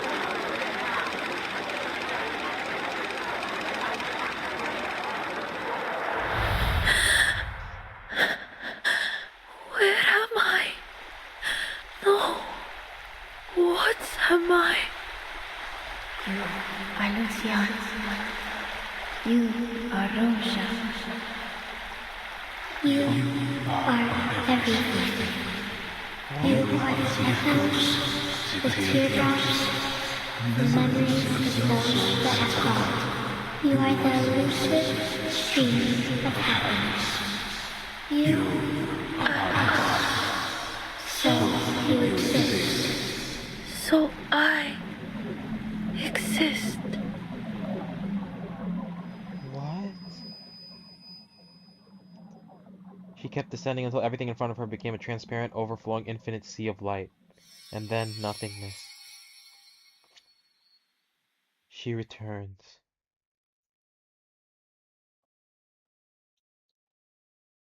What? Whoa, this boss theme, hold on!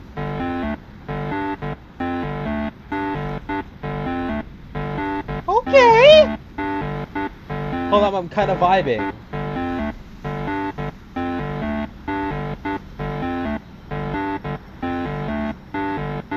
Is this it? Or does it continue?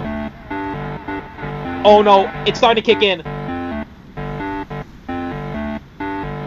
Okay, never mind, I was wrong. I feel like I got...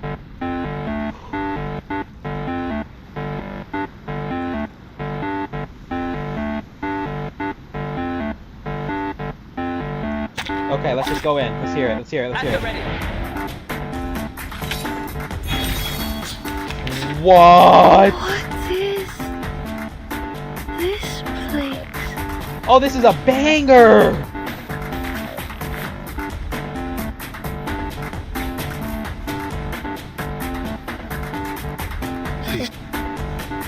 I'll keep them occupied. One of my best fletchlings.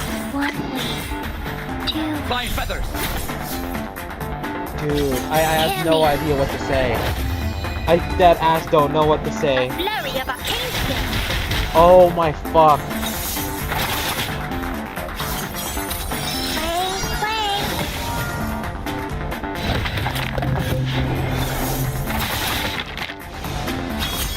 Things are coming.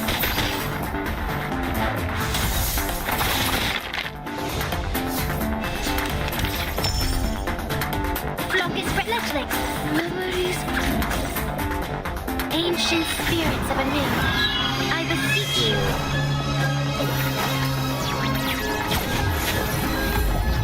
That was unironically one of the craziest plot twists I've ever seen in any reverse story since the Flowing Feast.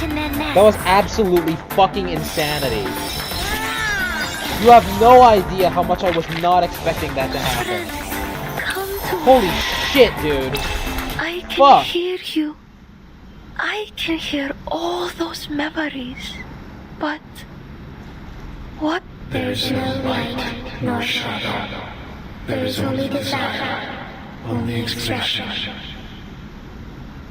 Do not forget them, as one will not forget the sun. Stay with them, spare them from the crushing medium of time. The world belongs to us.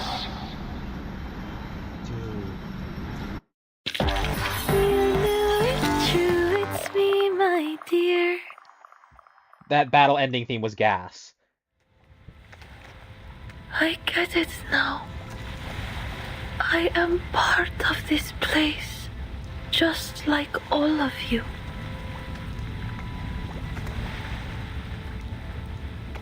What the hell, man? I was meant to protect you, but I failed.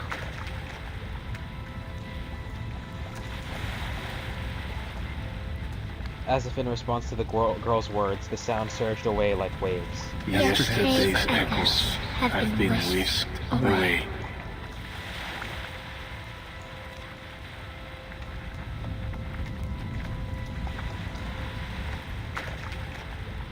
Today, we are enveloped by radiant light.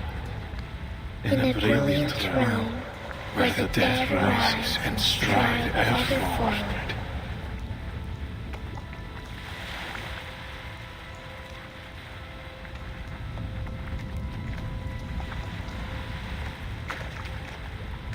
The waves roar, roll, and fall incessantly.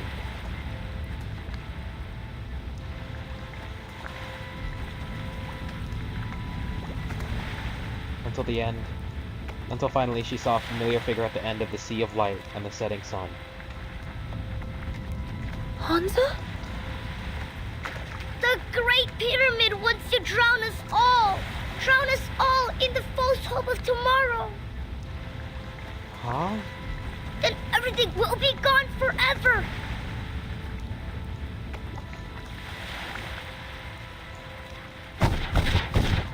Gone forever!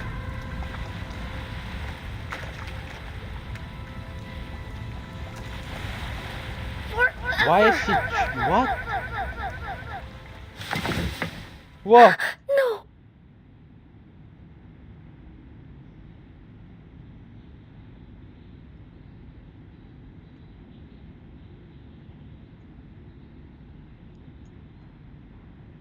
She opened her eyes to the torrent of sounds.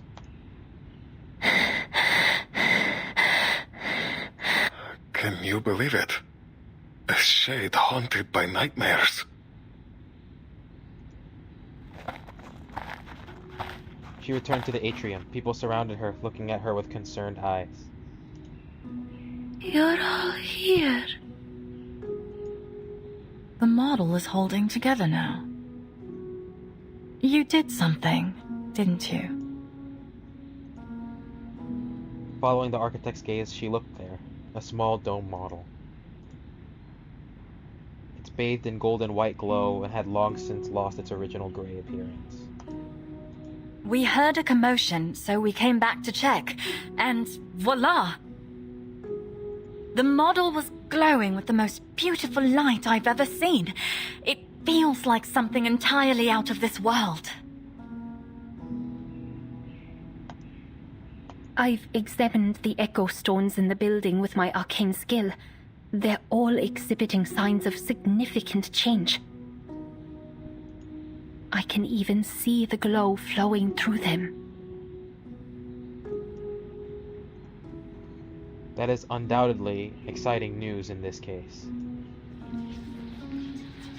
People whispered to each other, their eyes shining with joy. Lucia.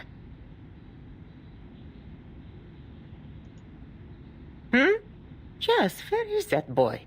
You two have been practically joined at the hip these days.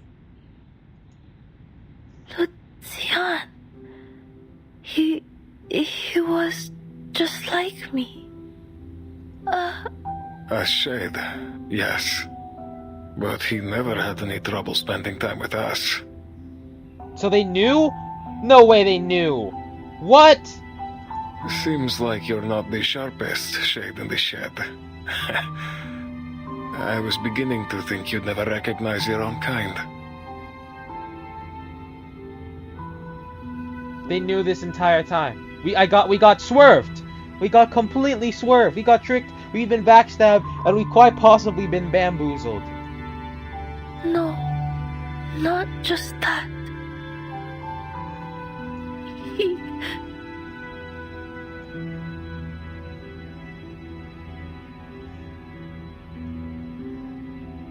The experience just now was truthfully relayed to everyone. There was no one around. People were digesting this in silence. Oh, Lucian, you foolish, selfless soul. He always said he wanted to be the first one to see the light fall through the dome again. Such a patient, hopeful young man. How sad that he never got to see what he'd waited so long for.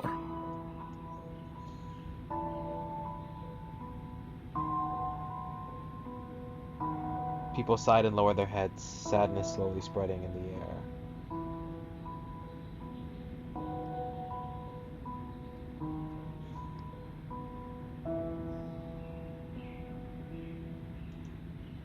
No, he is still with us.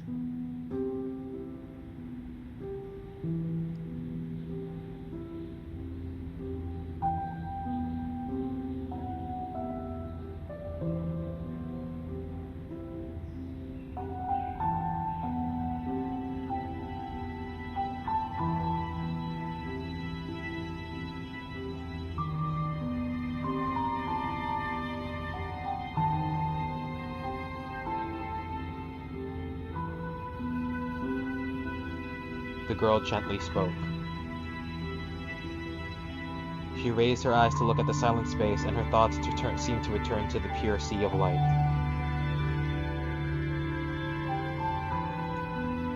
I can still feel him here.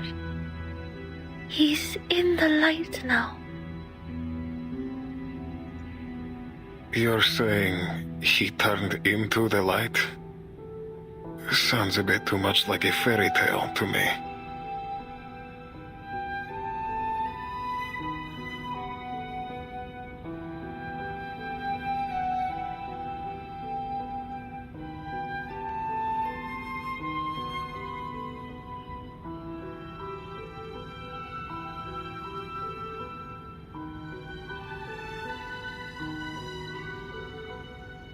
She lowered her hand and spread her palms.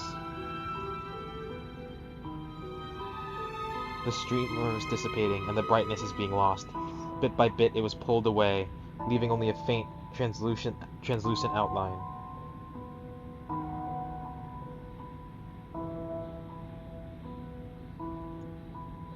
He returned to the Sea of Light, the sanctuary of memories.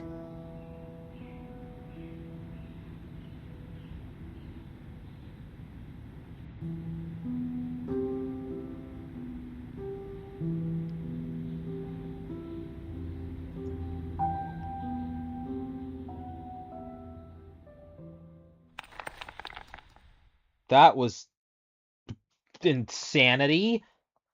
Holy shit.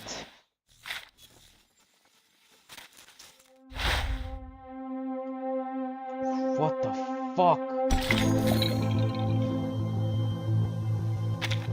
Yeah, let's do the other two. Jesus Christ! Are they picking on you? I'll punish them. One of my best fletchlings. Memories of us together. Flying feathers! Hear me. I can do this. I don't even have it in me to make a joke. I don't.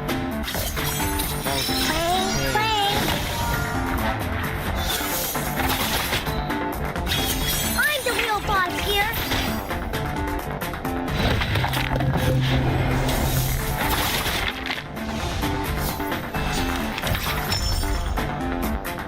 The flock is ready. I have the Fletchlings. One wave. Two wave. Ancient spirits of anew.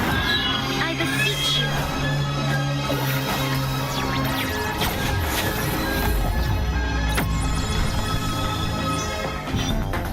The feathers will answer!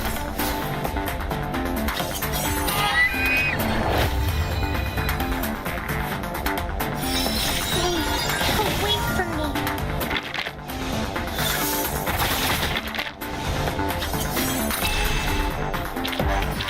Is it over now? The little ones are probably starving.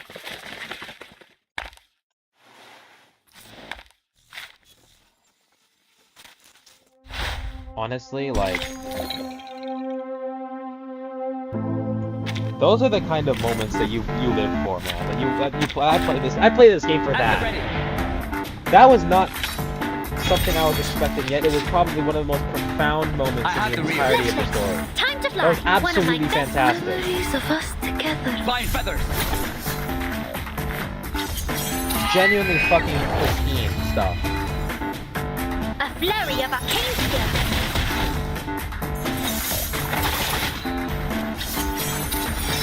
Stay away from me. The things are coming.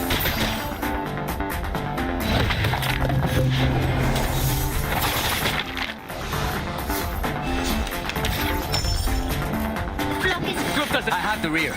Crescendo, crescendo! Ancient spirits of anew, I beseech you. God, man. Honestly, like, this might be a top 5 story for me. It has all the things I like in a reverse story.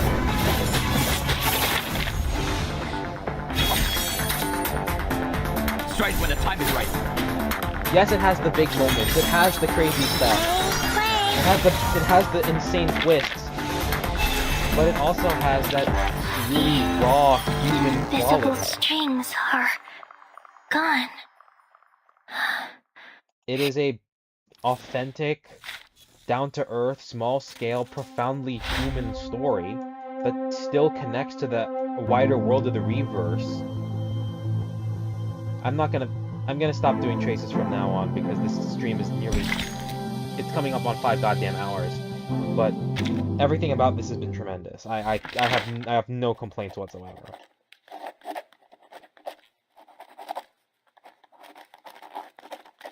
Today marks the 23rd day since the project was officially halted. And here comes Kamala Callers, man. Oh my god, wow. We lost Lucian, the tender young man that loved watching television. At the same time, the model and some other echo stones have reawakened. How, exactly, we don't fully understand. There is still a lot we have to learn.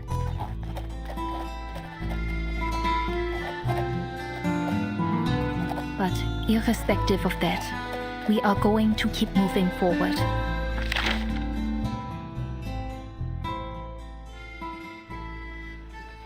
One horizontal, the other vertical, intersect at the center, and... Kornblum took out the straps, first circled them horizontally around the wooden box, tightened them, then circled them vertically, crossing them in the center. Done. Perfectly packaged. Impressive. You done any factory work before? Just a trick I picked up from my last job. It'll keep the model's shape stable during transport. A short distance apart, the architect and the supervisor stood side by side. Their eyes followed the wooden box sure closely, about this? like parents watching their children enter school for the first time. From whatever Echo said, we can infer that she shares the same origin as the Echo Stones and Shades in this place. Which means the energy the stones need to reawaken comes from the Shades themselves. I should have realized it sooner. So, that's why Lucian...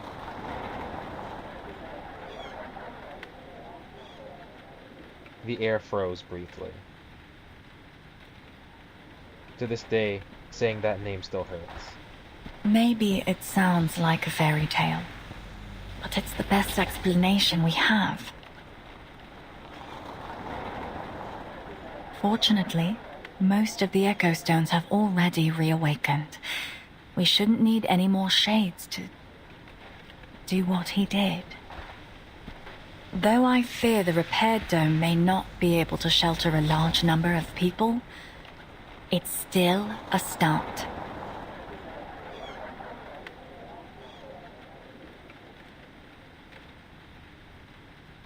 From there, we can look for other ways to expand and improve it, widen its protection to even more people. First things first, someone needs to deliver our findings to the Foundation. Fingers crossed, the higher-ups will agree to restart our Did not mean to skip that. Fuck. What am I doing? As if sensing the line of sight, someone from the east of... Oh. Kornblum turned her head. Is that everything?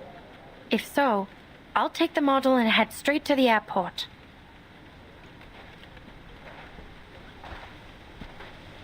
The architect raised her Godspeed, coffee Miss cup. Kornblum. This is where Korn leaves the story, I see. What a shame.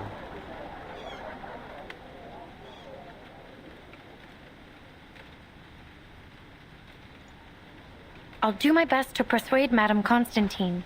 Between our completed model and the video we prepared, I'm confident in our prospects.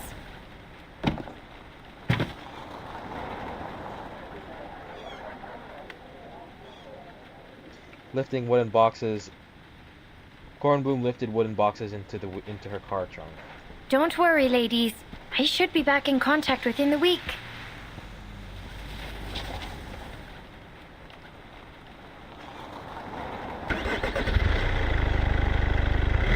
We're writing off Kornblum now. Oh, Puppet Show. This is goodbye, Evereco. What? No. Not Hanja 2, bro. I swear. Hans is not needed anymore.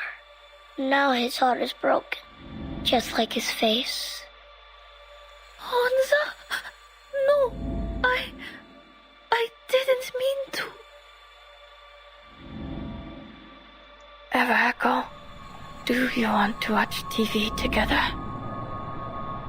This is bullshit. I feel so cold, trapped in the stone. Lucian! There's no TV here. No old dog. Only cold. Help me, Evereco.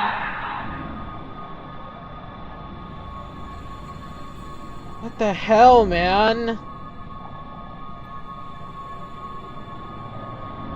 La la la la la. La la la la la. Stone is tomorrow? Tomorrow is stone. What? I kicked tomorrow yesterday. Upsy down and oopsie ways. And when I came upon it today, dead dying on the ground it stayed.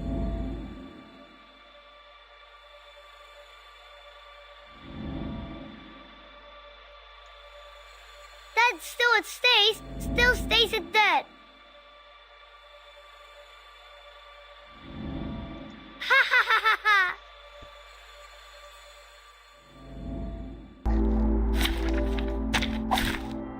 There, it's our time to shine. And we're fighting him again.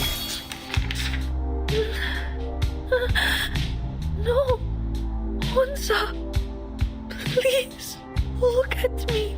Oh, her actress is really good, wow. But you won't even give us a look-see. You think you're so hoity-toity, masturbating in the golden light of the Great Pyramid. Huh. Traitoring traitors like you must be punished. I'll send you tumbling to the gallows. What the fuck? I have the rear. One of my deadlift legs. Fine, let's kick his ass. Of us together. Strike when the time is right.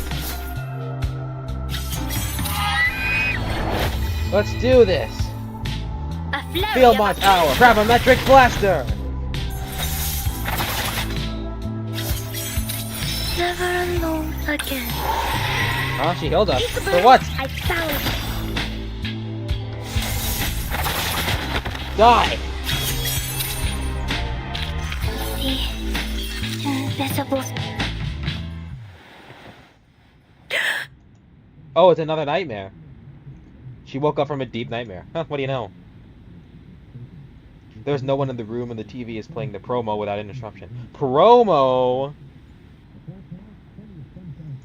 It's another wrestling joke I A new could round make there, of but, economic policy adjustments has just been announced, proving that marketization has become an unstoppable force. And while concerns over unemployment and social welfare continue to rise,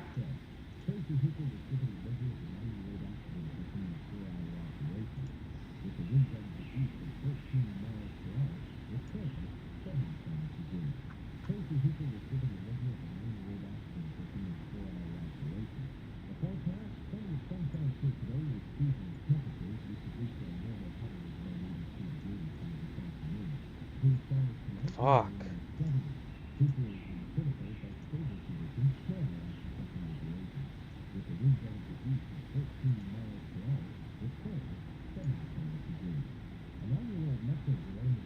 Market-oriented. Oh wait, no. we won't hesitate to keep forging ahead on the right path.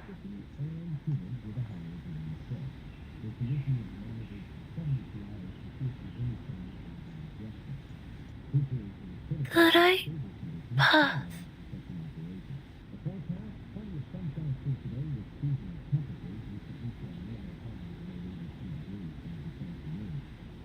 Pale and transparent, everything in her body since she entered the sea of light, part of it seems to have remained.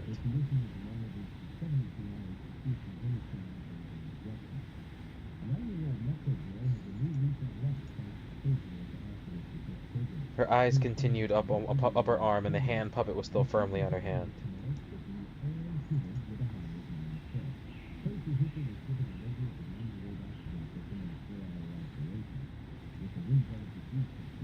Since the injury, it has been unable to speak. Is this truly what you want, Hansa?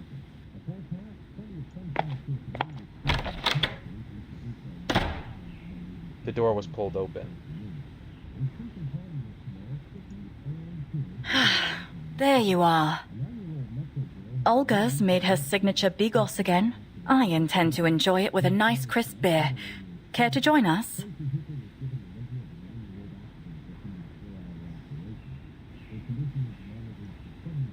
She looks so sad. No! Her eyes did not move, and her gaze seemed to pass over the flashing picture on the screen and fall into the void behind her. The local food and hospitality sectors are facing both unprecedented opportunities and challenges. As new international fast food chains continue to open their doors in the city, they are quickly becoming a hit with young consumers. Yeah, that sounds about right. Ever echo?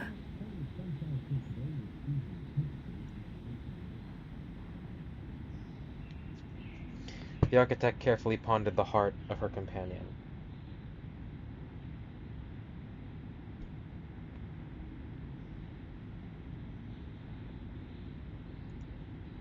What's up? Not a fan of hamburgers?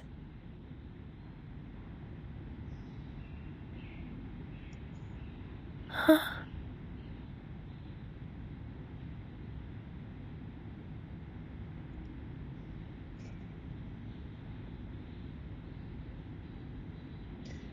Everecho turned her face slightly. Her eyes wandered for a moment and then unconsciously turned back to the TV. On the TV, a clown wearing a red and yellow costume was performing in front of the crowd. People's laughter almost overflows the screen.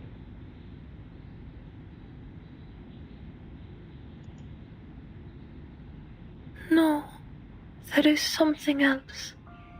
I feel so. Oh, not the long, long lately. way theme. Are you kidding me? My memories seem to be slipping away from me.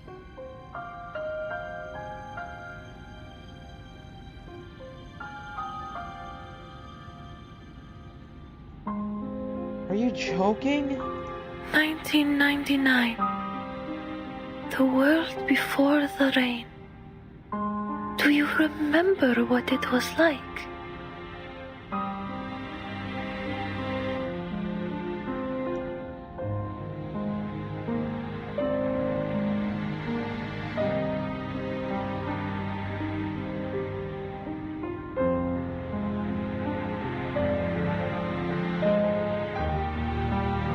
Son.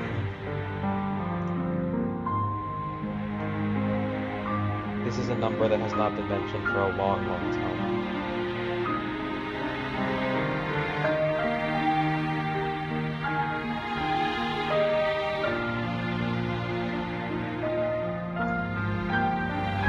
In the past, it symbolized hope. Now it has become fear.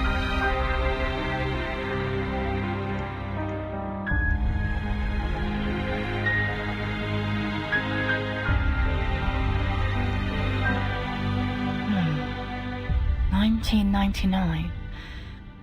Let me think.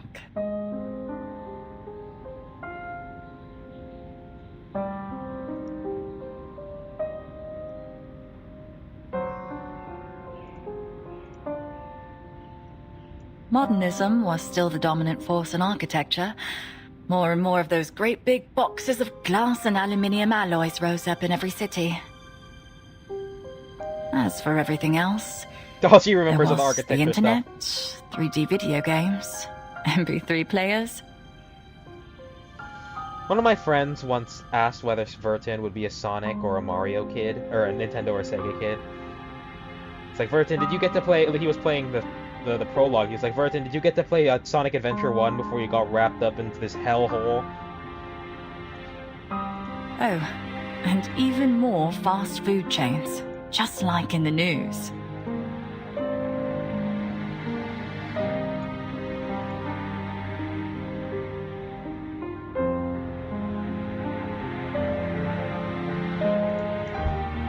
But it's scary, don't you think?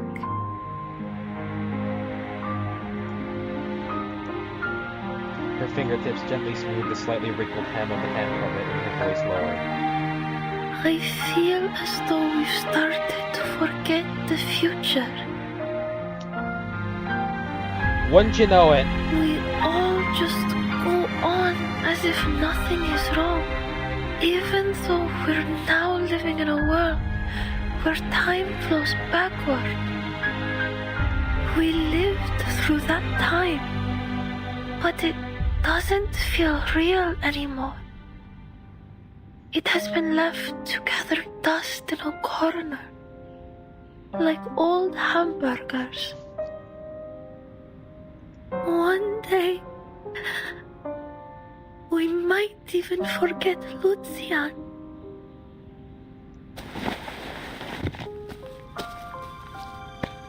The architect sat down next to her and worked with her to straighten the imperfect hem of her skirt. We won't, Everecho. We can't forget the past, nor the future.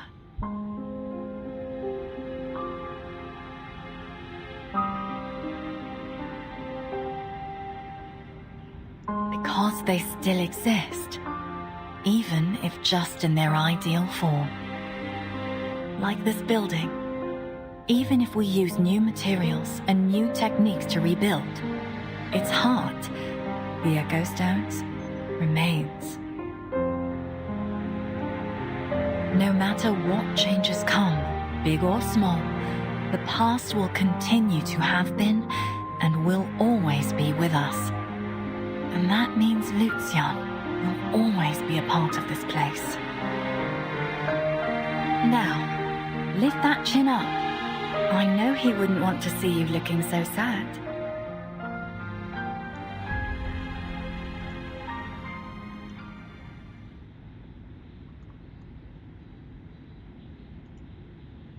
The girl stopped talking.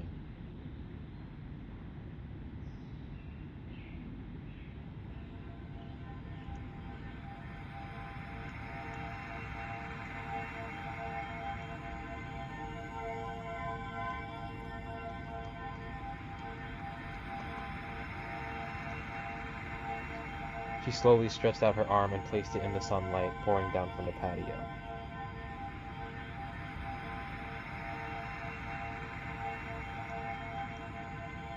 Golden dust swims in the light. They are messengers from the past, each carrying... They are messengers from the past. Every particle carries with it silent secrets and unspoken words. Let me be an echo in the stars. That way.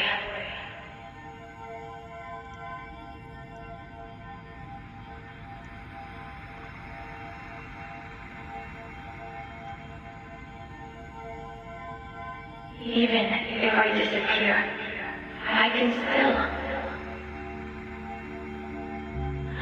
still be with you every day and every night.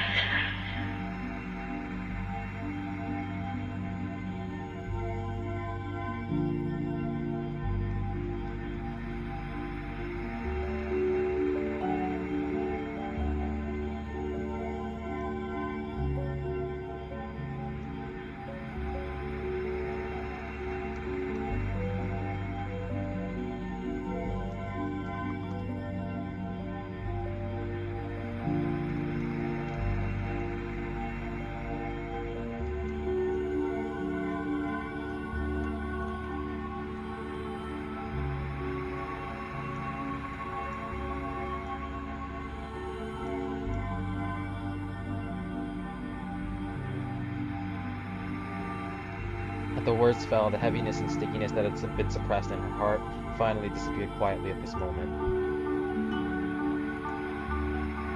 Lucian, he is in the light. Precisely. In the leaves of the trees, in every warm cup of coffee. This is fantastic. And right here, too.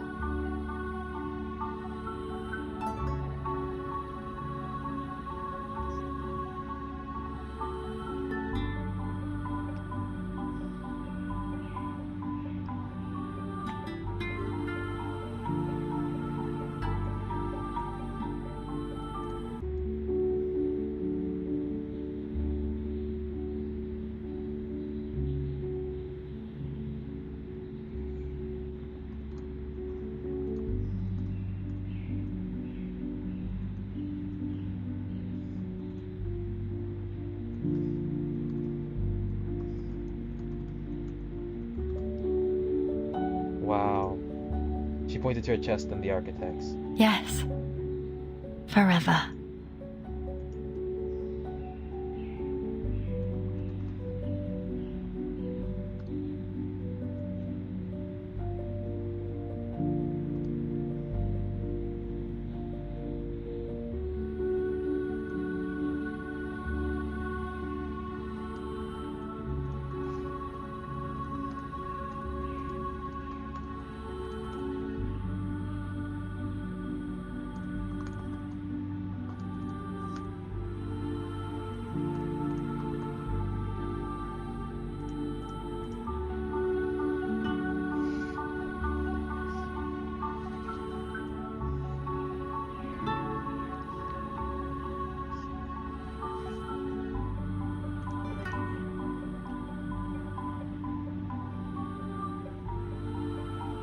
After receiving an affirmative answer, Everecho slightly curls her lips.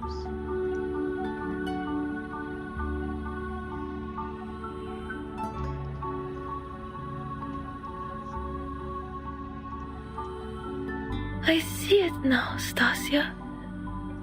Oh, he called her by her name! Thank you. This is peak.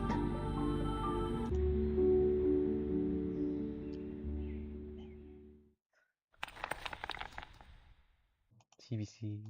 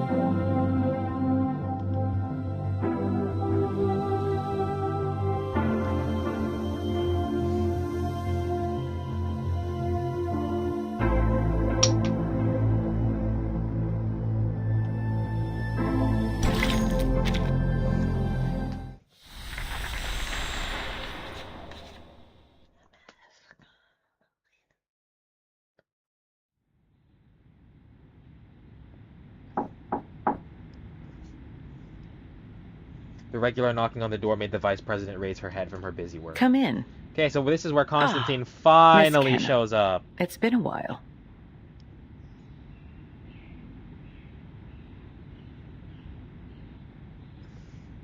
God damn it.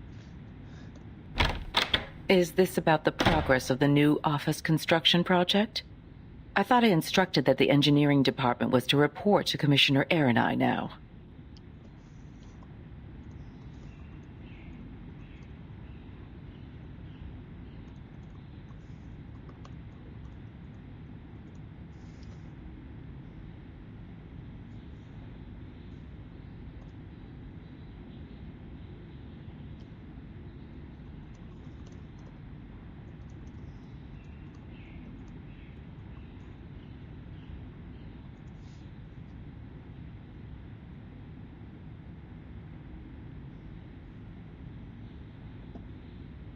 I just realized how badly I fucked up there.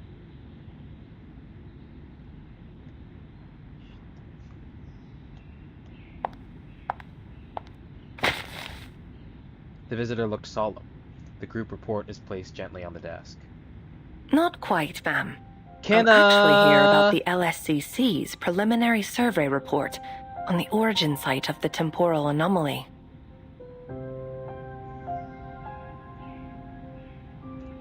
Despite the site itself being affected by the anomaly, itself, my god, the Colossus accent. Oh my researchers god. detected residual The energy Scottish at its accent. eye, the point It's so identified strong. by Admiral Igor.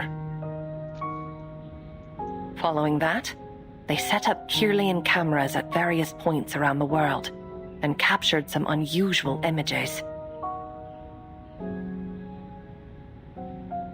Analysis suggests that currently unidentifiable substances were present in the observed environments.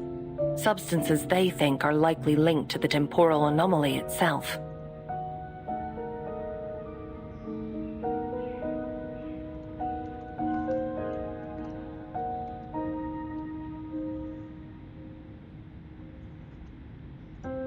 Whether they are the cause or a consequence of it remains to be confirmed.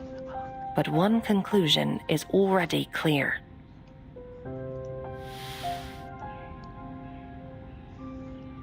The member...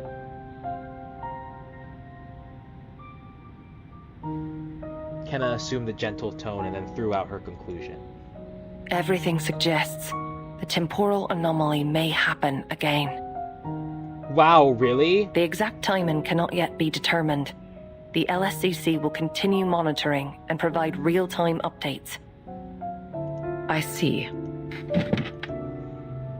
Miss Simone is presently reviewing the documents ahead of the upcoming meeting. As a project leader on the defense against the temporal anomaly, I was given privileged access to this development ahead of any formal announcement. But I thought you should know too.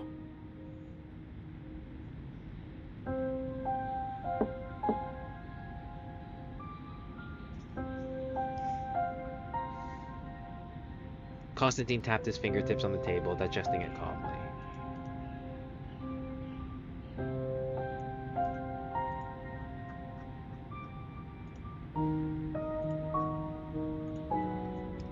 How thoughtful of you, Ms. Kenna.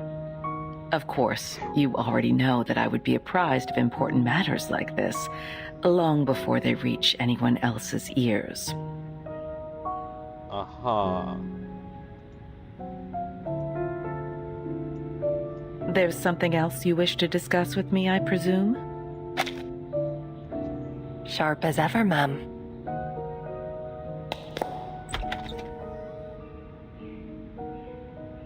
The red-haired lady smiled mysteriously. She opened the closed door of the vice president's office and... Allow me to introduce Miss Kornblum, our field investigator sent to examine the Point Irreversible in Nowa Miedz. Good afternoon, Madam Constantine.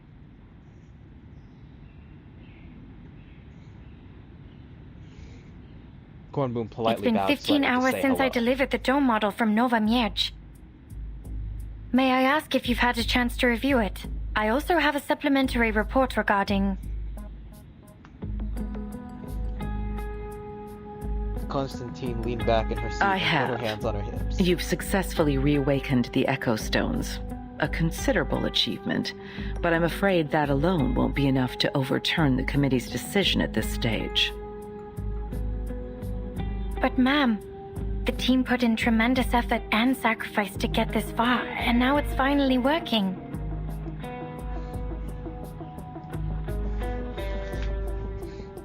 The girl who set foot here for the first time Could you was perhaps obviously a little consider embarrassed. revisiting this project with the committee and... She expressed her opinions carefully. I'm sorry, but we've already determined that the project is neither safe nor stable. It's simply non-essential when compared to the immediate and predictable threats posed by Manus Vindictae. Someone patted her shoulder from behind and took away the burden of pressure. In my opinion, it is precisely because it is non-essential that the project carries significant weight. Oh? Do elaborate. Funding, manpower, equipment. We're currently funneling all of our available resources into these essential countermeasures. That's a fair point. If those things are focused on, everything else is overlooked, right? She paused for a moment and spoke slowly. But, with all due respect, ma'am, our long-term success can't rely solely on what is deemed essential. You're accusing the Foundation of being too conservative. Is it not? I wouldn't call it an accusation, just a concern. The Foundation decided to make survival our top priority, but survival isn't a goal. It's a prerequisite. Cook.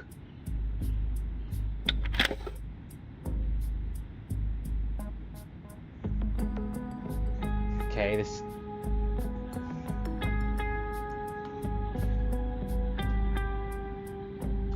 Why is it... Oh, never mind. I haven't come here intending to challenge the committee's decision, Madam Constantine.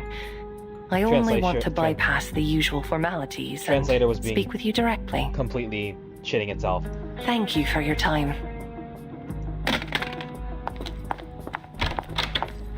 She put the videotape and a thick pile of documents on the desk. She led the monitoring expert out of the conference room.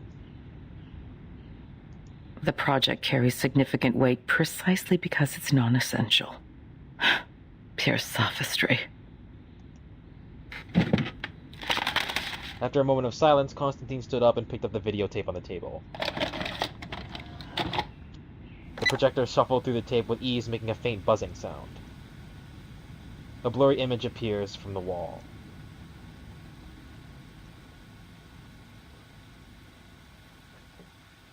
It's Cornerstone. She stands in the wind, facing the direction of the camera. Truth be told, I must have planned 100 versions of this speech before I started recording.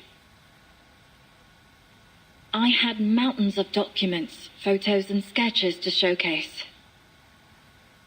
But then I thought to myself, why not showcase the people here instead?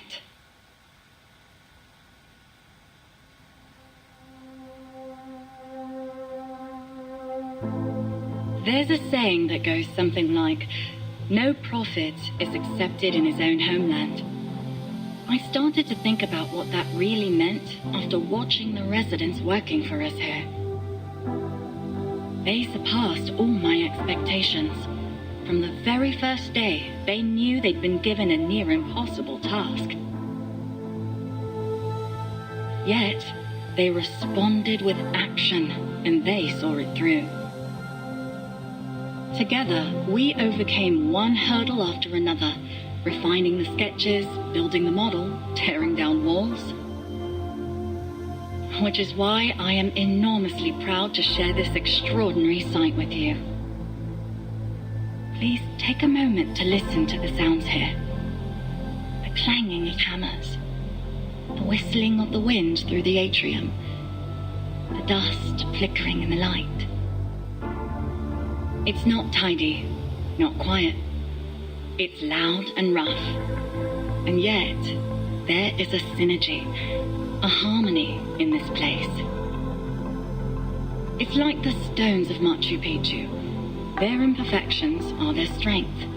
And layer by layer, we've formed the sturdiest of foundations for our work here.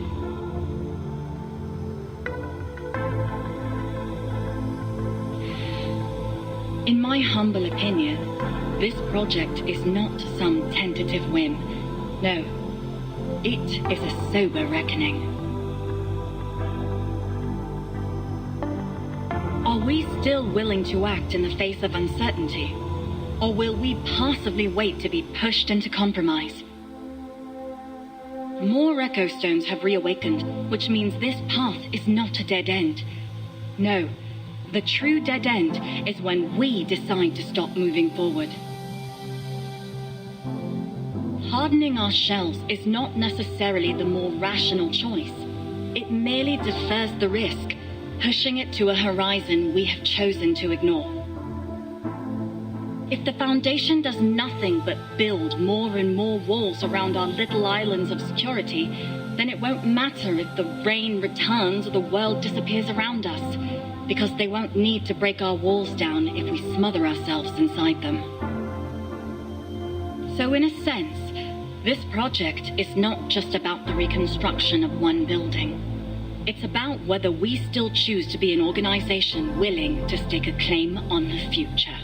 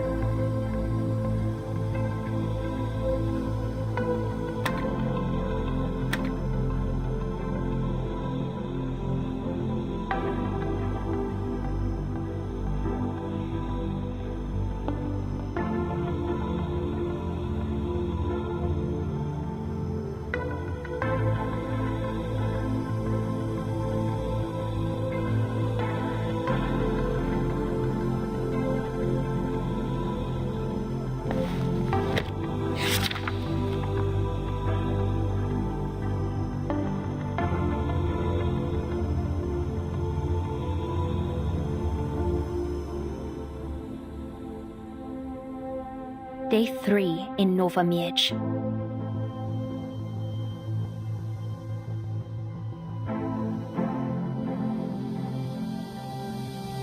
The river, the roads, the fog. Maybe it's only a reflection of my mood, but this whole place seems grim.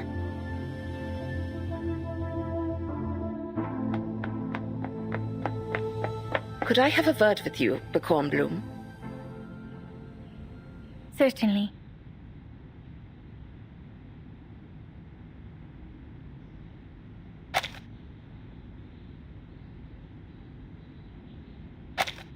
Why is it that I've heard that you went straight to Laplace upon your return, then ran around headquarters requesting all kinds of meetings with committee members, including Madame Constantine?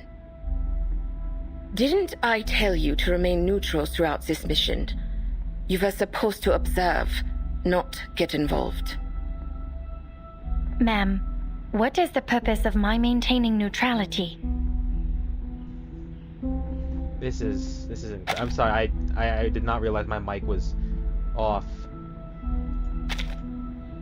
To prevent division within the Foundation.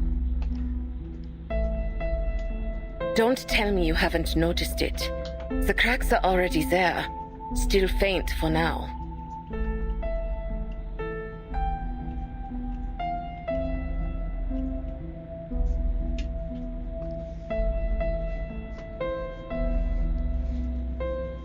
But if we allow them to deepen, it could spell disaster. We can't afford disunity. Not now, especially not at a time like this.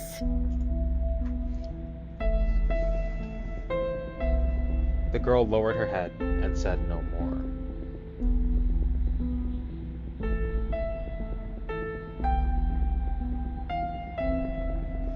There was obvious persistence in her silence, at least at this juncture. Forgive me, ma'am, but I would say my outreach was within those mission parameters.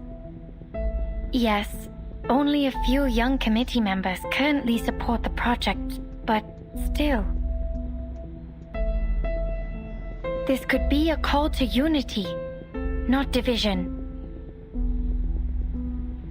A fleeting call. A fragile and potentially false hope. It's simply naive to expect it to last.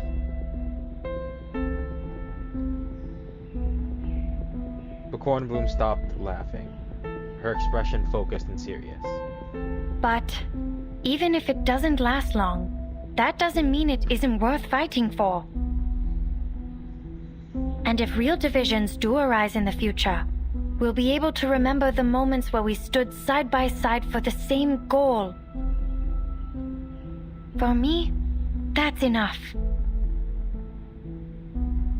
Excuse me, Miss Kornblum. I'm getting more Cosmic Overture flashbacks. Again, another message of unity in the face of overwhelming darkness. Go watch my 53-minute video on that shit, by the way. A sudden sound interrupted the conversation between the two. Oh, thank goodness you haven't gone too far. Please return to Madame Constantine's office. She wishes to discuss the Nowa Miedz project with you.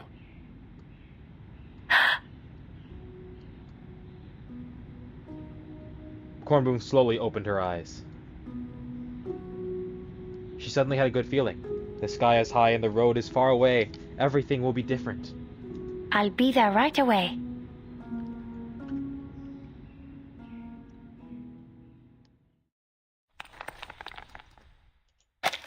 I'm gonna take a quick break to get some water. But this has just been absolutely tremendous, man. Honestly.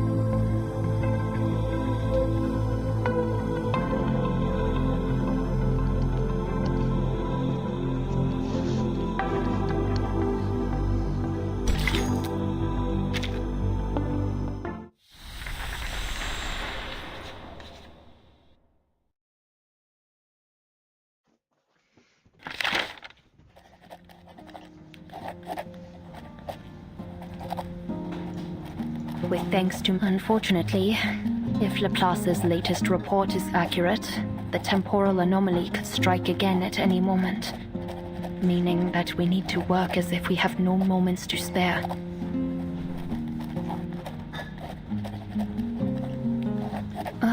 If only we had more manpower. We could really use about 1,000 more hens.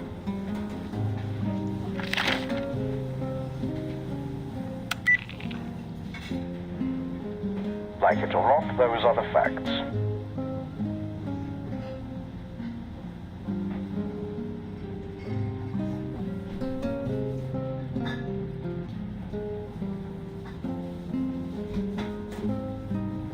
Your budget was already stretched thin. Whatever little you received only came through thanks to Miss Kenner's pleading with multiple departments.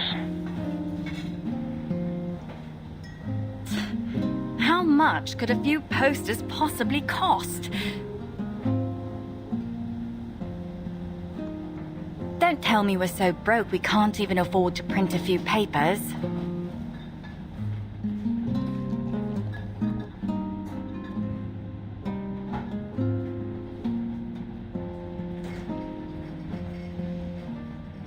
I'm afraid so, Miss Cornerstone. Your request for more workers, which I should add wasn't fully compliant, may have miraculously been approved. But that doesn't mean money will just keep rolling in. More hands or more handbills. You can have one, not both.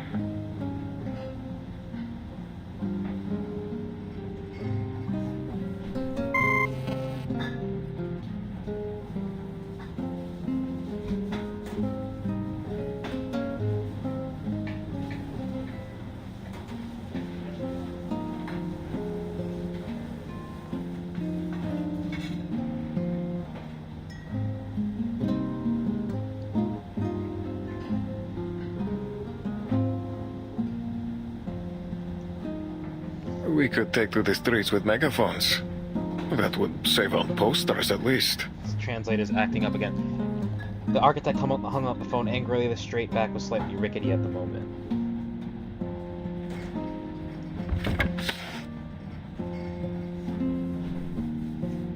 Before he finished speaking, the architect had already pressed several pieces of white paper under the drawing board and fixed them with tape. What are you doing? Grundris and the others already have the recruitment stalls ready. The only thing missing is the posters.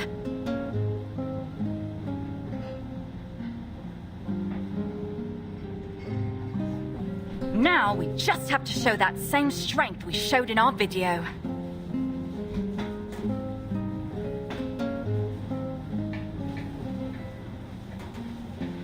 She checked her brushes and lined them up quickly. Wait. Surely you're not going to. Yes, I'll draw the posters myself. The architect's eyes are cold and firm. Someone give me a pour-over, would you?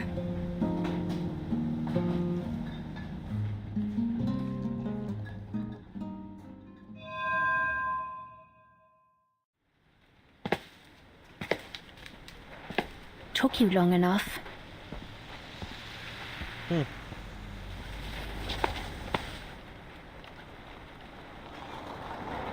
The fog slowly spreads between the streets. The supervisor stood in front of the stall, tapping his toes to the ground. You were supposed to have those posters ready by 9. And look at the time now. It's... 8:59. A minute early. Not bad. Fairs. Hey, if it weren't for Miss Cornerstone, I'd have been here even earlier. Maybe even had a tipple while I waited. Apparently, we don't even have the cash to print a few posters. So she decided to draw them herself.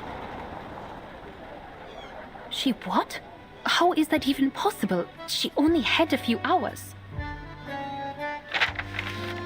Wow. What the hell?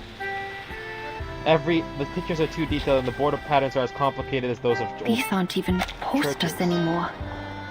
They're... Art, yeah. True art. Not that I understand any of it.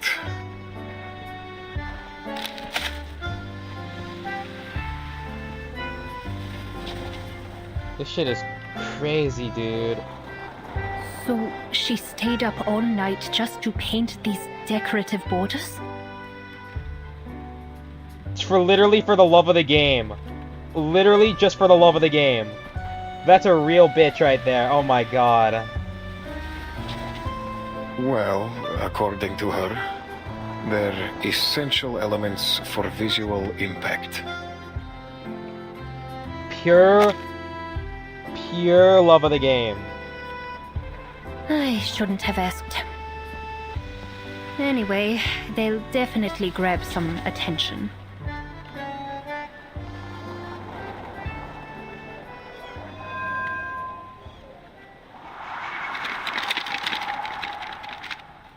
There's the fucking Infinity War, dude. Should we try our luck in the city center instead? Again. If We're doing this place again. Even has a proper city center, that is. City center or not. The goddamn Infinity War sound effects. No poster is more appealing than a train ticket out of here. With the factory shutting down one after another, there isn't much point in sticking around. They'll be going to Warsaw, or Gdansk. Maybe even Germany if they have the chance. The ones who stay here are either too young, too old, or simply too afraid to leave. I think I get it. So, which one are you?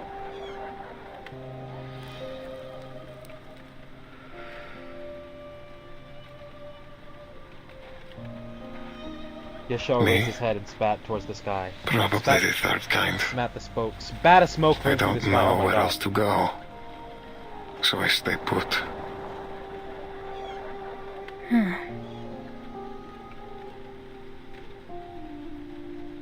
two of them were silent. The tram in the distance passes between the gray buildings, its iron wheels biting the track, making a hollow echo.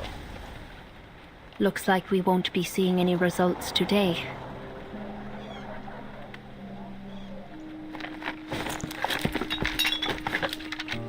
The supervisor stood up and neatly gathered up the pile of gorgeous posters on the stall. Let's just pack it in and go.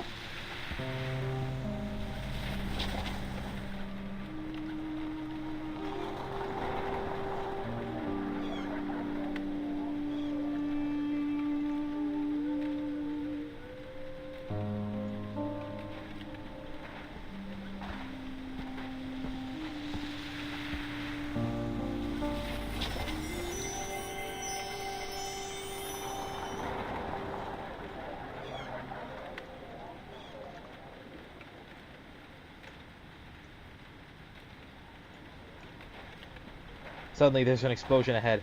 Pieces of light and shadow. Colorful neon lights flash in the thick fog, then spread out in all directions. Afternoon, everyone. What? Oh my god, the Minecraft walking sounds.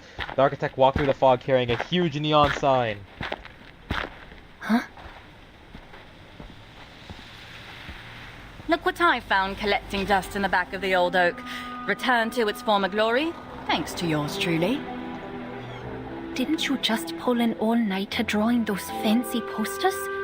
You should be in bed already.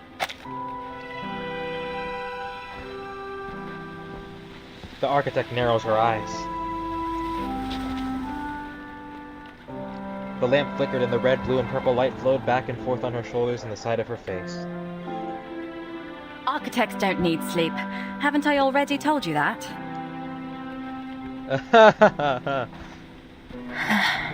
Wait, there are no cables attached. How is it glowing? Hello, Miss Grundris. A small head poked out from behind cornerstone.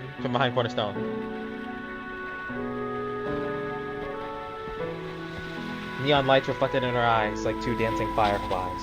She waved her hand towards Gwangris. Where's Hansa? Aren't you two always together? He's... The girl lowered her eyelashes, and the firefly disappeared.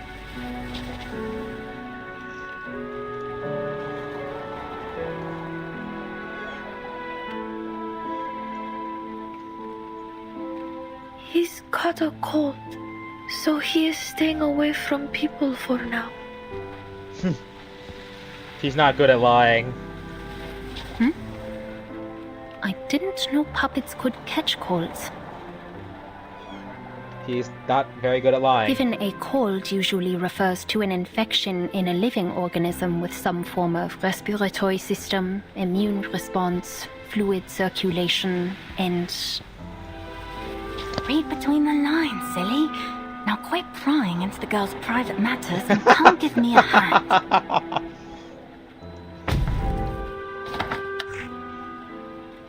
Dong! The signboard was erected on the ground and the lights were instantly bright. Occupying large areas of fog like a temporary stage suddenly appeared. Cornerstone raised the sign to the ground with one hand and raised the trumpet with the other. All right, everyone. Let the recruiting begin. What? The superimposed effect of neon signs and gorgeous posters were obvious and more people finally stopped in front of the stall. First 2 or 3 people, then 7 or 8 people. Do I need a license or anything? Is they pay daily or monthly? More people were attracted. The light shines on their faces, and those faces that originally seemed numb and indifferent, accustomed to waiting and disappointment, are re-outlined by colors in an instant. Please form a line and wait for your turn. One at a time. This is incredible. Excuse me, miss? We're from the TV program Public Voices. We'd like to request an on-camera interview. This is pure hope core. Like, I love when reverse stories just ascend into pure hope core.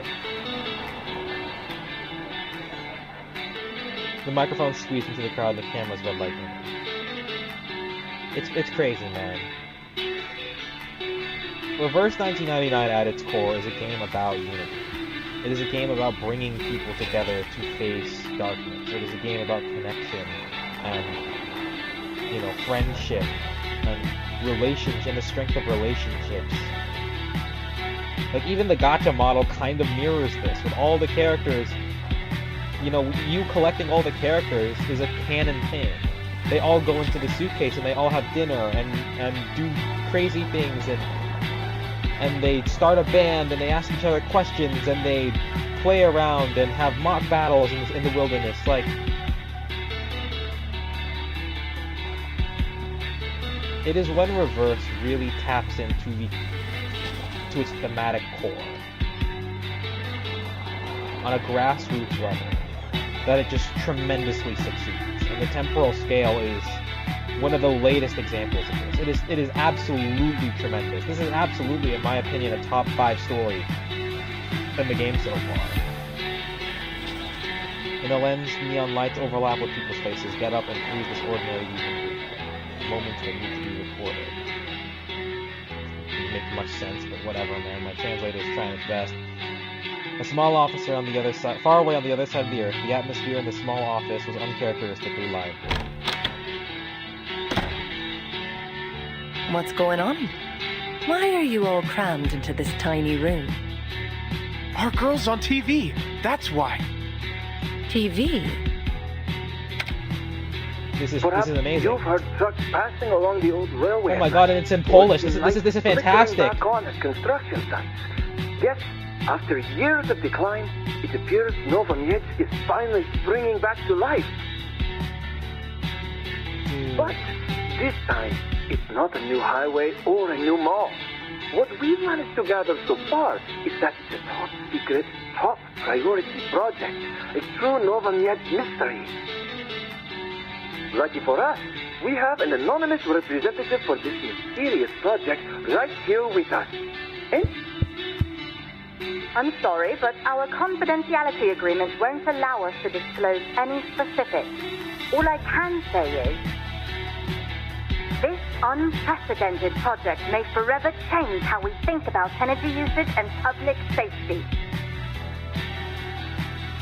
If you have a passionate, earnest heart and want to help build a future worth fighting for, please join our construction team. Pick up your phone now and dial 41123. Oh my god, this is so fucking peak! Unprecedented project. A future worth fighting for? Is she serious?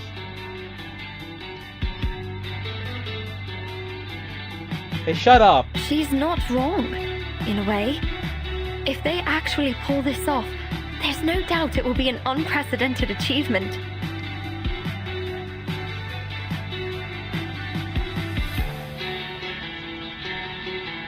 She looked at the TV picture in shock and couldn't help laughing after a moment. She did complain about how hard it was to find workers last time we spoke. Looks like she found a solution to her problem. A bit of publicity might just work wonders. This is amazing, man. The atmosphere relaxed as if the screen was different. The neon lights above her spilled into the office along the screen. People gathered around the small screens watching the news and casually commenting. Gradually, the excitement attracted people nearby to stop. Oh, what fun have I missed this time? It's the Nova Miedz project. They're actively recruiting from the civilian population. Is that so? I suppose that is a clever workaround for their tight budget. But recruiting from the locals, that's quite the bold move. One that I'm sure doesn't strictly comply with our confidentiality protocols. That's just the start of our worries. Training new workers under these circumstances carries dozens of other potential risks. I can't even begin to imagine how they'll understand and follow our unique construction needs and safety protocols. The vice president waved her hand gently. Her eyes crossed the transparent glass and stopped at the people talking and laughing. All valid concerns, Mr. Aronai. But rest assured the investment is limited. This won't affect our broader operations. I look at this project as a kind of seed. You'll never know what it might grow into until you've put it in the ground. Isn't that so?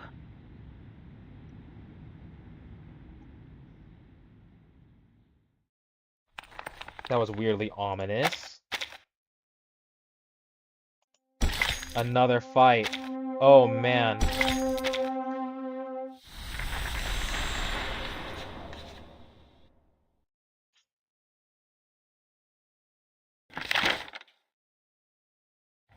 What?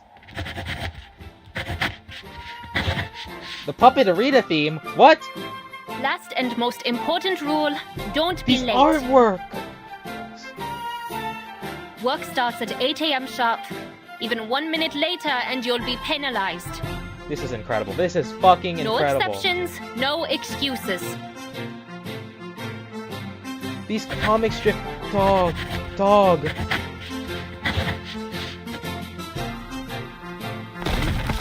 What's that falling from up there?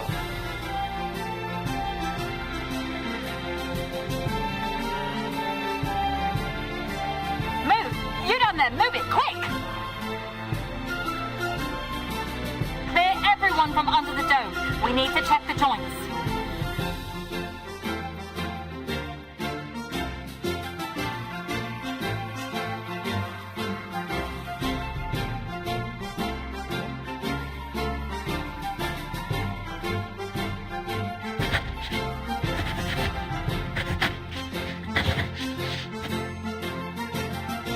See that? How the concrete follows the texture of the echo stones?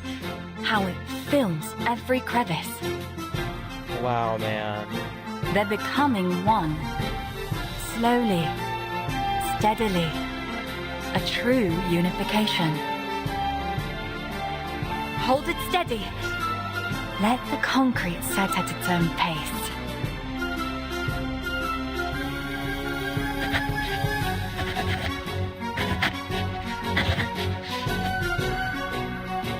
Trip it on 1. 3, 2, 1! We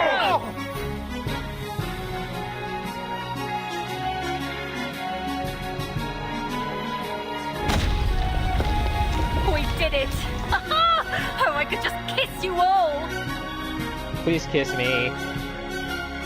This is fucking great, man. I have.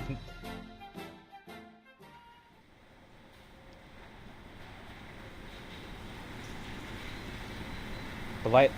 Waking early in the morning, the lights are not extinguished. The morning fog rises.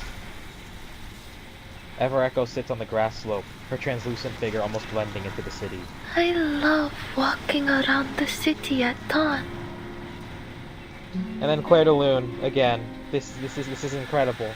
It is so quiet. I can hear the streets, the houses, and even the paving stones beneath my feet.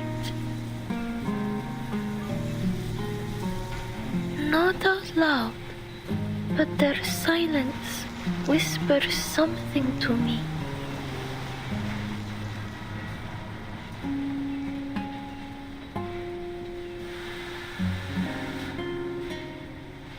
In other words, her existence itself is also a kind of language. Just like Hansa, always with me, no matter what.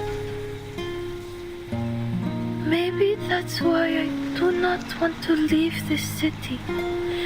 It speaks to me in its own voice.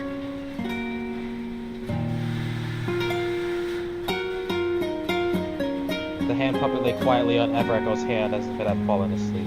They say the dome will be completed today. We wouldn't want to miss this new beginning, Let's go.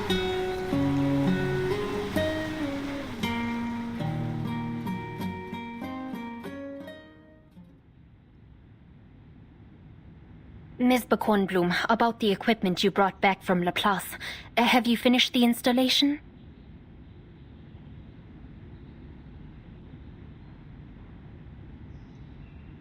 I have, yes. She pointed to the corner. It's right over there. I've already calibrated the position. It should be free from any external electromagnetic interference. Also, our anonymous researchers from Lawrence assured me that the equipment will continuously detect any abnormal energy fluctuations in the environment, no matter how subtle. So if anything does go wrong, we'll receive an alert right away.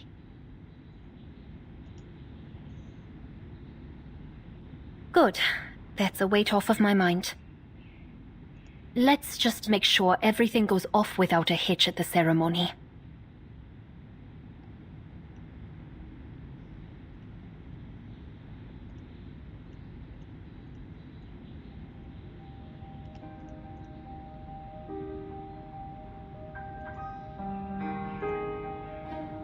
It wasn't noisy in the atrium.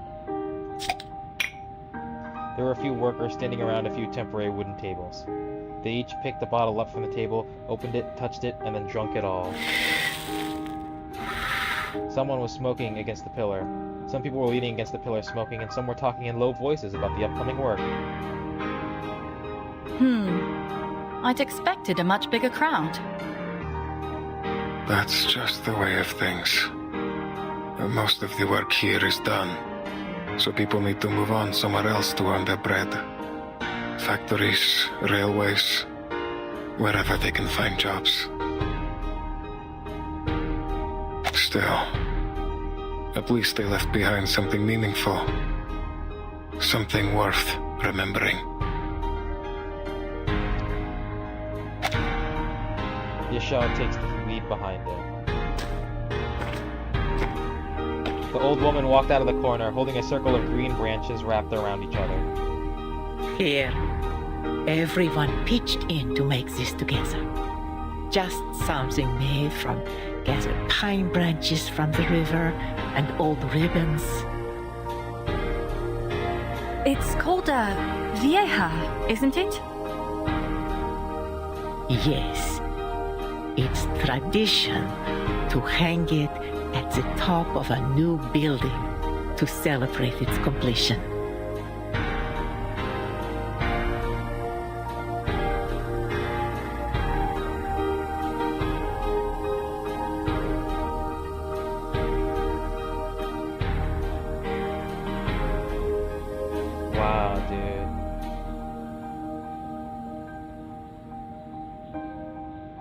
Wiecha, a topping out wreath. That's amazing, man. It might not be perfect, but we made sure it was clean and tidy. It's perfectly imperfect and beautiful. Thank you. The building will remember.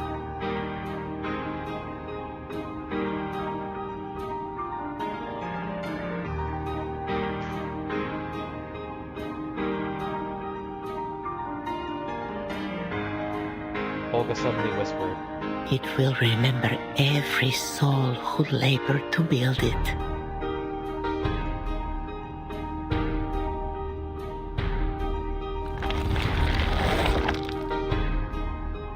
The architect holds out the last small echo stone. This echo stone hasn't awakened yet. It may not offer true shelter like the others, but it's more than enough to serve as the finishing touch to our roof. Let me place it.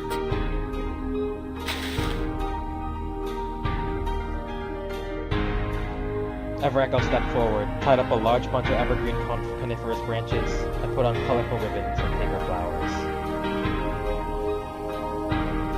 The Viecha rises with the echoing stone crowd.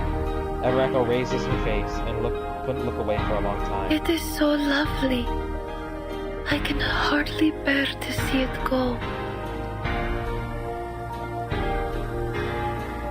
In the autumn breeze, the garland with colorful ribbons swayed gently at a high place, as if to greet everyone with personal compliments. Some workers smiled and took photos. Some even handed them a glass of beer to celebrate. I dreamed about this ceremony last night. Everyone was sipping tea under the dome.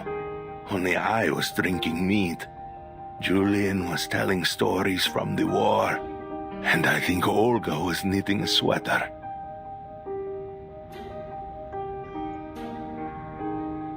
The crowd felt sad after a while. After the disaster, these names almost disappeared from memory. Don't sound so sad, dear boy. Just because the dome is finished doesn't mean we will never visit again. See that spot over there? We'll put a big table there so the whole neighborhood can sip on cold beer together in summer and soak up the warm sunlight in winter. If we're all still around by then, that is. I'll put some pots of geraniums under the eaves, so when it rains, everyone will hear the drops tapping on their petals. Rain or storm, we'll be safe here, where we truly belong, where there's no need to run or hide.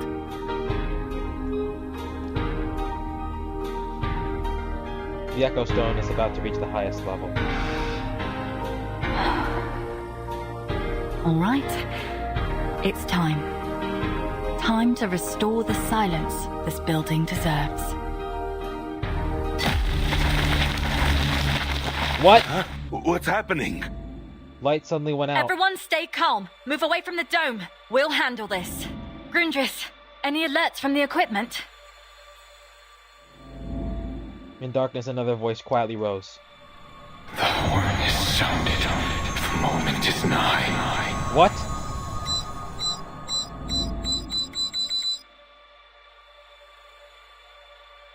Not good. I'm reading skyrocketing fluctuations. The complex sound awakened from the depths of the storm and refused to dissipate for a long time. In the eternal years, they have witnessed the arrival of gods and have been bathed in the first light. Like an immortal poem, waiting and longing to be remembered forever. Hansa! What?!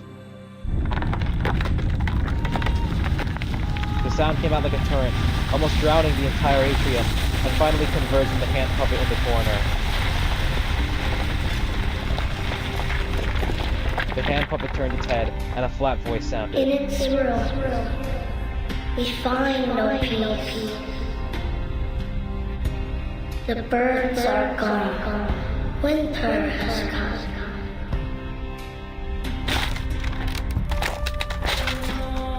There are cracks on its face. The voices are gone. The names have faded.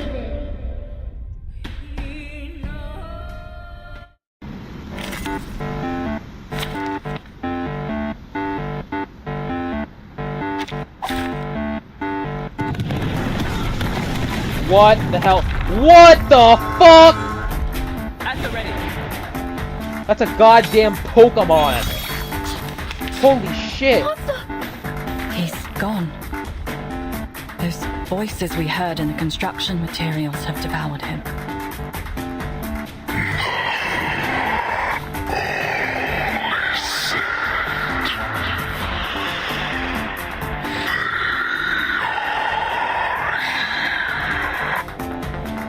I have the rear. One of my best listenings.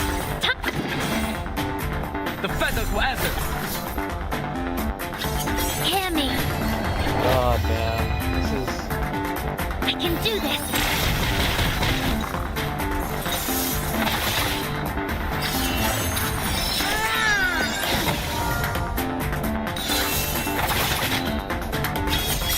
Things are coming. I used the Hanzo to destroy the Hanzo. It's giving in. This is our chance. I wish I could. I miss it so much.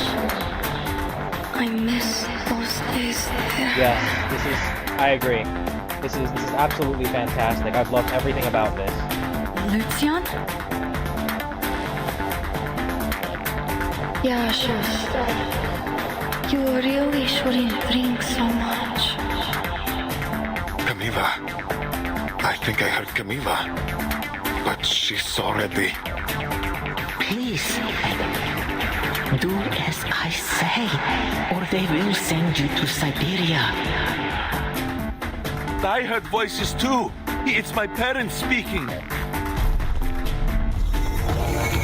Second form? Oh shit!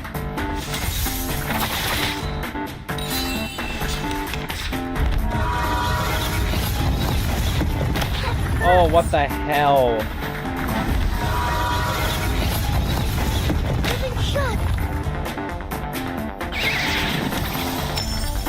Oh, that's not good. Memories of us.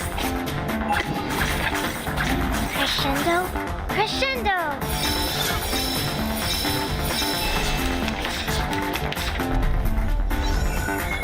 Oh, that's a cool barrier. Swift as an arrow. Crescendo. Crescendo. Ancient spirits of anew, I beseech you.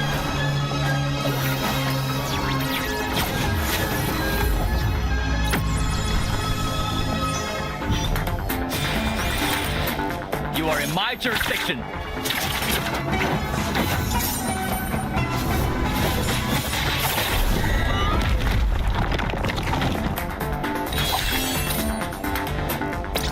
Ever record? It's been so long. I thought you had forgotten me. No, I was never. We would never forget anyone. The past lives in us. The past lives in us.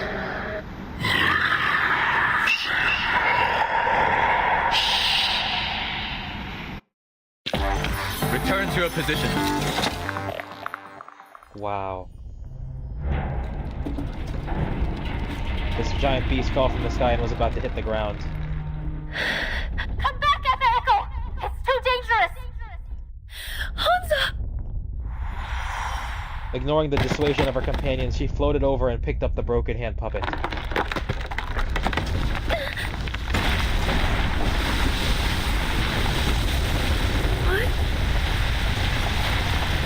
The behemoth's movements were within reach of her, but it suddenly stopped inches away. Like the grandest fireworks, the end of the old era.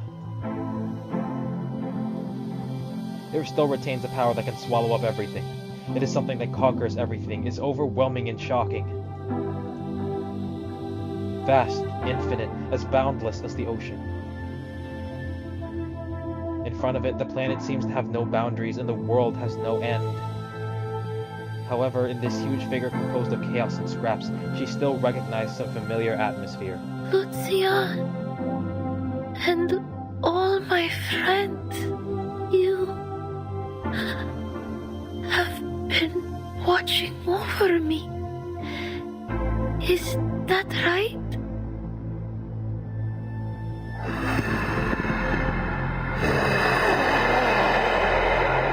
This is so emotional, man. Fuck, this is amazing. You can talk to me.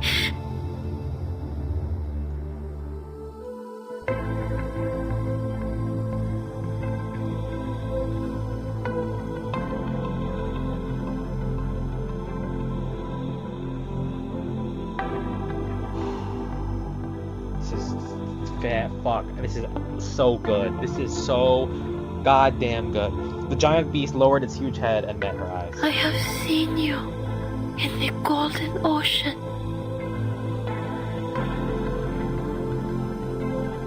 And the music. This EP is one of the best. I said this about last time. I said this about On Another Sorrow, and I still stick by it, but this one is also one of the best they've ever done. It's incredible. There's this feeling of ominousness, right? This ambience of uncertainty, because that's what's ruminating from everybody following the first storm. But at the same time, there's this gentle, calm aura to it. One that almost does seem hopeful. Almost like a quiet assertion that everyone is gonna make it out of this okay. It is so fucking incredible. But if you leave, where am I supposed to go?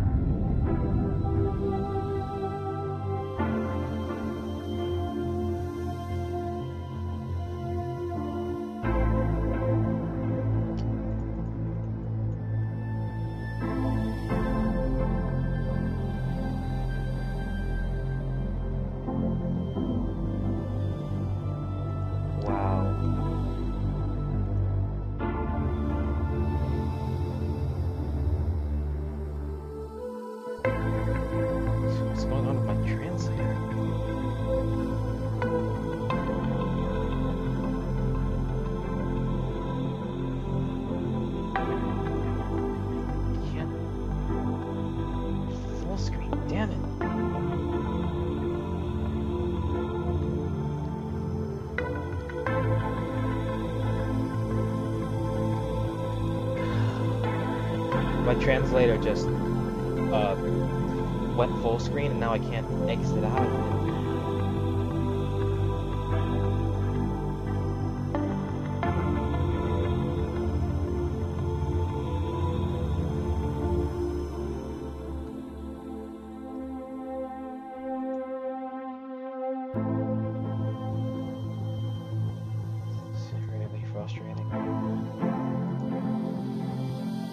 Apologies, everyone. This is so bad. Oh my god.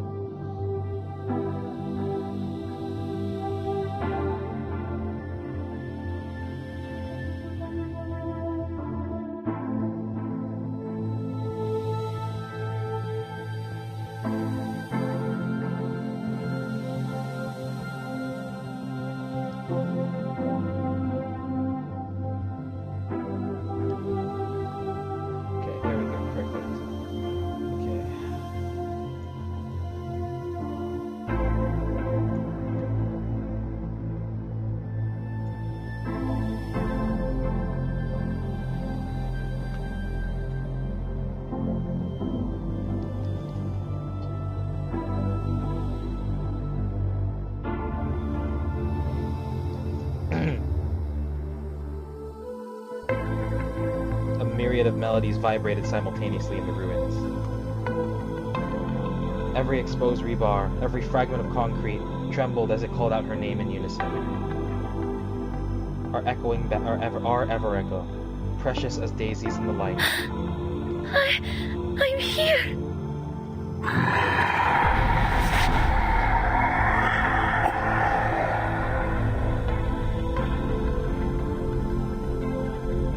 However, since then, the sound has only been repetition.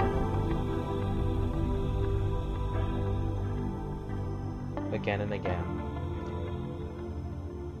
The answer is swept away by the bubbleless wind.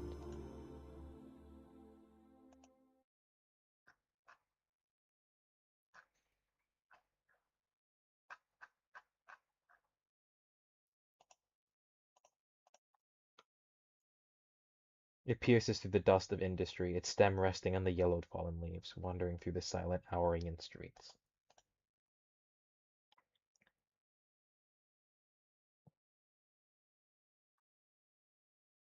Until it returns to its home, it will continue to be transported to the highest manufacturing location.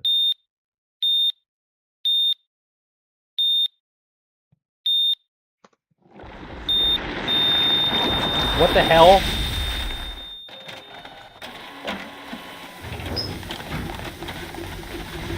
What? What? Oh, we're back in Laplace. This is it? One printer suddenly started working, then a second, a third, a fourth. Photos from around the world flooded the storm observation room at the headquarters of Laplace Scientific Computing Center. Yes, just like last time. What?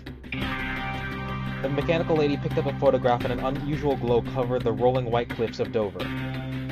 Simone, notify all personnel immediately. What just happened?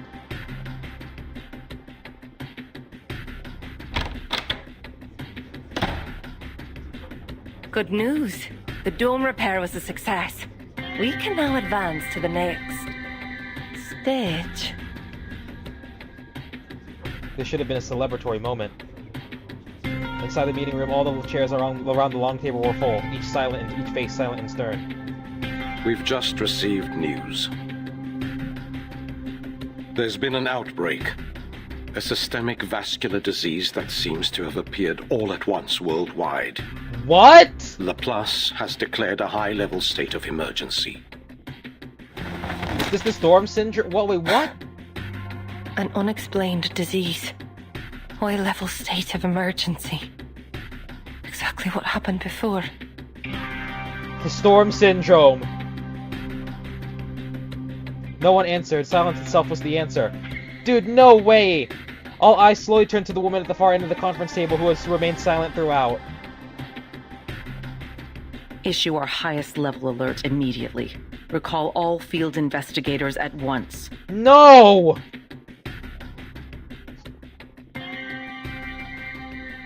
We must preserve every possible resource.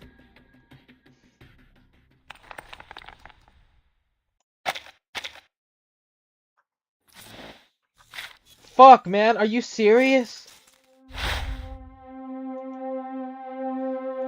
We have 2 more stages. Okay. Let's finish these last few things. Hopefully, it's enough to buy Ever Echo's. Ever Echo's side cube. There! It's our time to shine! I'll kick them off. One of my fledglings! Time for 1, 2... Strike when the time is right.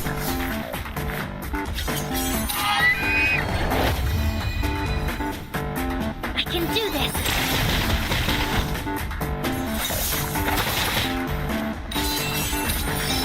Please, wait for me.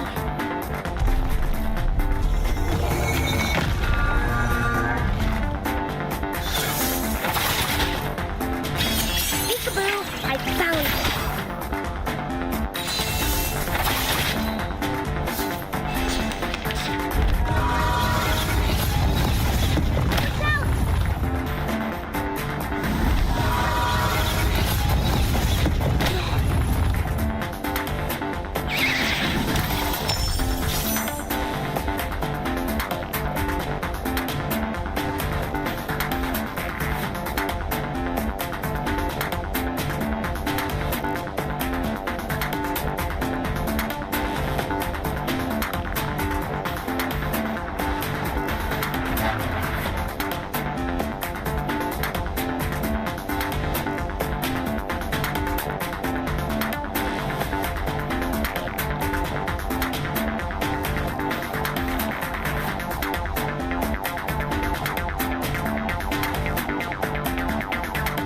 Uh-oh, I forgot about this.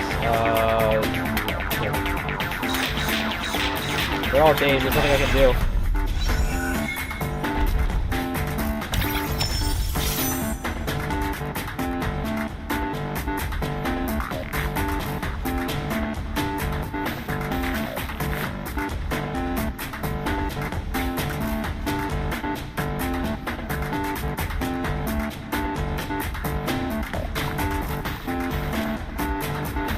Flock is ready.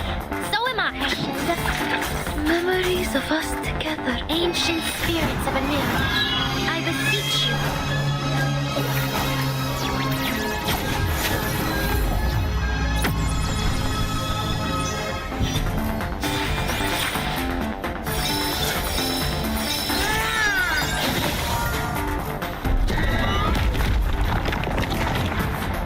Never alone again. Come to me. You know it's true, it's me.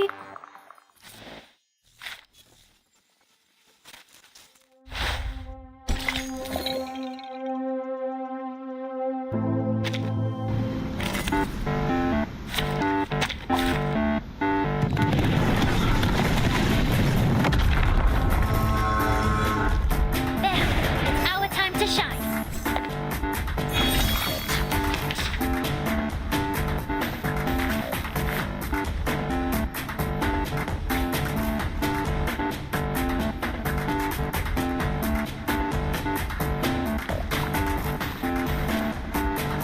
I'll keep them occupied. Leslie, one of my best moves. Crescendo, crescendo. Strike when the time is right. Oh, ancient beings whose wings beat in their nests. This should do the trick.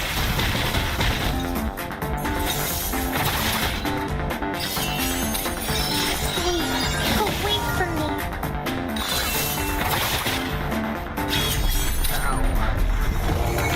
Back is cramping up, sitting here all day, but it's worth it because the story is fucking key.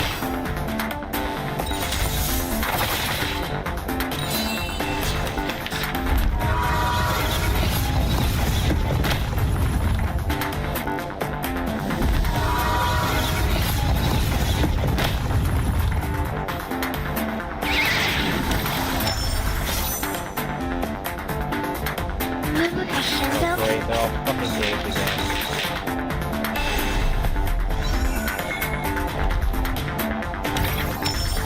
Flock is ready. So am I. One, two, ancient spirits of a new. I beseech you.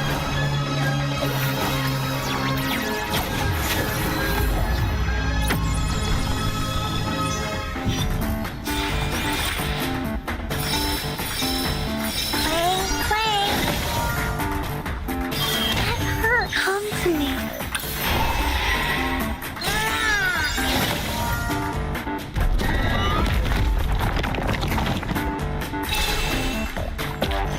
Return to your position. Okay, that's the second stage down. Oh. And then, as unfortunate as it is, I'm gonna have to leave the spaces be because don't want my translator to act up again. And I've got enough to buy her cube. Let's go, baby. And then that's the buy her cube logs.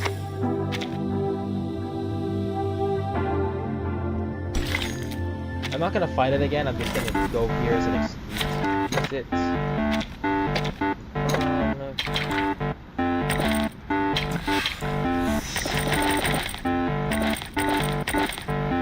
Perfectamundo. Just for now.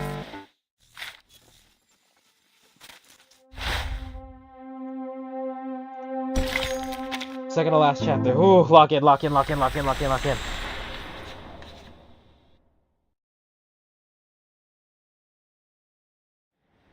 Breaking news. As of 4 a.m. this morning, Karolinska Dude, University fuck no. Hospital You have to be kidding me with this admitted shit. a total of 37 patients showing symptoms of this inexplicable wired vein disease. The storm syndrome. Yes, I remember this. They said...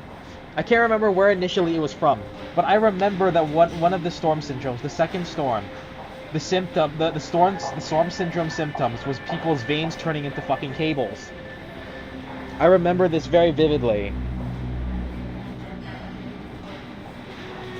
Medical facilities across the municipality are reporting overwhelmed emergency departments and surgical units. This is nuts. As you can see, the line outside the hospital now stretches across 3 city blocks. Fuck! We advise the public against gathering at hospitals unless absolutely necessary.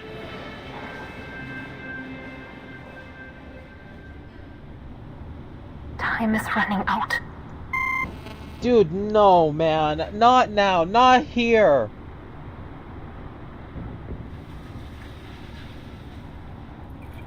Grundress hung up the call, her face pale as she turned to face her companion. We have only 2 hours to get to the Foundation's last evacuation flight, and we're over 100 miles from where it's flying out.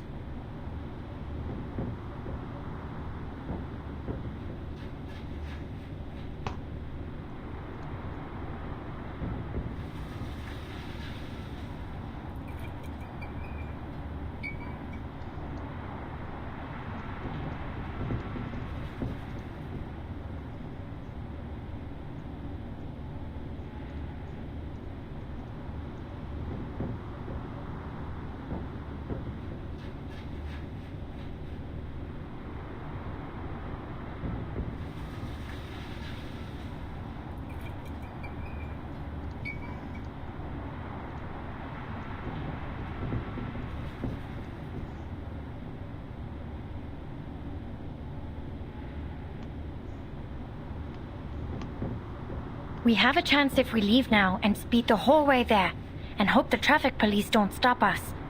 How are your driving skills? Terrible. Oh boy. Oh boy. Falling Feast. Those against, not those against time. The River of Fate, or whatever the fuck it's called. It's Barrel's theme.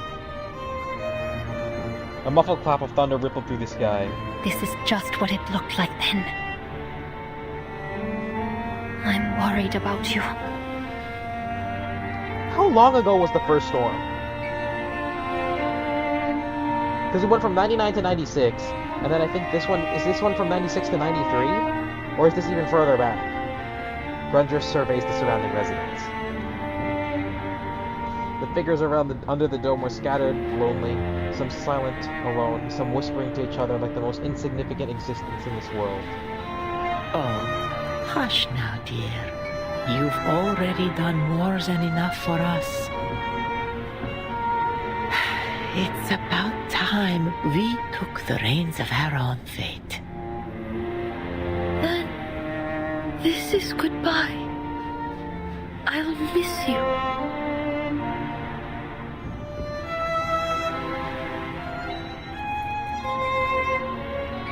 The girl lowered her head, and the color in her eyes faded like the tide, leaving only a pale background. Actually, I already miss you now. Oh, that's... Don't! No! Stop! Stop! Stop! You two go ahead.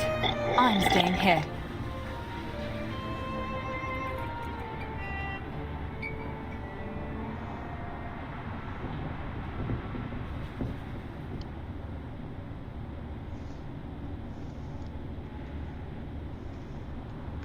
Yeah, boy.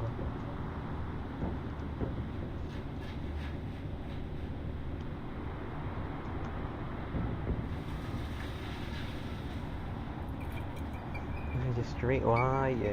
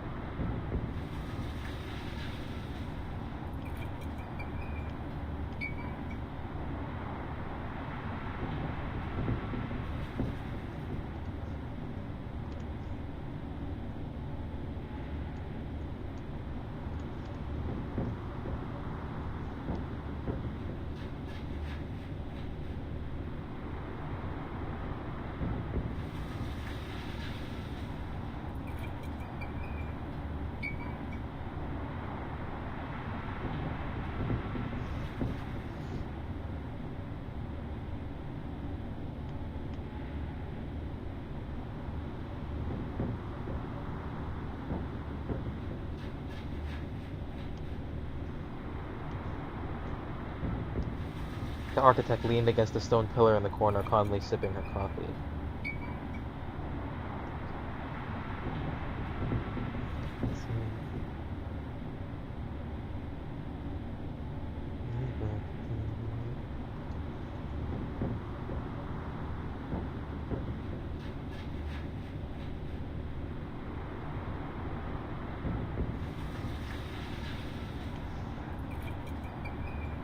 Almost simultaneously, everyone's eyes turned to her. What? It's so fucking slow. I knew you'd do something crazy like this. Not sailing on the Hearthwind again! Game! The architect put down her coffee and faced the crowd. I made up my mind the moment this project was proposed. I'll see this through to the very end, not as an observer, but as part of the experiment. When the temporal anomaly comes, I'll stand under the dome with everyone here and face whatever comes together. It's the only way I could consider this project finished. Then we're on the same page. Saves me the trouble of convincing you.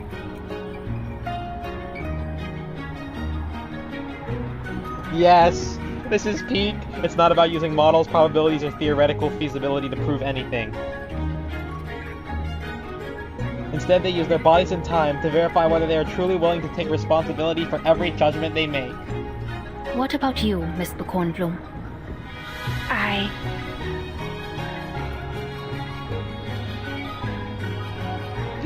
Kornblum closed her eyes and listened to the sound of the rain that is yet to come. The sight of this building wrapped in a curtain of rain must be breathtaking.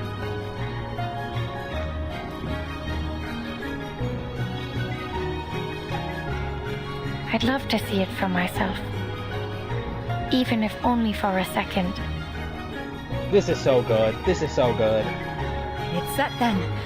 I hereby declare... The architect laughed and raised her coffee cup as if to give a brief but formal toast. that you are now co-conspirators in this mad experiment. This is so fucking good, man. This is fantastic. I don't think I've been this impressed with a reverse story since... with an event story, that is, since Flowing Feast, which is my third favorite story of all time. This might just be my fourth. It really might. The sky was covered with dark clouds and the crowd gradually gathered. The smell of damp coats mingled with the scent of earth spreading beneath the dome. Wait, why are so many people coming in from outside? We've already exceeded the projected limit. That's my sister. We won't take up any more space, I promise.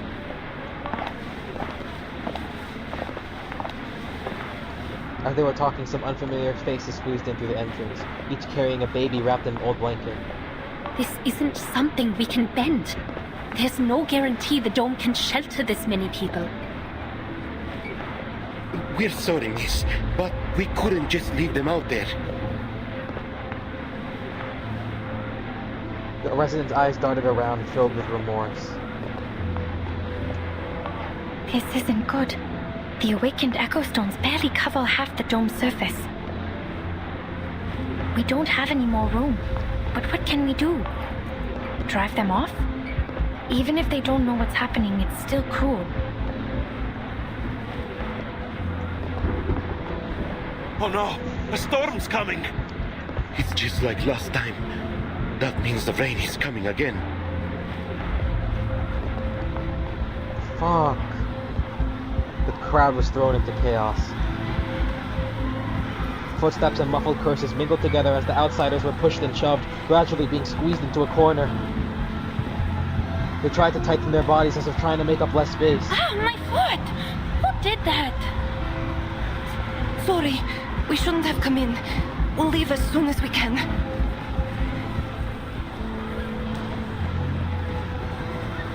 Echo stood quietly in the corner, watching all of this, memories surging up. She had seen similar scenes in many places, different cities, towns, and villages. Vulnerable people. Real people. Stay. Please, survive. Wait. I could use my arcane skill to build a temporary mezzanine, shelter more people under the dome. Know your limits, Cornerstone. Your hand is still injured. Besides, there's no way we can anchor it properly in such a short time. Sorry to interrupt, but has anyone seen Ever Echo? I can't find her anywhere. What? She's gonna do something. She has to be doing something. This is gonna be like the big character moment of the chapter, I'm guessing.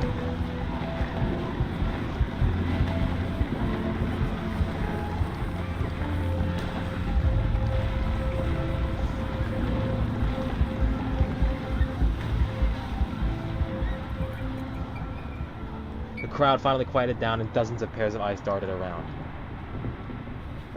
Ever Echo had long since disappeared from this place. She's up there! In the sky! What? Up where? What the hell?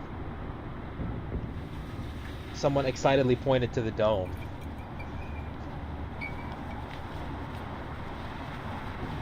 Right outside the semi-transparent skylight, a familiar white dress was slowly swaying in the wind. Look! Right above the dome! Ever Echo? Oh, cutscene. Come back, Ever Echo! You'll vanish! I have lived a long, fulfilling life on this land. As for the future, I have friends to walk towards it in my place. Remember one another. Remember this land. And I, among the fading whispers, will always watch over you. I was never meant to be in the future, yet.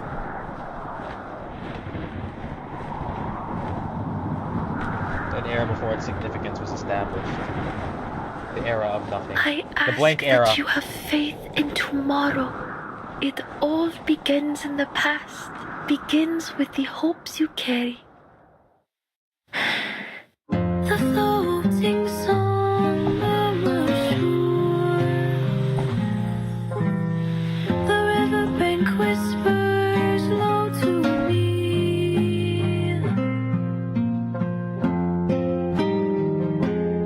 Goodbye, my dear friends.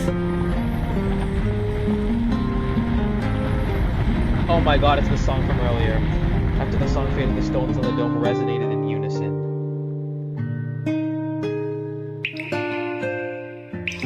Finally, in the instant, the golden light disappeared, and the torrential rain began to fall.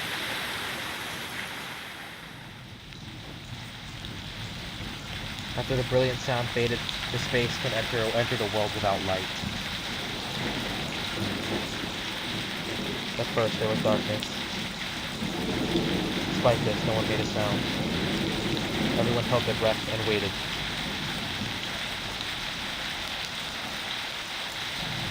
There was a faint glimmer of light. The light grew brighter and brighter, whiter and whiter, until the entire space was filled. Look at that!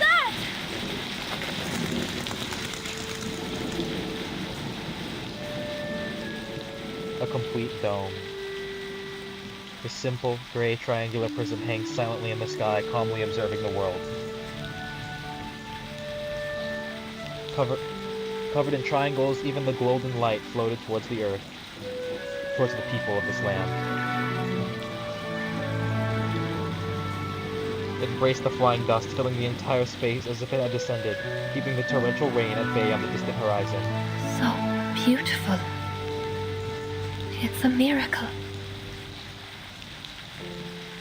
It gently caressed and kissed the faces of men, women, and children.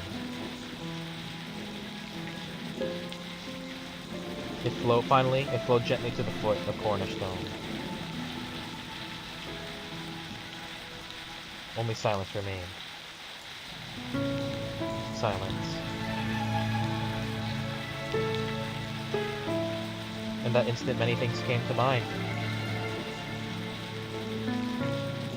Daisies in April, wings, sketches of the Mediterranean, an old man with a scar on his face.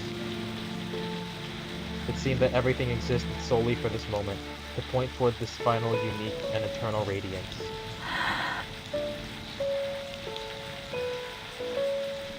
The architect closed her eyes, letting herself be enveloped in the silence, just like she had done as a child. I understand. You were always there, just waiting to be found.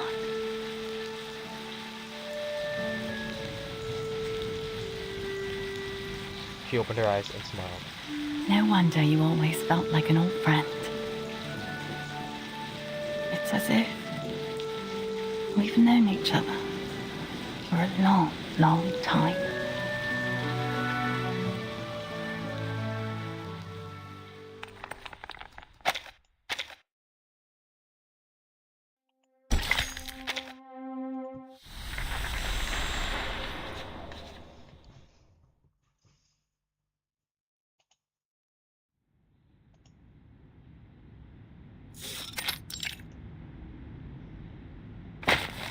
What you're looking at is the design sketch for our Nowa Miedz office. Our first project after the first temporal anomaly. Oh, apologies. After the first storm, as we now call it. They said the thing! The architect promptly corrected her wording. Our first project after the first storm to be successfully completed. From the very start of the design process, we envisioned this building as a scalable structure. Its purpose is not only to provide shelter, but also to allow for future multi-purpose expansion. It's important to note that the building's original structure and the unique properties of the ecostones are site-specific. We won't be able to simply replicate them elsewhere. However, the successful establishment of this facility has undoubtedly given us the confidence to build further locations at other points irreversible and help fight against the storm on a broader scale. And that's why we need talented people like you, experts in architectural design, engineering, and urban planning. Each of you will be an indispensable part not of some isolated standalone project, but of a continuously evolving system. What's that in the corner of the sketch? A flower?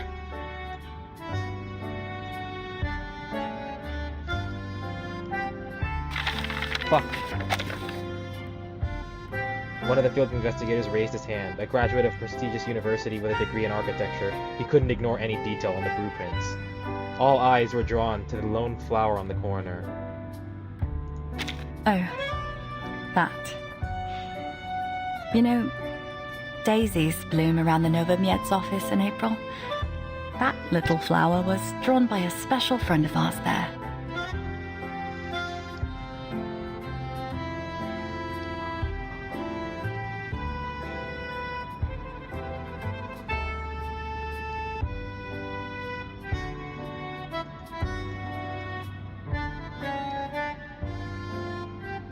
We miss her dearly.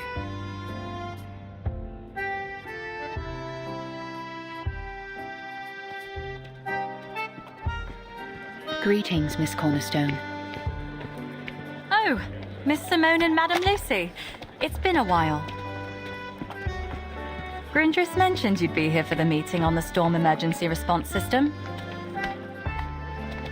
Yes. Thanks to your team's efforts, the Foundation has begun constructing new emergency facilities at compatible sites. However, there are still many details to finalize regarding the duties and boundaries of the departments involved. It is good to see you, Miss Cornerstone. I believe this is our first meeting since the Nowa Miedz project began. You're right. How time flies. The minute my work in Nowa Miedz was done, I was shipped off to the Laplace office in Plesetsk to verify the point irreversible there. Wait, One what? project after another. I feel like there's always something new coming down the conveyor belt. I suppose that's the inevitable fate of every architect.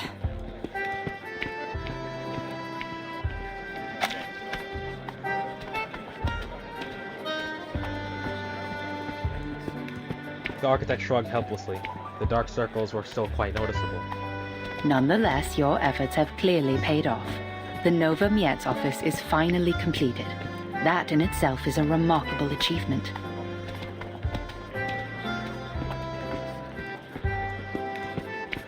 True, true. But my work is far from over. I'll be back in a year to conduct a follow-up survey.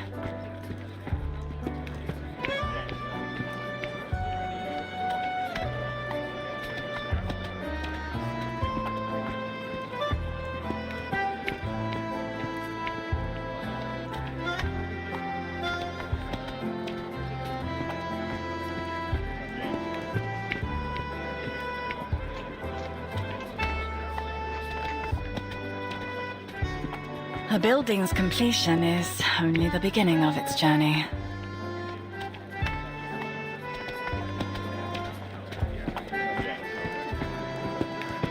Her gaze swept down the corridor floor by floor. It was noticeably more lively here than during her last visit. Young researchers, architects, and newly hired employees come and go, their conversations echoing throughout the space. Among them were many unfamiliar faces, with eager and focused expressions. Now, it seems we all have a long journey ahead.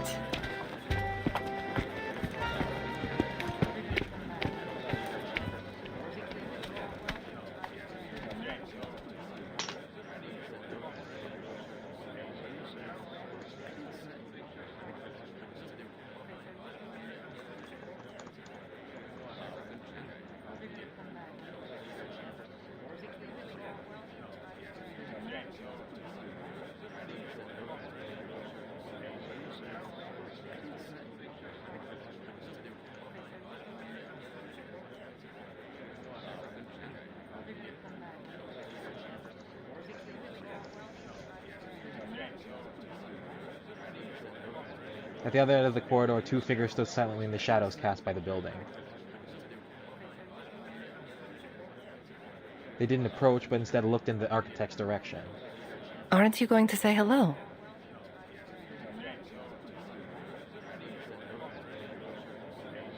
Ear and I being a... Don't look at me like that. I'm not avoiding anyone. Tsundere, Ear and I already spoke with Miss Cornerstone about the Plesetsk renovation project on her very first day back at headquarters. That's good to hear. I do hope you two continue to have a productive working relationship.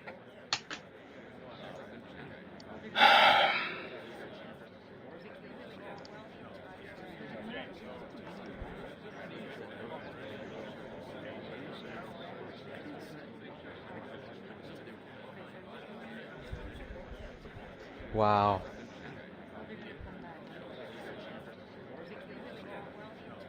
The committee member let out a soft sigh. In my view, the committee's approval to advance the Nova Miedz project wasn't driven by confidence in its practical value, but simply by a compromise reached over cost considerations.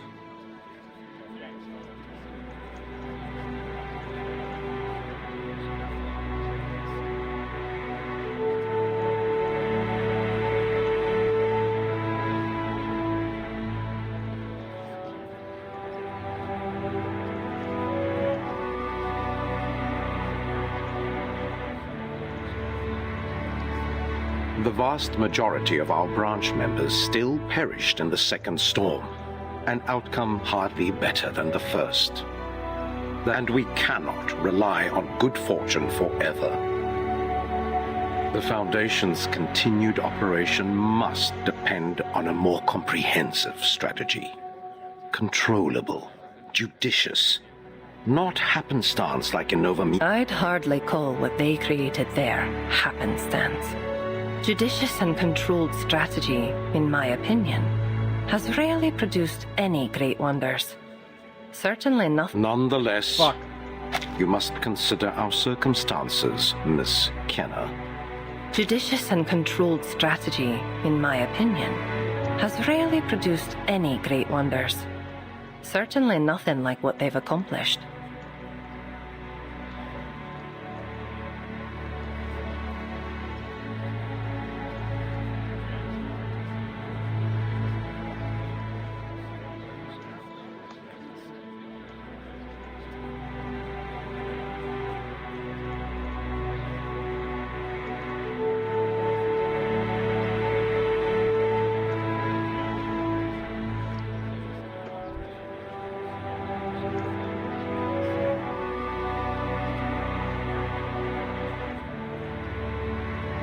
Don't mistake me for some old fogey stuck in his ways. I simply learned early on not to build castles in the air.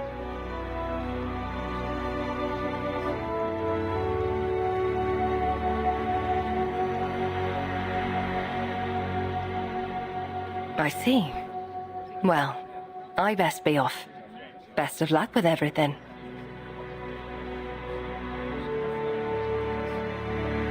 The two left in opposite directions. One of them walked into the shadows at the end of the corridor, and the sound of their footsteps gradually faded away. The other person turned and stepped into the bright light. The sun was shining brightly outside the corridor. It was just an ordinary sunny day.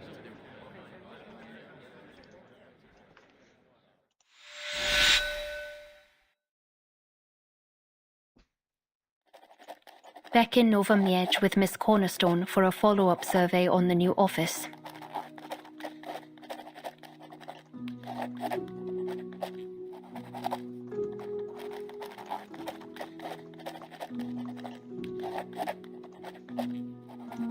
It's been so long since our last visit. I'm sure the city has seen all kinds of changes. Oh, the hotel. The hotel from After this, Turquoise Surfing I Club. suppose we can say that the Nowa Miedz project has well and truly come to an end. Is that her father? She closed the notebook and gently placed it on the table.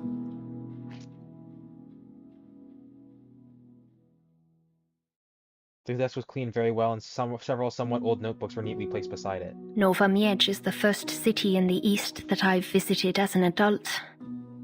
The friends I made here, the breathtaking lights I saw, I'll never forget them. She spoke softly, a childlike smile playing on her lips. That's all I wanted to share with you today, Opa. I have a feeling that everything will only get better from here on out. Oh my god. For Nowa Miedz, too.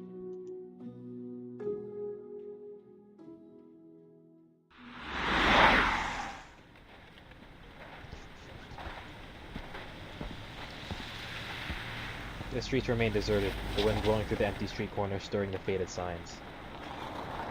As always. It's almost shocking how little these streets have changed, isn't it? But I do feel something new has quietly taken root in the heart of this city.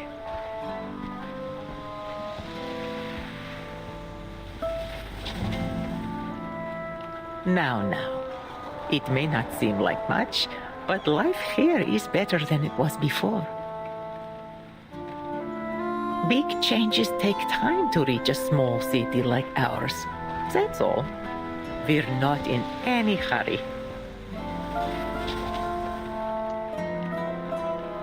The old woman stood cheerfully before the gray sky as if she were a part of the street, never having left. Her headscarf was washed away until it was shiny, but still retained a few small flowers, a rare warm color here. Come now, dear. Chin up, eh? Let me take you to the office. That ought to cheer you up.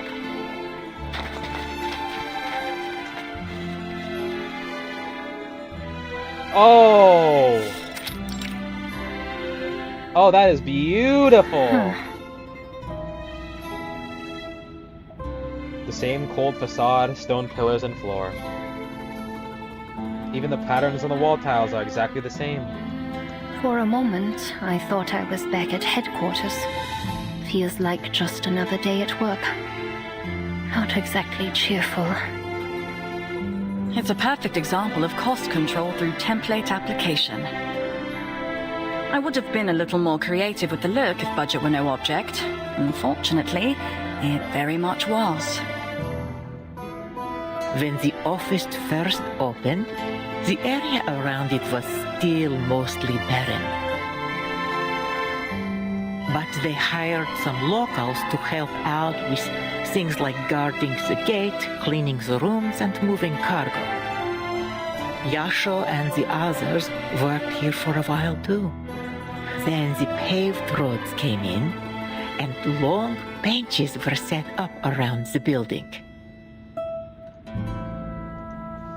Wow.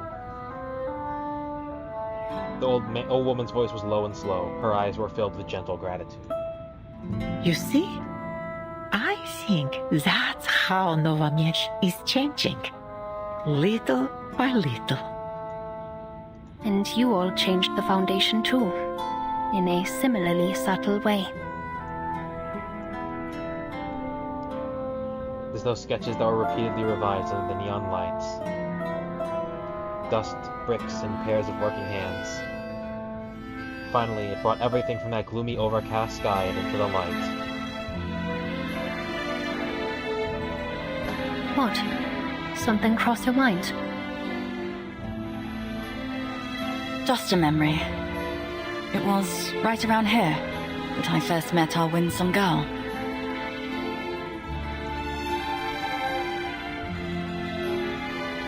The architect gestured awkwardly as she recalled the events.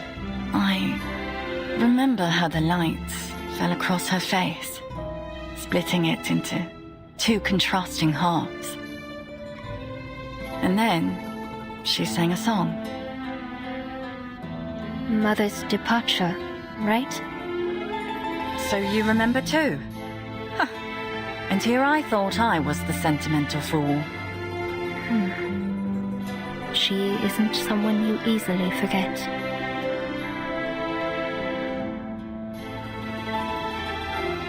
The two remained silent for a moment. If you don't mind, I think I'd like to check the atrium on my own. Of course, dear. It's been kept just as you asked. Thank you.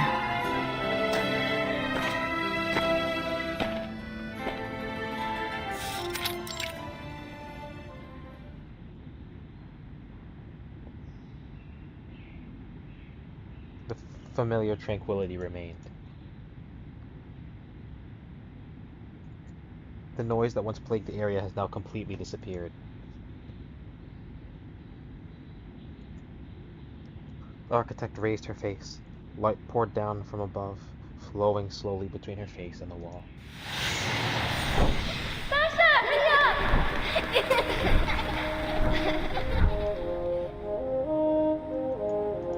The building will remember. Don't you remember them? There used to be so many daisies here.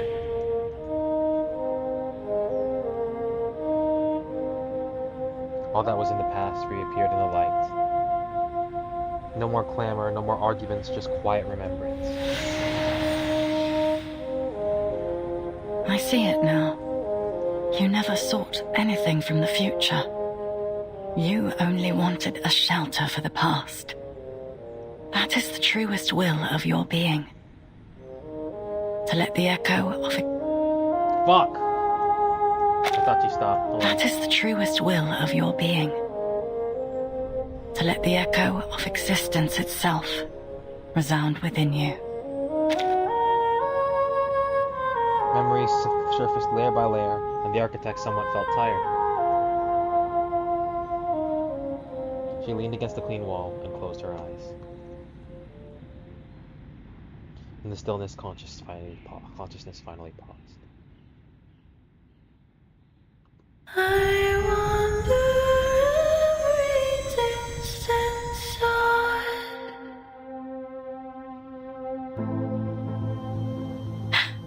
What is that? The architect stood up and looked in the direction of the sound. Hansa!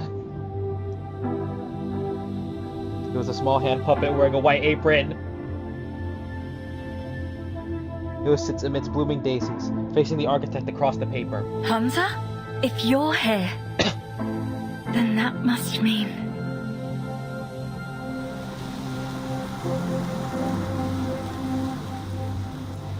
The wind rustles through the flower heads and the light and shadows dance gently. The past is not far away. The song will forever shine upon us. Like a shadow, always there, never disappearing. You know it's true, it's me, my dear.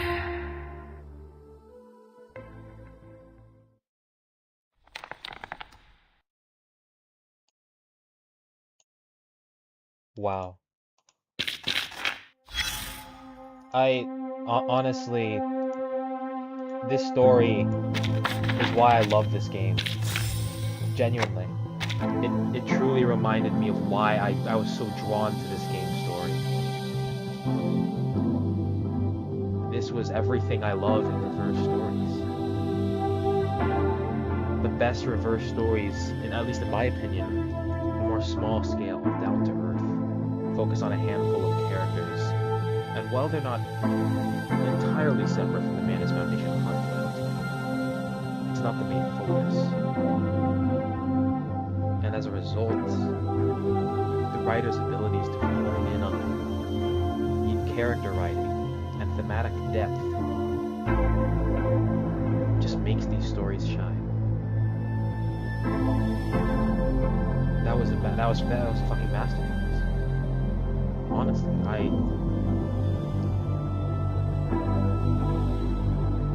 the temporal scale reminded me why I love Reverse 1999. Honestly, I don't